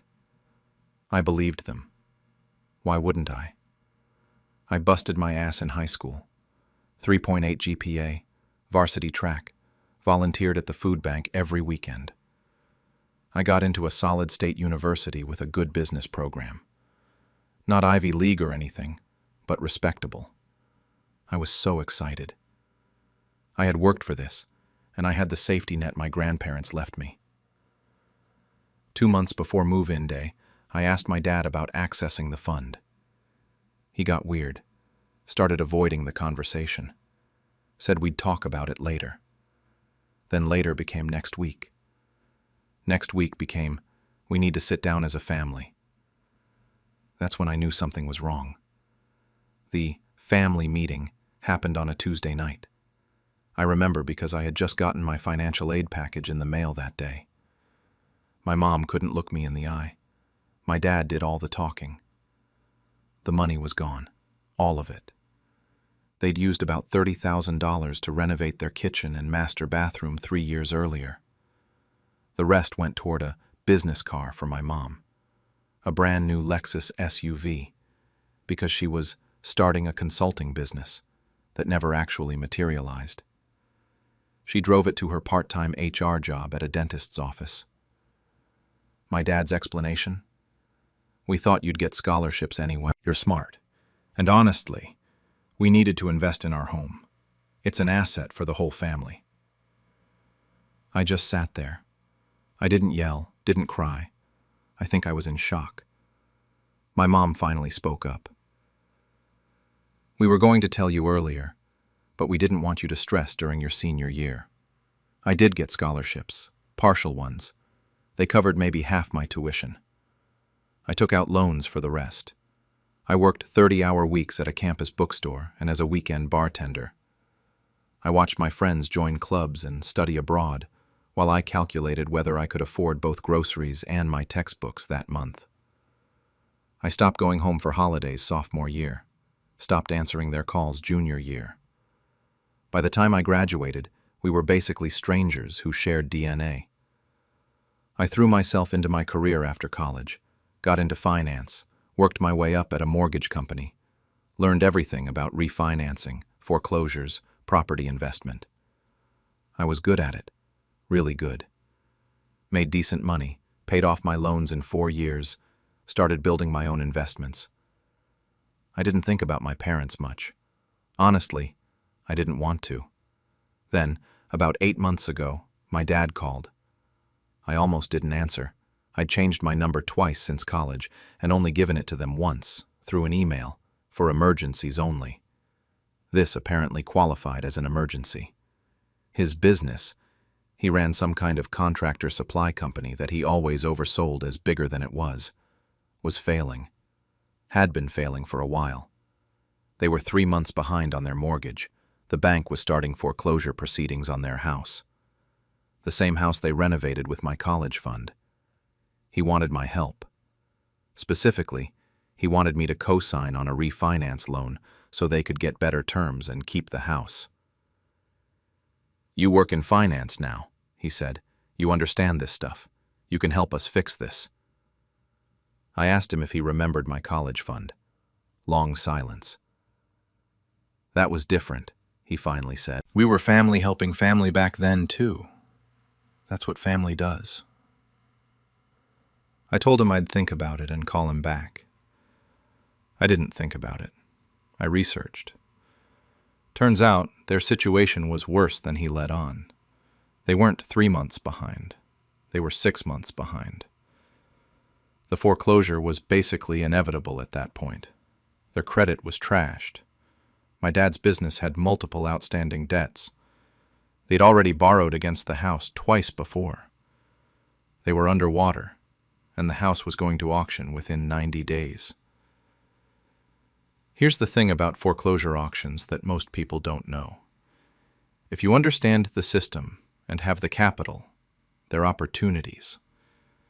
The bank just wants to recoup what they're owed. They don't care who buys it. I set up an LLC. Nothing fancy, just a basic property management company with a name that didn't connect to me at all. I had enough saved for a down payment, and my credit was excellent. I contacted the bank handling the foreclosure, expressed interest in the property through my LLC, and worked out a deal before it even went to public auction. The bank was thrilled. I offered them slightly above what they were owed. Not much, but enough that they didn't have to deal with auction fees and uncertainty. Clean, simple sale. My parents got the foreclosure notice, obviously. That's public record. What they didn't know was who bought the property. They found out they had 60 days to vacate. My dad called me again, crying this time. Could I loan them money for first and last month's rent somewhere, just until they got back on their feet? I said no. I told him I had my own investments to worry about. He called me selfish, said I'd turned my back on family. 2 weeks before they had to be out, the property management company I hired, a real one, professional, totally separate from me, contacted them with an offer. They could stay in the house as renters. Market rate, standard lease terms, but at least they wouldn't have to move. They jumped at it. They signed a year lease. They've been paying me rent for 7 months now, every month, right on time. Because they know what happens if you miss rent payments. The amount they pay just about covers the mortgage I took out to buy the place, plus property taxes and a little extra. The property management company handles everything. Maintenance requests, lease renewals, all of it. My parents have no idea who owns the house. They think it's some investment company that bought it at foreclosure. In a way, they're right. My mom mentioned once, in a brief text exchange, that their new landlord was surprisingly reasonable about a plumbing issue. I just sent back a thumbs up emoji. I'm not sure what I expected to feel. Triumphant? Vindicated? Mostly I just feel level, like a balance sheet that finally added up correctly. My dad's business did eventually fold completely. He works for someone else now, doing the same contractor supply stuff but for a salary. My mom still has her part-time HR gig. They sold the Lexus, couldn't afford it anymore, and share one older sedan. They're fine. They have a roof over their heads.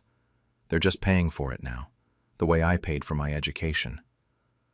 Sometimes I think about telling them, just sending them the LLC paperwork or showing up instead of the property manager one day.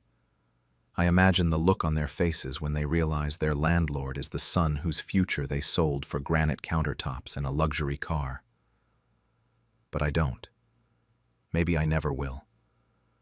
The house will probably need some updates in a few years. The roof is getting old. The HVAC system is original to the build. When that time comes, I'll have a decision to make about whether to invest more into the property or sell it. Part of me wonders if they'll ever connect the dots. If they'll ever do the math on timing and realize that around the same time they lost their house, their son, who works in finance, suddenly stopped renting his apartment and bought a condo across town. The other part of me thinks they're too wrapped up in their own story to see anyone else's. I've got the deed in a safe deposit box. Sometimes I take it out and just look at it. The address I grew up at, with my name on the ownership line. My college fund paid for their renovations. Now their rent payments are building my retirement fund. I guess my question is, do I tell them? Does it even matter at this point? Or is it better to just let them keep living their lives not knowing? And if I do tell them someday, maybe when they're older, maybe when the house gets sold, what do I even say? Turns out, I was only invited for my wallet. I'm a 22-year-old guy, fresh out of college and working my first real job. For the past 8 months, I've been living with my Aunt Linda, 48, and Uncle Greg, 51, in their house while I save up for my own place. They have 2 kids, My cousins Jason, 19, and Emma, 17. I need to explain how this all started because it's important context. My dad passed away 2 years ago during my sophomore year. Heart attack, completely unexpected. My mom had already left when I was a kid, so I was pretty much alone. I was living in a dorm at the time, barely scraping by with student loans and a part-time job at a campus bookstore. That's when Aunt Linda called me crying, saying she couldn't bear the thought of me struggling alone, that I was family, that their home was my home. I actually cried on the phone with her because it felt like someone still cared. I finished school while living with them during breaks. They never asked for money then, always said they were just happy to help. When I graduated last May and landed an entry-level job in IT making about $3,800 a month, they insisted I stay with them instead of rushing into an expensive lease. Uncle Greg kept saying I should save my money and get a proper nest egg first. It made sense at the time, so I did what I thought was fair. I started buying all the groceries every week, probably around $400 to $500 a month. I paid for their internet upgrade when they complained about speeds, which was $80 monthly. When their car broke down in September, they said they were short on the repair cost, so I chipped in $1,200. I figured I owed them that much for taking me in during the worst period of my life. To extended family, they painted this picture of themselves as these generous saints. At Thanksgiving, Aunt Linda literally told everyone they were blessed to help me get on my feet, that I was like the son they always wanted. People kept praising them for their kindness. I felt guilty for even thinking about moving out because here they were, being so selfless, and I was already planning my exit. But at home, things were different. I got stuck doing most of the housework, taking out trash, mowing the lawn, cleaning the kitchen after dinner even though I worked longer hours than anyone else in the house. Jason and Emma would leave messes everywhere, and Aunt Linda would text me at work, asking me to pick up the living room when I got home because the kids had homework. When I tried to push back once, Uncle Greg said they weren't charging me rent, so the least I could do was help out around the house. I didn't argue after that. My room was literally the attic. Slanted ceiling, one tiny window, gets freezing in winter and scorching in summer. I had to duck to avoid hitting my head on the beams, but I told myself it was temporary. Just a few more months of saving, and I'd have enough for first month, last month, and security deposit on a decent place. 3 weeks ago, I came home from work on a Wednesday. I'd been at the office late fixing a server issue, and I was exhausted. I went upstairs to my attic room, and there was a printed document on my pillow. A lease agreement. I'm not kidding. A full, formal lease agreement, with their names as landlords and mine as tenant. Monthly rent was listed as $900. Security deposit was another $900, plus a clause that said I was responsible for a proportional share of utilities, which they calculated as 40% of all bills. My hands were shaking as I read it. The kicker was at the bottom. There was a handwritten note saying I needed to sign and return it by Friday. They also wanted back payment for the previous 8 months at a reduced rate of $600 per month, which came out to $4,800. They said we could set up a payment plan if needed. It was signed by both of them. I went downstairs immediately. They were both in the kitchen. Uncle Greg was drinking a beer and Aunt Linda was chopping vegetables, humming like nothing was wrong. I held up the paper and asked what it was. Aunt Linda barely looked up. She said now that I was making good money, it was time to formalize things. I was an adult with a career, and family shouldn't take advantage of family, right? The way she said it, so casual, like she was doing me a favor. I pointed out that I'd been buying all their groceries and paid for their car repair. Uncle Greg actually laughed. He said that was just contribution to the household, that I ate the food too. He claimed the car repair was a loan they assumed. This lease was about fair market value for housing. I told them I could rent a one-bedroom apartment for $850 in this area. Aunt Linda just shrugged and said, then maybe I should. But I'd benefited from 8 months of free housing, and they were being generous, only asking for $600 per month, retroactively. That's when Jason came downstairs with his earbuds in, smirking. He said they'd finally given me the bill, and it was about time. Then he said something that made my stomach drop. He said they'd been calling me the family ATM for months. The way they all looked at each other in that moment, I realized this wasn't a sudden decision. The timing was too convenient, right after I'd gotten my quarterly bonus at work last week. They'd planned this. They'd been planning this probably since I got hired. Maybe even since they took me in. I went back upstairs without saying anything else. I didn't sleep that night. I just sat in that attic room doing math, and the numbers were brutal. If I paid what they wanted, I'd have almost nothing left after my other bills. No savings. No emergency fund. I'd be trapped there indefinitely, working just to pay them. The next morning I called in sick to work. I couldn't focus on anything except getting out of that house. I started packing right away, and honestly, I didn't have much. Most of my stuff fit into my old college duffel bag and a few boxes. I'd been living pretty minimally because I thought I'd be moving into my own place eventually, just not like this.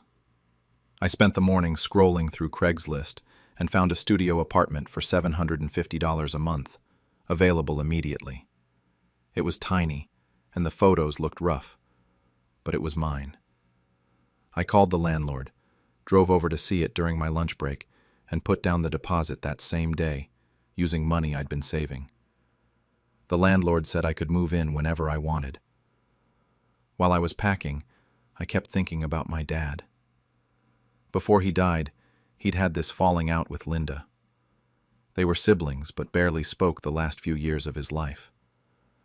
I was too young to understand adult drama back then, and whenever I asked about it, he'd just say, "Some people only call when they need something." I never connected it to Linda specifically, until now. Then I remembered something about that car repair from September.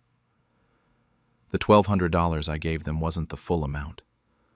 Uncle Greg had asked me to co-sign on a small loan they needed for the remaining repair costs, about $3,000. He said their credit was temporarily wonky from some old medical bills, and they just needed someone to vouch for them. He promised they'd pay it off within 6 months, promised they'd never miss a payment. He said it would really help their credit score recover, and it wouldn't cost me anything since they'd be making all the payments anyway. I trusted him. I signed the paperwork without really reading it because he was family, and family helps each other, right? Sitting in that attic, I pulled up the loan paperwork on my phone.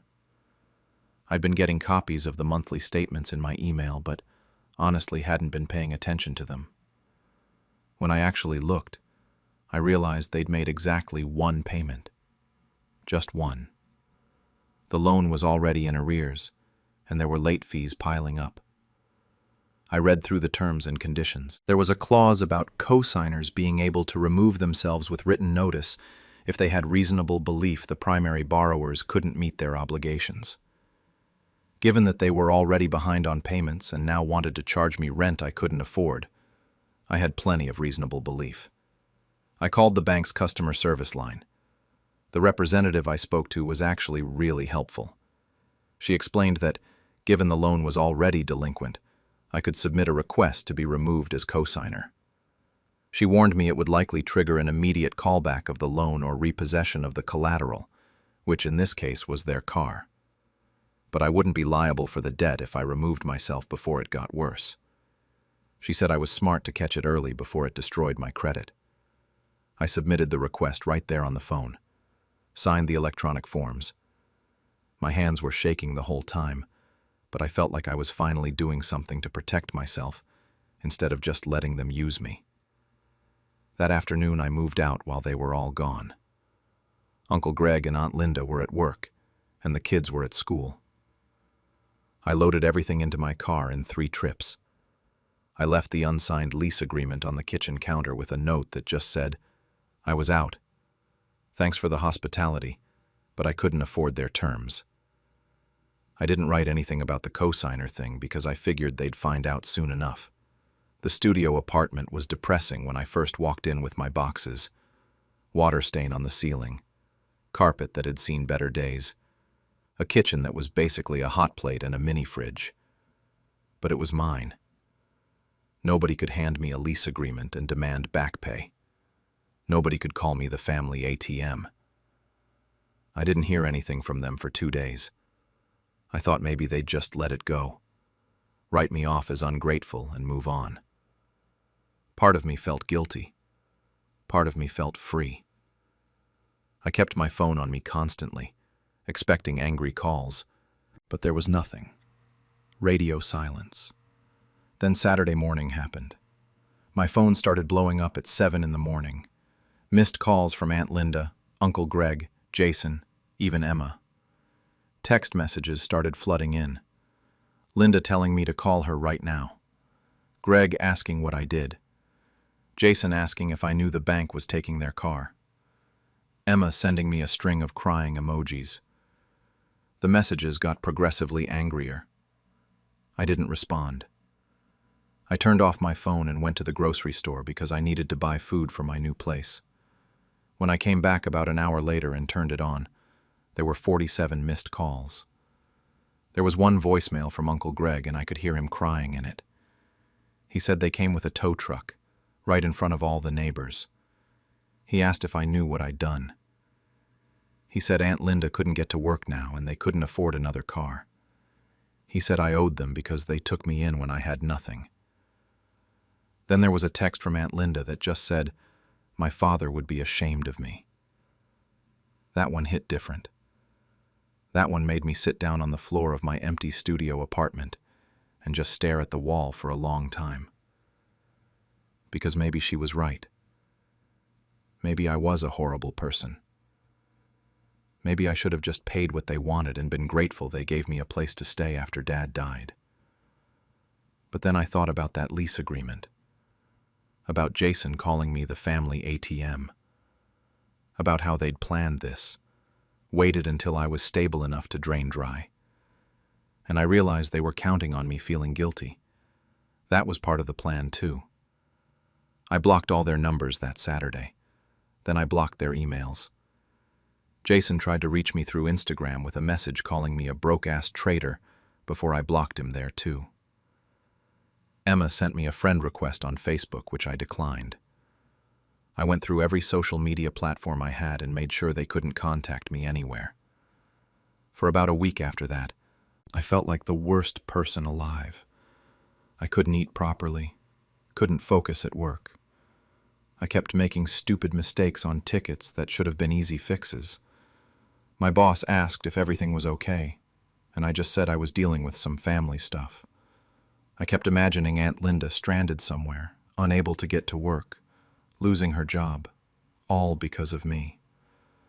I wondered if they were telling the whole family what a terrible person I was. But then I did something I should have done months ago. I called my dad's old best friend, Mike. He's like 60 now, lives 2 states away, but he and my dad were close until the end. We'd lost touch after the funeral, but I still had his number. I asked him about the falling out between my dad and Linda because it had been bothering me. Mike got quiet for a long minute. Then he told me something I didn't know. My dad had loaned Linda and Greg $15,000 to save their house from foreclosure about 6 years ago. They promised to pay him back. Never did. Not a single cent.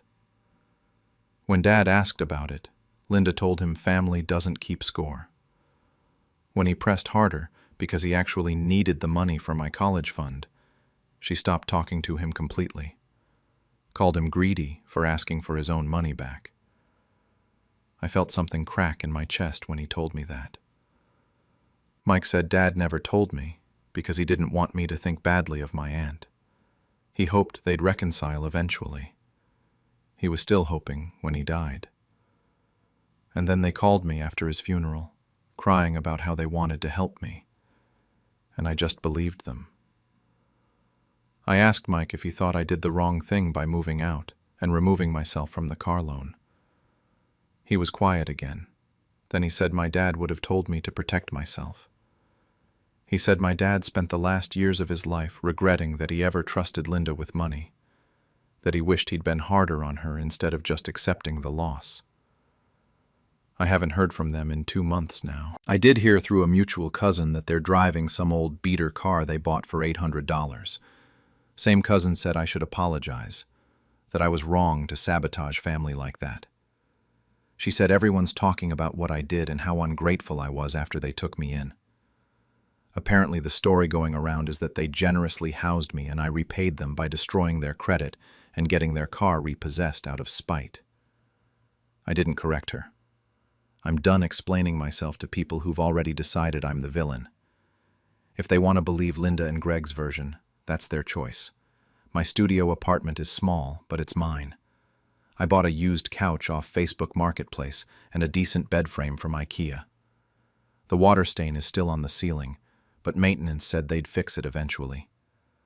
I'm saving money again, which feels good. I'm putting away about $1,200 a month now that I'm not funding their entire household. I even started therapy about a month ago because my boss said the company insurance covers it, and I figured why not. Turns out I have some things to work through about feeling like I need to pay people to love me. My therapist said that's a common thing with people who lost parents young. We're working on it. The therapist also said what Linda and Greg did has a name: financial exploitation of family members. She said the lease agreement demanding back pay was a coercion tactic, and that removing myself from the loan was self-preservation, not revenge. She said the car getting repossessed was a consequence of their own choices, not mine. Some days I believe her. Other days I still feel guilty. I did something kind of stupid last week. I drove past their house late at night just to see it. I don't know what I was expecting. The beater car was parked in the driveway. Lights were on inside. Everything looked normal, like nothing had happened. Like I'd never existed there at all. I sat in my car down the street for about 10 minutes before I realized how pathetic that was and drove home. But here's what I keep coming back to. They planned this.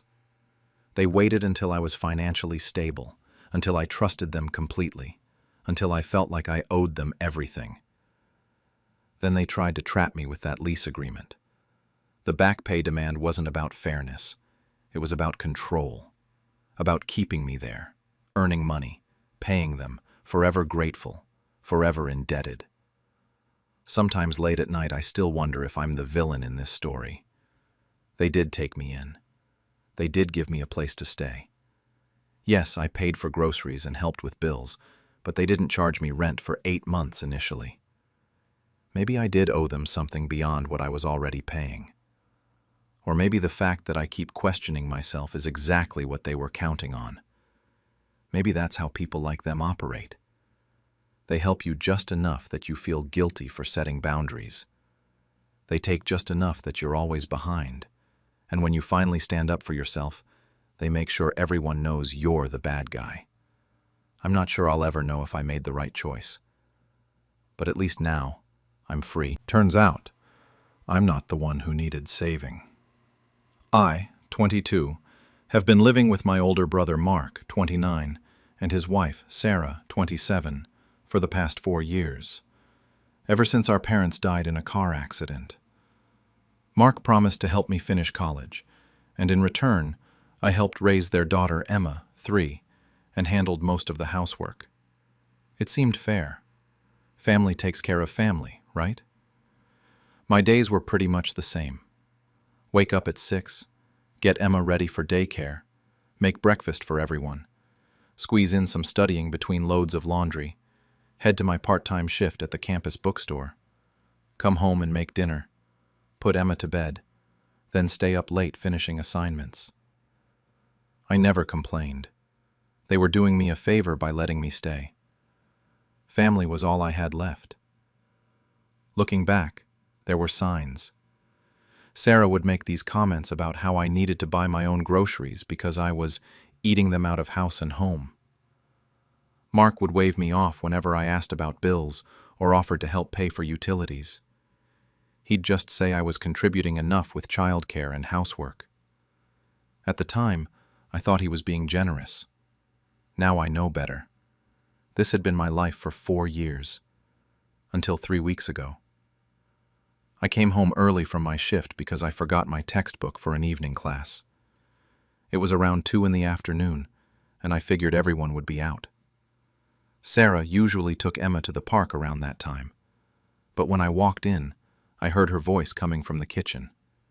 She was on the phone with someone. I wasn't trying to eavesdrop, but our apartment layout meant sound carried, and I heard my name.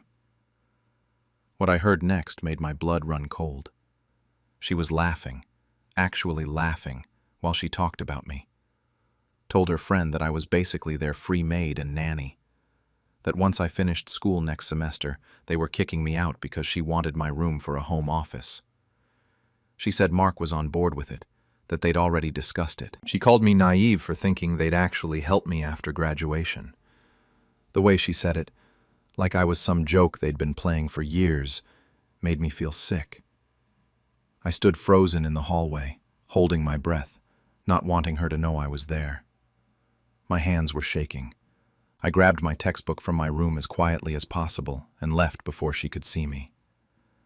The whole bus ride to campus, I felt numb, like the walls of the life I'd built were just cardboard, and someone had knocked them down with one conversation. I didn't confront them that night. I acted normal. Made dinner, played with Emma, helped her with her bath time routine. Sarah smiled at me the whole evening. Mark asked how my day was. I said it was fine. Inside, I felt like I was screaming. 2 days later, Mark sat me down at dinner. Sarah was there too, wearing this fake, sympathetic expression.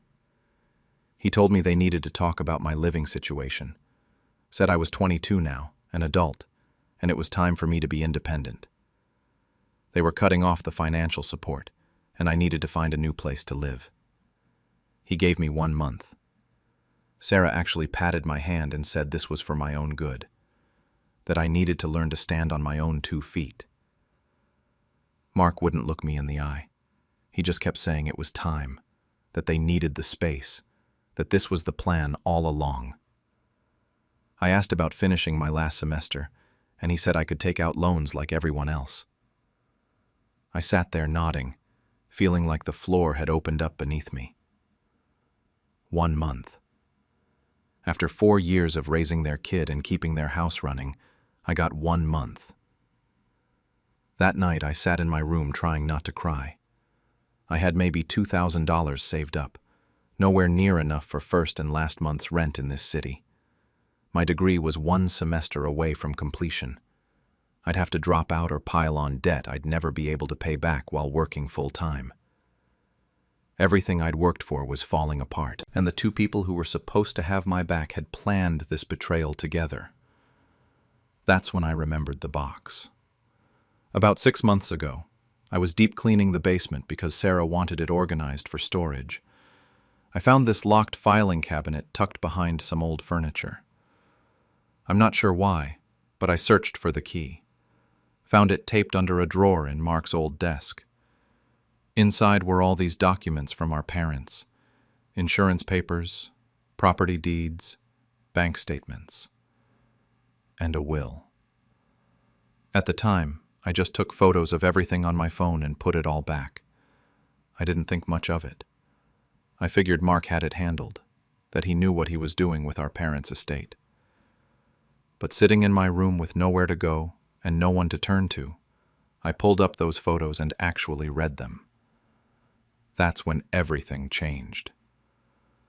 I need to explain something that happened about 6 months ago, because it matters now. Sarah had been on me about the basement being a mess. She wanted it organized for storage, said it looked like a hoarder lived down there. So I spent a weekend going through everything. That's when I found the filing cabinet behind some old furniture. It was locked, which made me curious.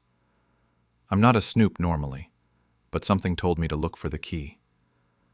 I found it taped under a drawer in Mark's old desk. Inside were files and files of documents. Insurance papers, property deeds, bank statements, legal documents.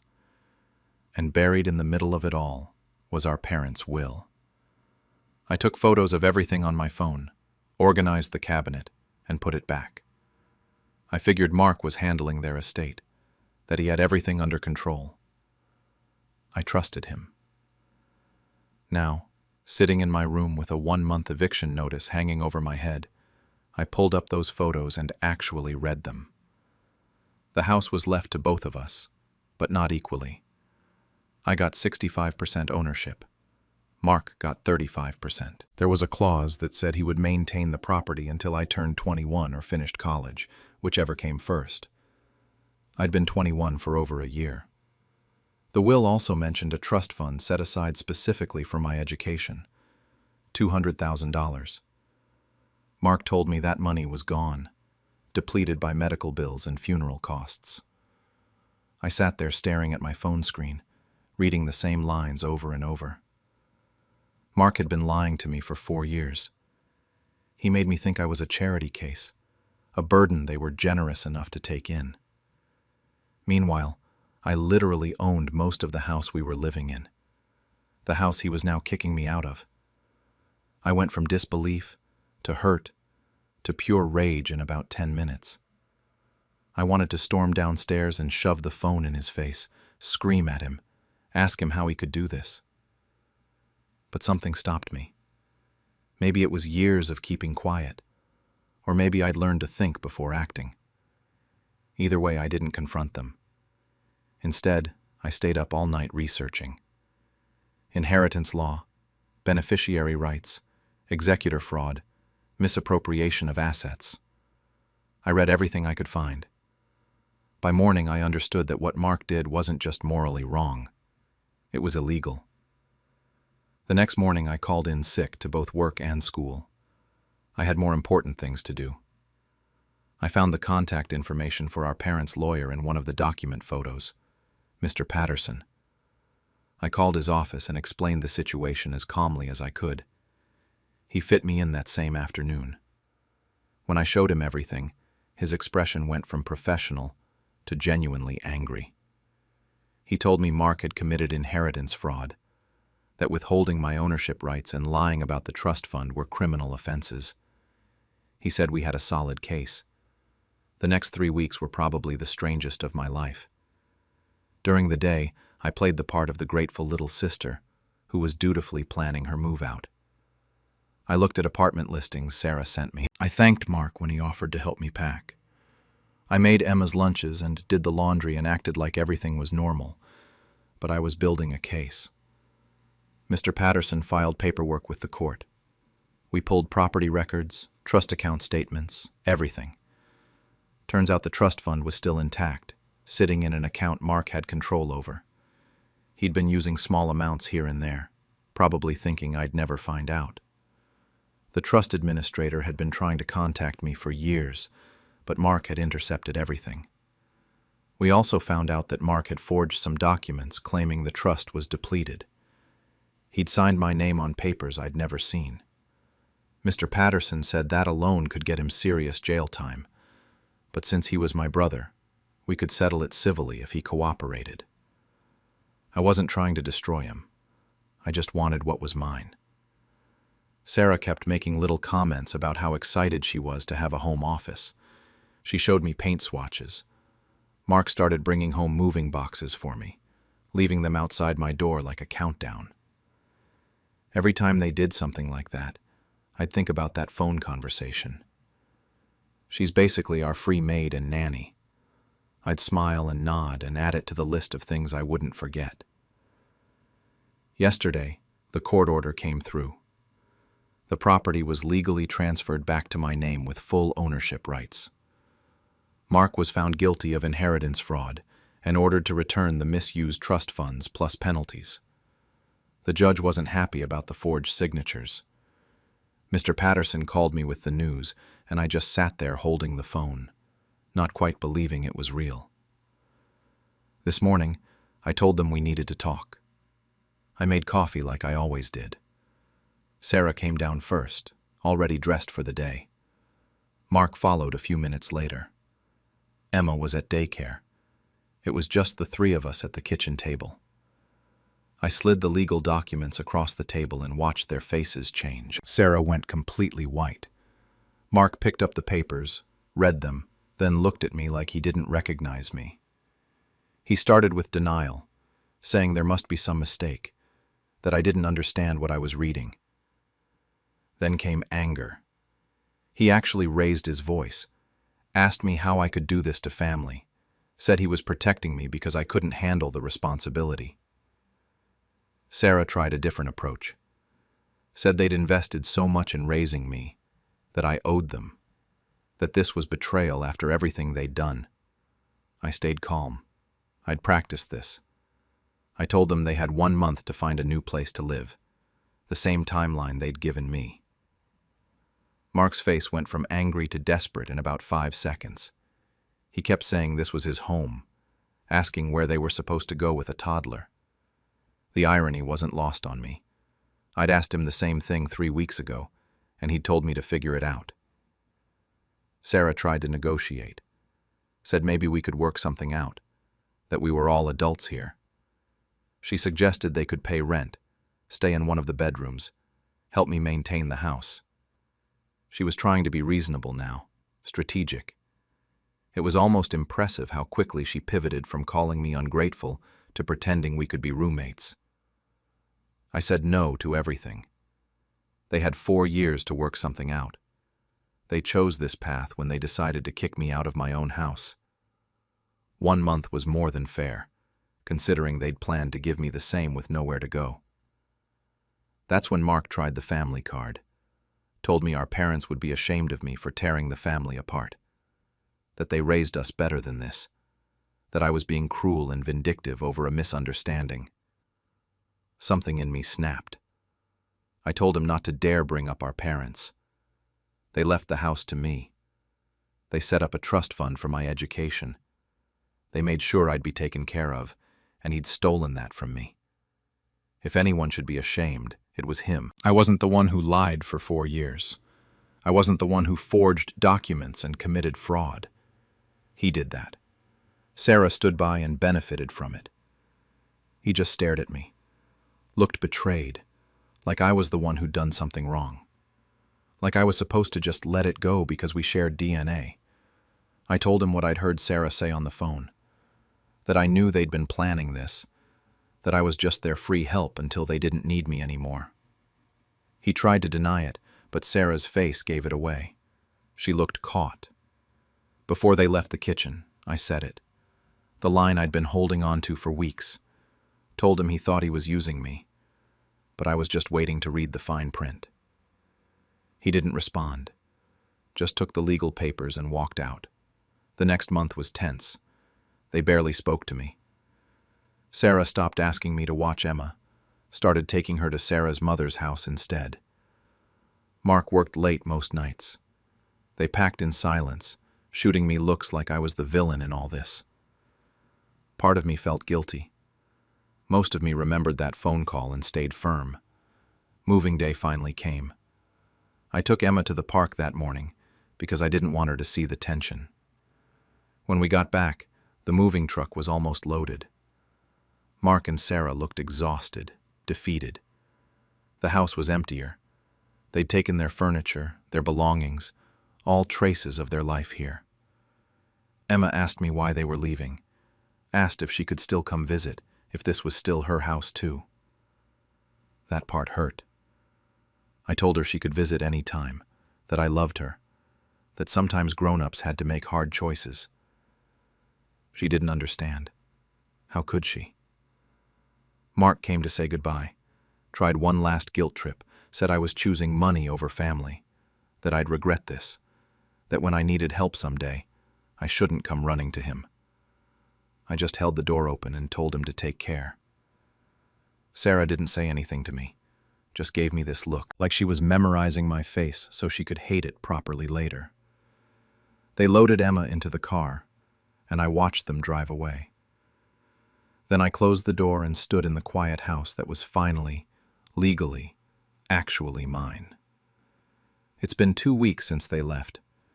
The house feels empty in a way it never did before, even with 3 fewer people in it. I'm using the trust fund to finish my last semester. Cut my hours at the bookstore down to part-time.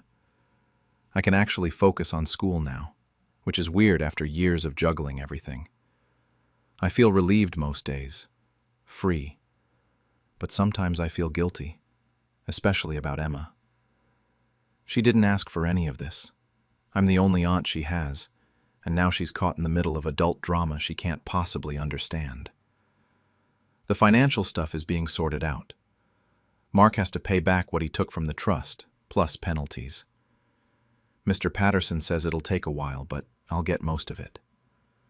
I don't even care about the money that much anymore. I just wanted them to acknowledge what they did. But here's where it gets complicated. 3 days ago, Mark started texting me. Not angry texts like I expected. Desperate ones. Apparently Sarah left him. She told him she wasn't interested in being married to someone who couldn't provide, who'd lost everything because he was stupid enough to commit fraud for a house he didn't even fully own. She took Emma and moved in with her parents across the state. He's been staying with a friend, but that's temporary. Now he's asking if we can start over. Says he's sorry, that he made mistakes, that he misses our family. He wants to know if he can move back in temporarily, just until he gets on his feet. Says Emma needs stability, and maybe we could work out some kind of custody arrangement where she could visit. Part of me wants to help him. He's still my brother, and despite everything, I don't want him to be homeless. Emma shouldn't suffer because the adults in her life made bad choices, but I keep remembering Sarah's voice on that phone call. Keep remembering how easily they were going to throw me out. How Mark looked me in the eye for weeks while planning to kick me out of my own house. I haven't responded to his texts yet. I don't know what to say. When my family sold my late mom's belongings without telling me, I made sure they paid for every memory. I, 32, lost my mom 6 months ago to cancer. My Aunt Linda, 58, Uncle Robert, 61, and my cousin Michelle, 35, were the only other family I had left. Mom and I were extremely close, especially after my dad passed when I was young. She kept everything, letters, photos, jewelry that had been in the family for generations. Every birthday card I ever made her, every drawing, every report card. She was sentimental like that. After the funeral, I asked my relatives for some time to go through her belongings. I explained that I needed a few weeks to emotionally prepare myself before sorting through everything. They seemed understanding. My Aunt Linda specifically told me to take all the time I needed. I was barely functioning at that point, took 2 weeks off work, couldn't even get out of bed most days. Grief hit me harder than I expected. 2 weeks later, I finally felt ready. I drove over to Mom's house on a Saturday morning, planning to spend the whole weekend going through her things. The moment I walked in, I knew something was wrong. The house was nearly empty. Furniture gone, closets cleared. The boxes I'd seen stacked in the hallway were just gone. I called Aunt Linda immediately, my hands shaking. She answered casually, like nothing was wrong. She mentioned they'd had a yard sale last weekend. Said they thought I wasn't interested since I hadn't come by yet. Plus, the landlord wanted the house emptied, and they didn't want to pay another month's rent. I got in my car and drove straight to her house.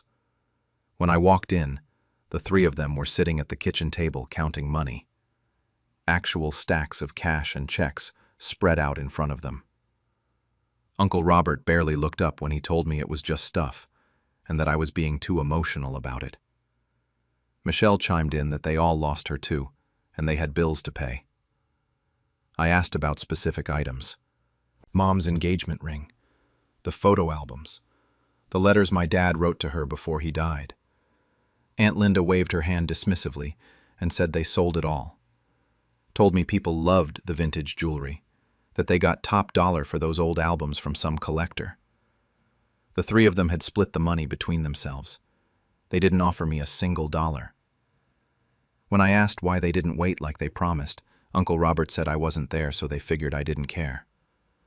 Like 2 weeks was an eternity. Like I wasn't drowning in grief and just needed a moment to breathe before facing my dead mother's empty house. I left without saying much else. What was there to say? They'd already done it. That night I couldn't sleep.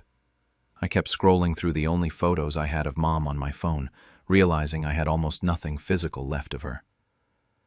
Then I remembered something she told me months before she died, when she was still lucid. She made me promise I'd keep the important things. "Everything I have is yours," she said. "Promise me." And I promised her.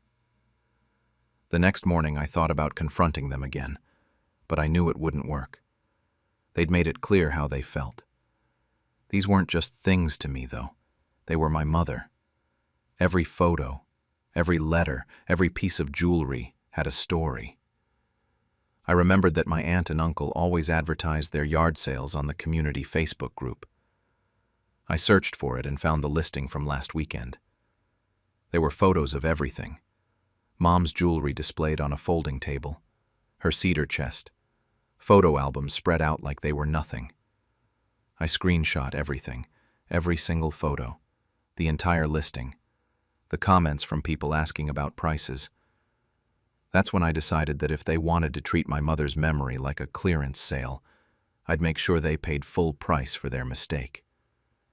They said it was just stuff, but they were wrong, and I was going to prove it. I joined every local buy-sell trade group I could find, posted carefully worded messages saying I was looking for items purchased at the estate sale at Mom's address, that I was willing to pay a fair price because of sentimental value. Within hours, my inbox was flooded. The first person to contact me was an elderly woman who'd bought Mom's jewelry box. When I explained what happened, she was horrified. She told me my aunt said her sister wanted everything sold, that I lived overseas and couldn't come get it. The woman drove to my place that same day and returned the jewelry box for free, along with a few pieces of costume jewelry that were inside. She included a note saying she was sorry for my loss, and that family should be better than this. Over the next week, I tracked down 7 different buyers. I got back the photo albums from a scrapbooker who hadn't even opened them yet, Mom's wedding china, though it was an incomplete set, several pieces of jewelry, including one of Grandma's bracelets, a quilt Mom made, and some of Dad's old letters. Each person told me basically the same story. My aunt and uncle had claimed full authority to sell everything, and some were specifically told I didn't want anything. I spent about $200 of my own money buying back a few items, but most people just gave them back when they heard what really happened. I was still missing the most important things, though. Mom's engagement ring, her hope chest, and several photo albums that no one seemed to have bought. Then I ran into Claire at the grocery store. 3 months earlier, before Mom passed, she'd introduced us at the hospital. Mom told me Claire had been her friend for 40 years and her lawyer for 20 of those. Said if I ever needed help, Claire would take care of me. I hadn't thought much about it at the time. Back in the present, I mentioned what happened to Claire while we were both standing in the produce section. She was furious. She explained that Mom's estate wasn't settled, that they had no legal right to sell anything without my consent, since I was the sole heir. She called it theft of estate property, conversion of assets, possibly fraud. Offered to take the case pro bono for my mother. I hesitated because these people were my only family left. Claire looked at me and said, "Family doesn't steal from you, and then call you emotional for caring." She had a point. I gave her everything, the screenshots, the messages where I'd asked for time, contact information for the buyers who were willing to testify about what my aunt and uncle told them. Claire did some digging and discovered they'd made over $3,000 from the sale. She filed a civil suit for theft, conversion, and emotional distress. My aunt called me screaming about how I dared to sue my own family. Uncle Robert left a voicemail saying Mom would be ashamed of me. Michelle sent texts threatening to countersue for harassment. I blocked all of them and let Claire handle everything. Extended family started taking sides. Some reached out with support, saying they always knew Linda and Robert were greedy. Others sent angry messages about me destroying the family over material things. The case was open and shut. Claire had everything documented. Their lawyer took one look at the evidence and advised them to settle. We went to mediation, and they sat across from me. Wouldn't even make eye contact. Claire demanded the full $3,000 in repayment, $2,500 in legal fees, and return of any remaining items they still had, plus a written apology. Aunt Linda tried to say they didn't have that kind of money. Uncle Robert finally broke down and admitted they needed the money for Michelle's wedding, so they funded a party with my dead mother's belongings. They agreed to the settlement terms and had 60 days to pay everything. The first payment arrived in 30 days, a certified check for $5,500. I deposited it, but it felt hollow. I used some of the money to buy a proper display case for Mom's recovered items and set up a small memorial in my home. Photos, jewelry, letters, the quilt. Every time I look at it, I remember exactly why I fought. Aunt Linda sent the written apology through her lawyer. It was clearly written by a legal professional with zero genuine remorse behind it. After that, complete radio silence from that side of the family. I ran into Michelle at the grocery store about 2 months later, and she pretended not to see me, turned down a different aisle. I thought I'd feel worse about losing them, but instead, I felt lighter. Word spread around the community about what happened. Several people who hadn't come forward before reached out with additional items. I recovered 2 more photo albums and some of Mom's books. Then, a local consignment shop owner contacted me saying someone tried to sell a ring matching my description. She'd turned them away, but thought I should know. It was Mom's engagement ring. Uncle Robert had kept it and tried to sell it separately. The shop owner had screenshot the listing and gave it to me. Claire threatened additional legal action, and the ring was returned within 48 hours. I couldn't believe they'd actually tried to hide it and sell it behind my back, even after everything. Some things are still gone forever. Certain photo albums, Mom's favorite coat, her collection of recipe cards and her handwriting. I've made peace with it. I have enough to remember her by, and the important thing is they didn't get away with it. I started digitizing all the recovered photos, making copies, storing them in multiple places. At some point during all of this, I realized Mom wouldn't have cared about the stuff itself. She would have cared that I stood up for myself. It's been 6 months since the settlement now. I haven't spoken to my aunt, uncle, or cousin since mediation. I heard through a mutual acquaintance that Michelle's wedding was scaled down significantly. Apparently my aunt and uncle had to take out a personal loan to pay the settlement. Their reputation in the community is pretty much destroyed because people know what they did. Some distant relatives still won't talk to me, think the lawsuit was going too far. People keep asking if I regret it, or if I think I went too far. But every time I touch Mom's jewelry, or look through those albums, I know I did the right thing.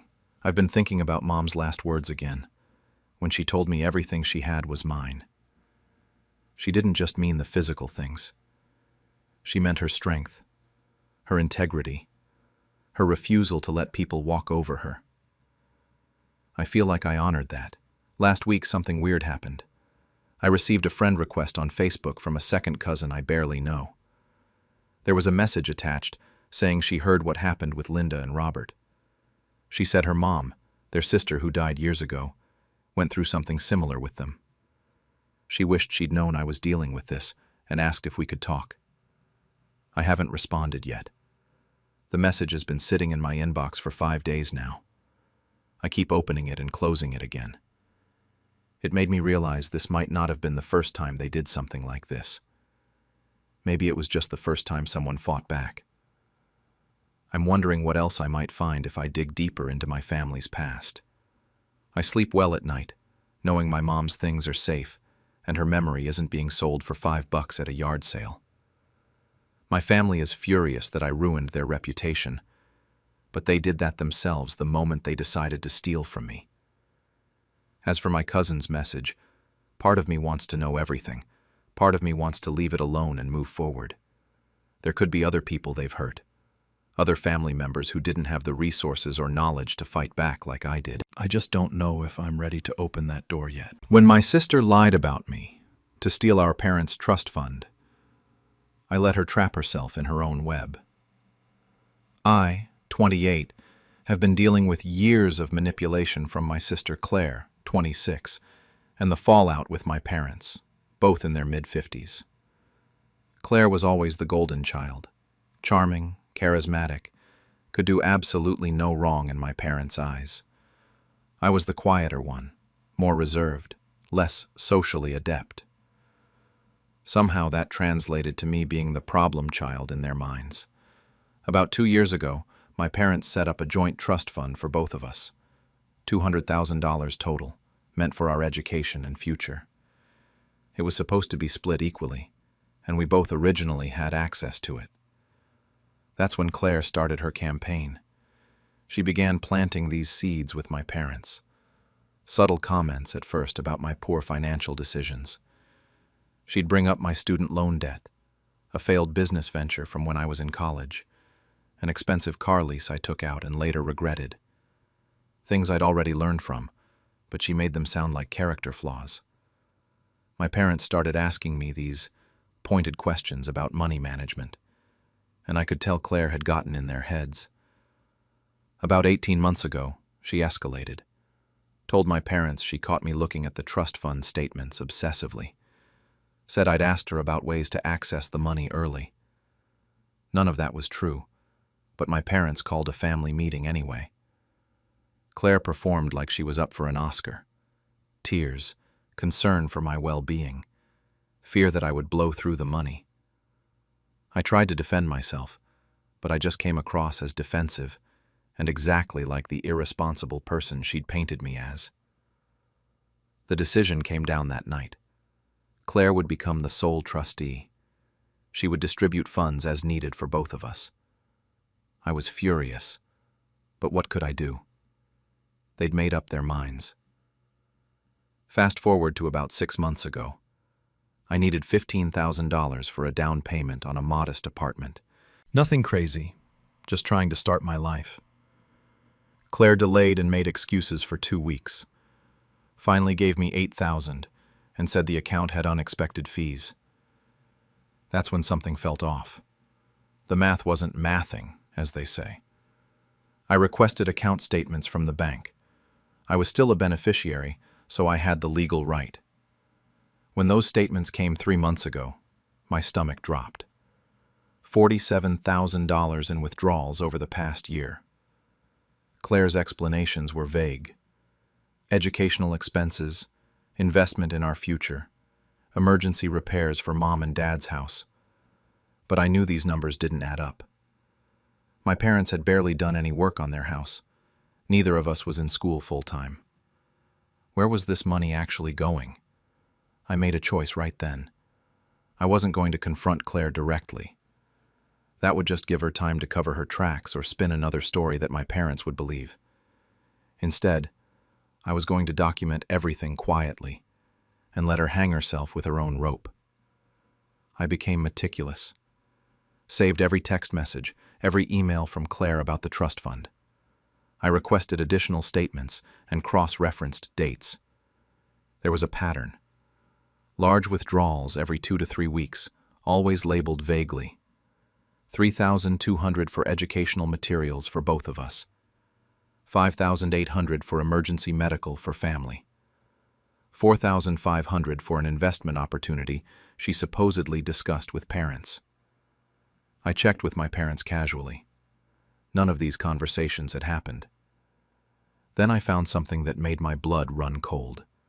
Some of the withdrawals had attached documentation. I requested copies from the bank, And that's when I discovered Claire had created fake invoices, and some of them were under my name. She'd made up a fake company called My Name Plus Consulting Services, fake tutoring receipts, fake educational program invoices. She wasn't just stealing from the trust fund, she was actively framing me for her theft. 6 weeks ago, Claire noticed I'd been requesting bank documents. She called me, and I could hear the nervousness in her voice. Asked why I was checking the account so much, if I didn't trust her. I played dumb, said I just wanted to see how much was left for my future plans. She responded by asking if I was being irresponsible again. Still trying to control the narrative. 4 weeks ago, everything came to a head. Claire called my parents and arranged an emergency family meeting. She claimed I had been secretly withdrawing money from the trust, said she had evidence, and she showed them those fake invoices with my name on them. My parents were devastated, furious at me, and I just sat there, calm as could be, and said maybe we should let the bank investigate this. For just a second, I saw Claire's face go pale. But my parents sided with her immediately and demanded I come clean. The next day, Claire made the mistake I'd been waiting for. In her panic and overconfidence, she filed an official fraud report with the bank. Claire thought filing that fraud report would cement her narrative, make her look like the responsible one, trying to protect the family assets. She had no idea that when you file an official fraud report with a bank, they don't just take your word for it. They investigate. Fully. The bank's fraud department opened a full investigation within 48 hours. It's mandatory when a formal report is filed. They requested all documentation from Claire, every single withdrawal, every receipt, every justification. They also called me in for an interview. I walked into that bank with a folder full of evidence. Timeline of withdrawals with dates and amounts. Screenshots of Claire's text messages about expenses that never happened. Proof that I was never enrolled in the educational programs she claimed were for me. Bank statements showing the money went to accounts and purchases that had nothing to do with education or family emergencies. The investigator, this middle-aged woman named Patricia, just nodded as I laid it all out. She didn't seem surprised. Turns out, the bank investigators had already found some red flags on their end. The withdrawals were all made by Claire using her trustee access. The fake documentation I'd discovered, they found more of it. Forged signatures, including mine, on several authorization forms. Claire had gotten sloppy because she never thought anyone would actually look. About 2 to 3 weeks ago, the bank called Claire in for a formal interview.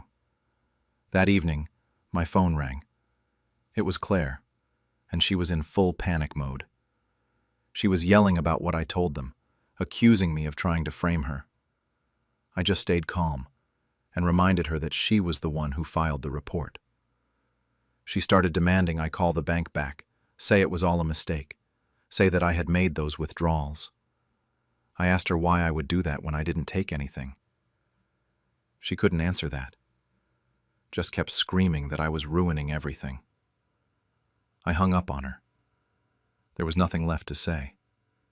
The investigation wrapped up faster than I expected. The bank concluded that Claire was guilty of fraud, embezzlement, and forgery. The total amount she'd stolen was $52,000. More than I'd initially calculated, because there were cash withdrawals I hadn't caught. They froze her access immediately and removed her as trustee. Then came the part I'd been dreading and anticipating in equal measure. The bank sent their findings to my parents. All of it. The fake invoices, the forged signatures, the lies about where the money went. Turns out Claire had been using the trust fund to bankroll a lifestyle she couldn't afford. Designer clothes, weekend trips, expensive dinners. She'd even used some of it to pay off her own credit card debt while telling everyone she was financially responsible. My parents called me. My mom was crying so hard she could barely speak. My dad just kept saying he was sorry, that he should have listened to me, that he never knew Claire could do something like this. I didn't say much. What was there to say? They'd believed her over me for 18 months without question. The legal consequences came next. Claire was formally charged with multiple counts of fraud. Because she'd filed that false police report trying to blame me, they added charges for filing a false report and attempted fraud. She had to hire a lawyer, draining what little savings she had left. The court hearing was 3 days ago. I had to be there to testify. Claire wouldn't even look at me. Her lawyer tried to argue that it was a family dispute blown out of proportion, that Claire had made mistakes but had no criminal intent. The prosecutor brought out all the fake invoices, the forged documents, showed how calculated and systematic the theft was. The judge wasn't buying the family dispute angle. Claire was sentenced to 18 months probation, 200 hours of community service, and ordered to pay full restitution of $52,000 plus my legal fees. The trust fund was restructured. I now have direct access to what's left. Claire has none. When we left the courtroom, Claire finally looked at me.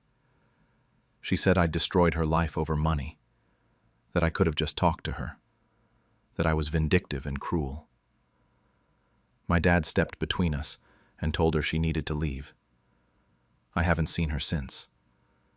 My parents have tried to apologize more times than I can count. My mom cries every time we talk. She says she never knew, asks how they could have missed all the signs. My dad just sits there looking ashamed, can't really meet my eyes. They want things to go back to normal, but I don't know what normal even looks like anymore. Our relationship now is what I'd call cordial but distant.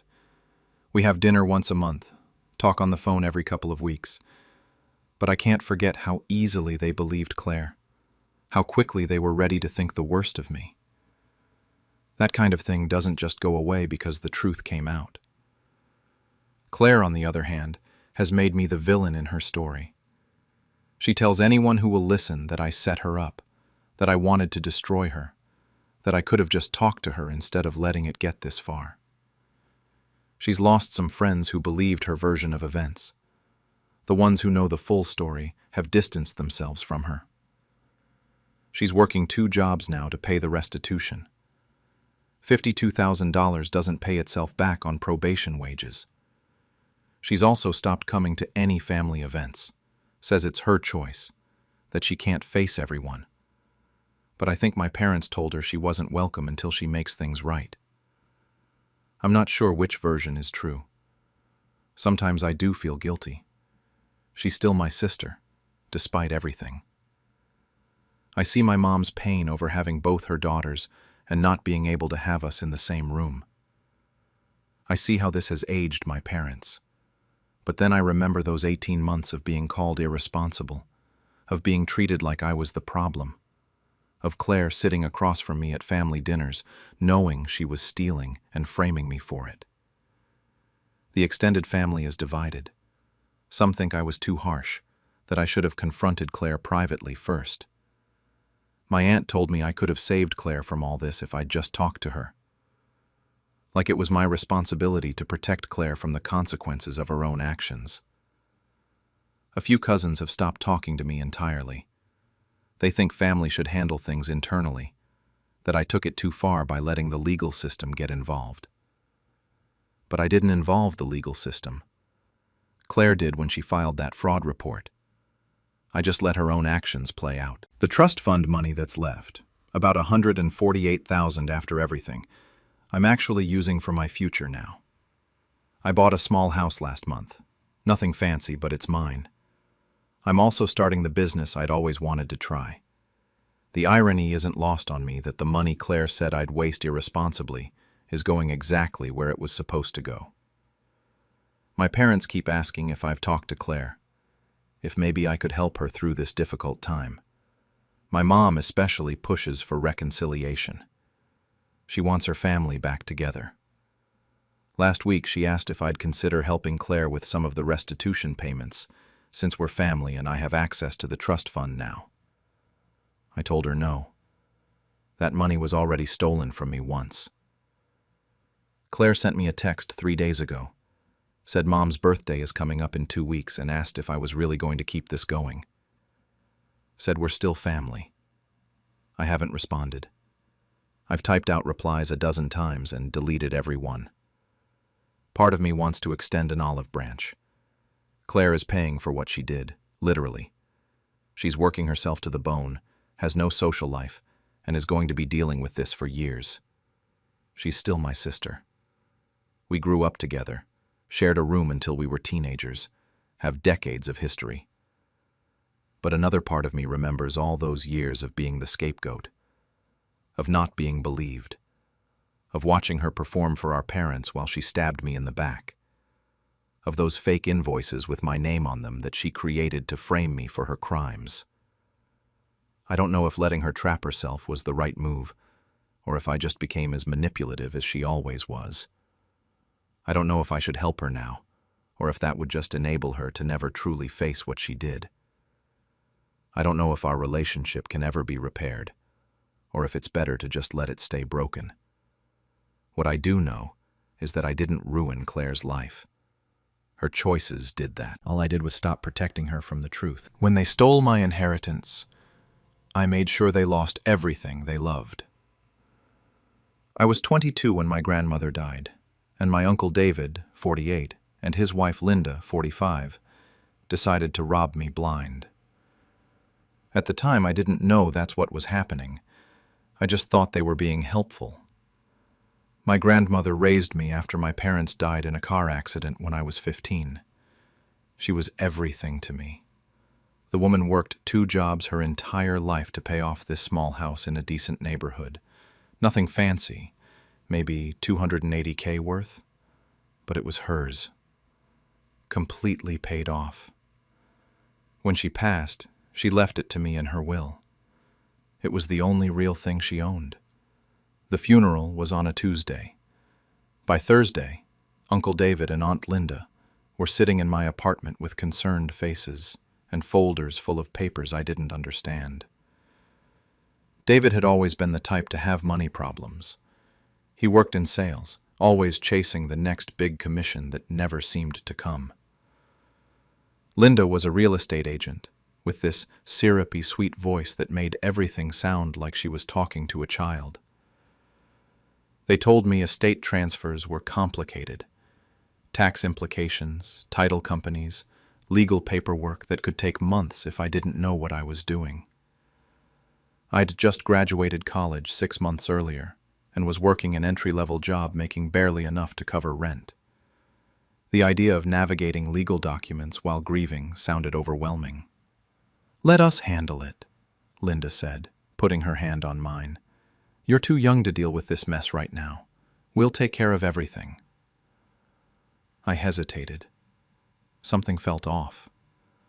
But David was my grandmother's only son, and I'd just lost the person I loved most in the world. I was tired. I was sad. I trusted them because they were family. So I agreed. The first month, I asked for updates every week. David kept saying it was still processing. These things take time. Linda would text me reassurances with way too many emojis. When I asked to see the documents, she'd say they'd bring everything once it was finalized. No point in me reviewing drafts. 2 months passed, then 3. I started getting this sick feeling in my stomach every time I thought about it. My grandmother's house was sitting empty, while my uncle kept telling me the county was backed up, the title company was slow, the lawyers were reviewing everything. Finally, I decided to just check myself. I took a half-day off work and went to the county recorder's office. I gave them the property address and asked about the transfer status. The clerk pulled it up on her computer. "Oh, this already transferred," she said. "Looks like it went through about 2 months ago." My heart stopped. "To who?" "David and Linda Morrison." She turned the screen toward me. There was my signature on the transfer documents. Except I never signed anything.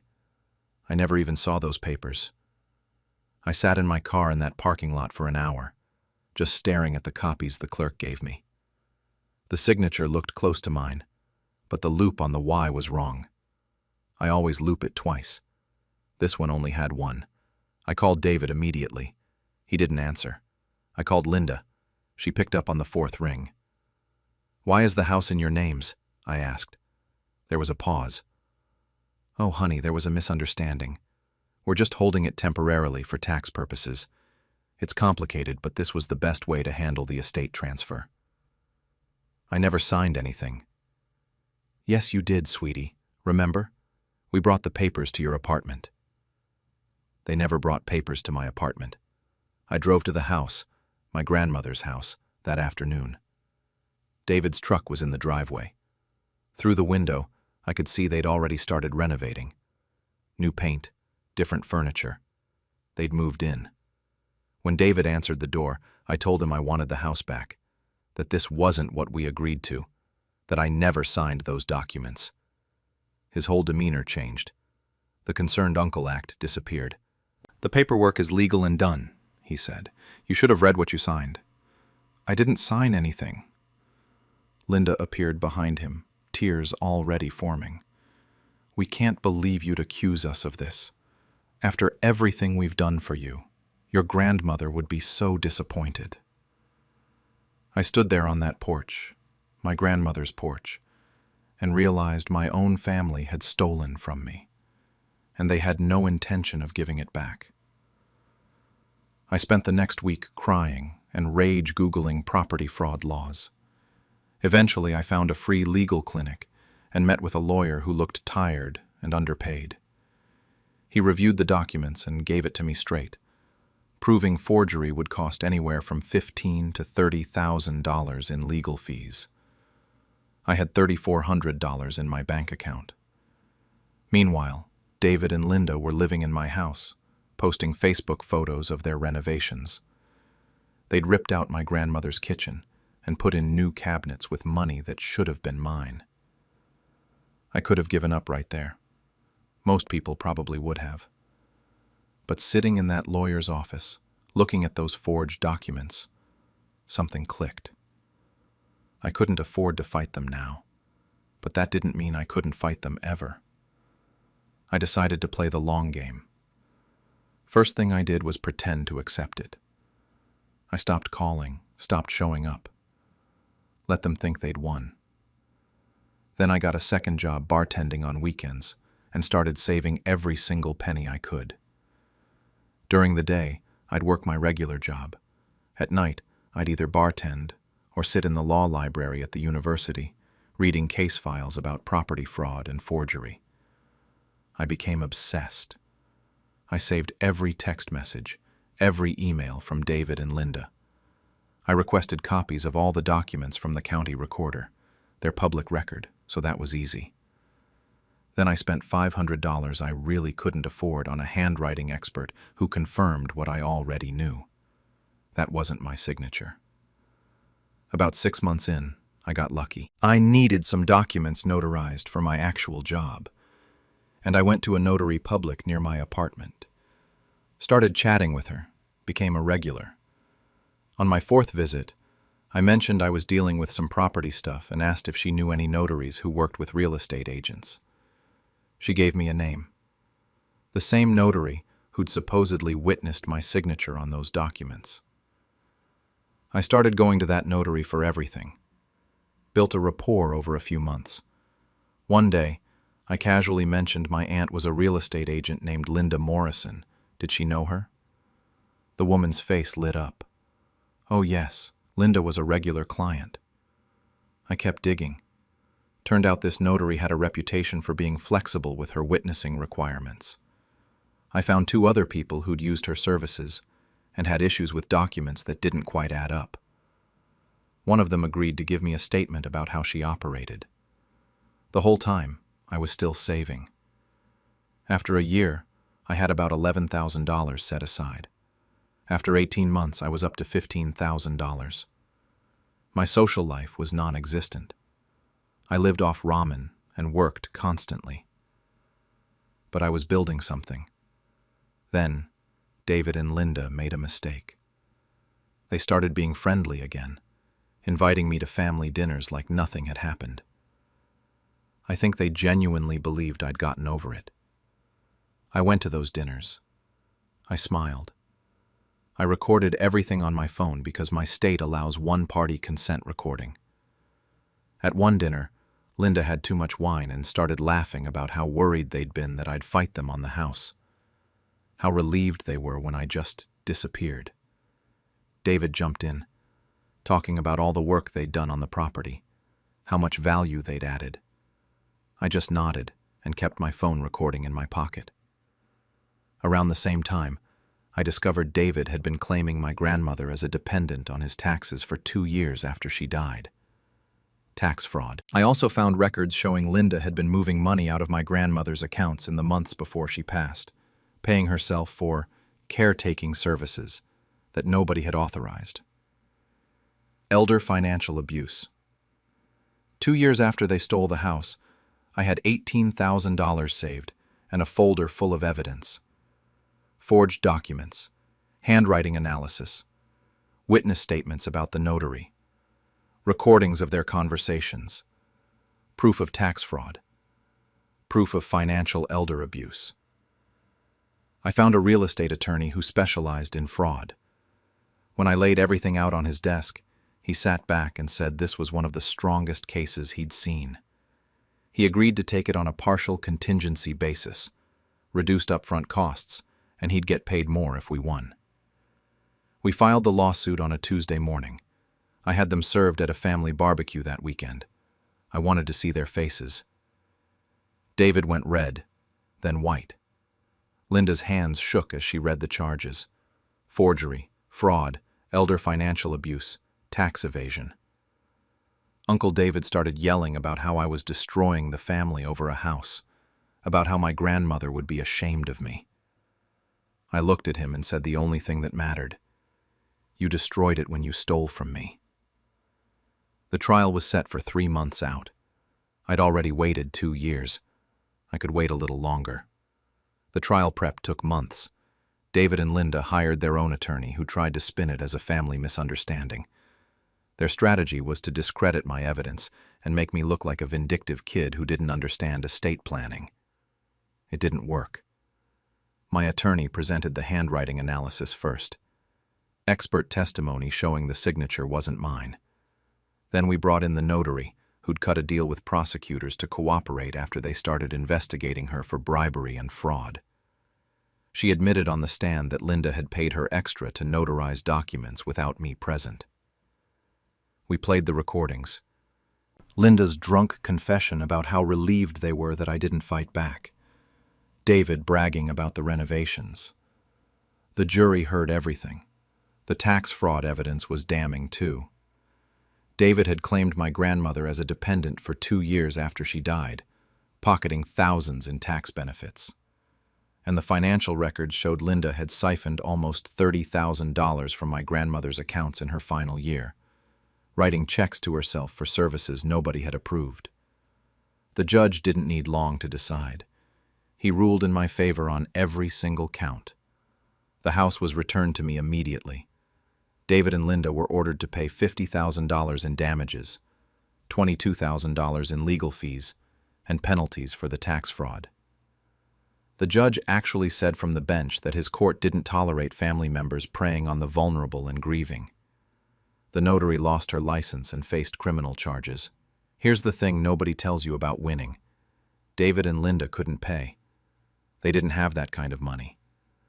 The judgment forced them to sell their own house to cover what they owed me.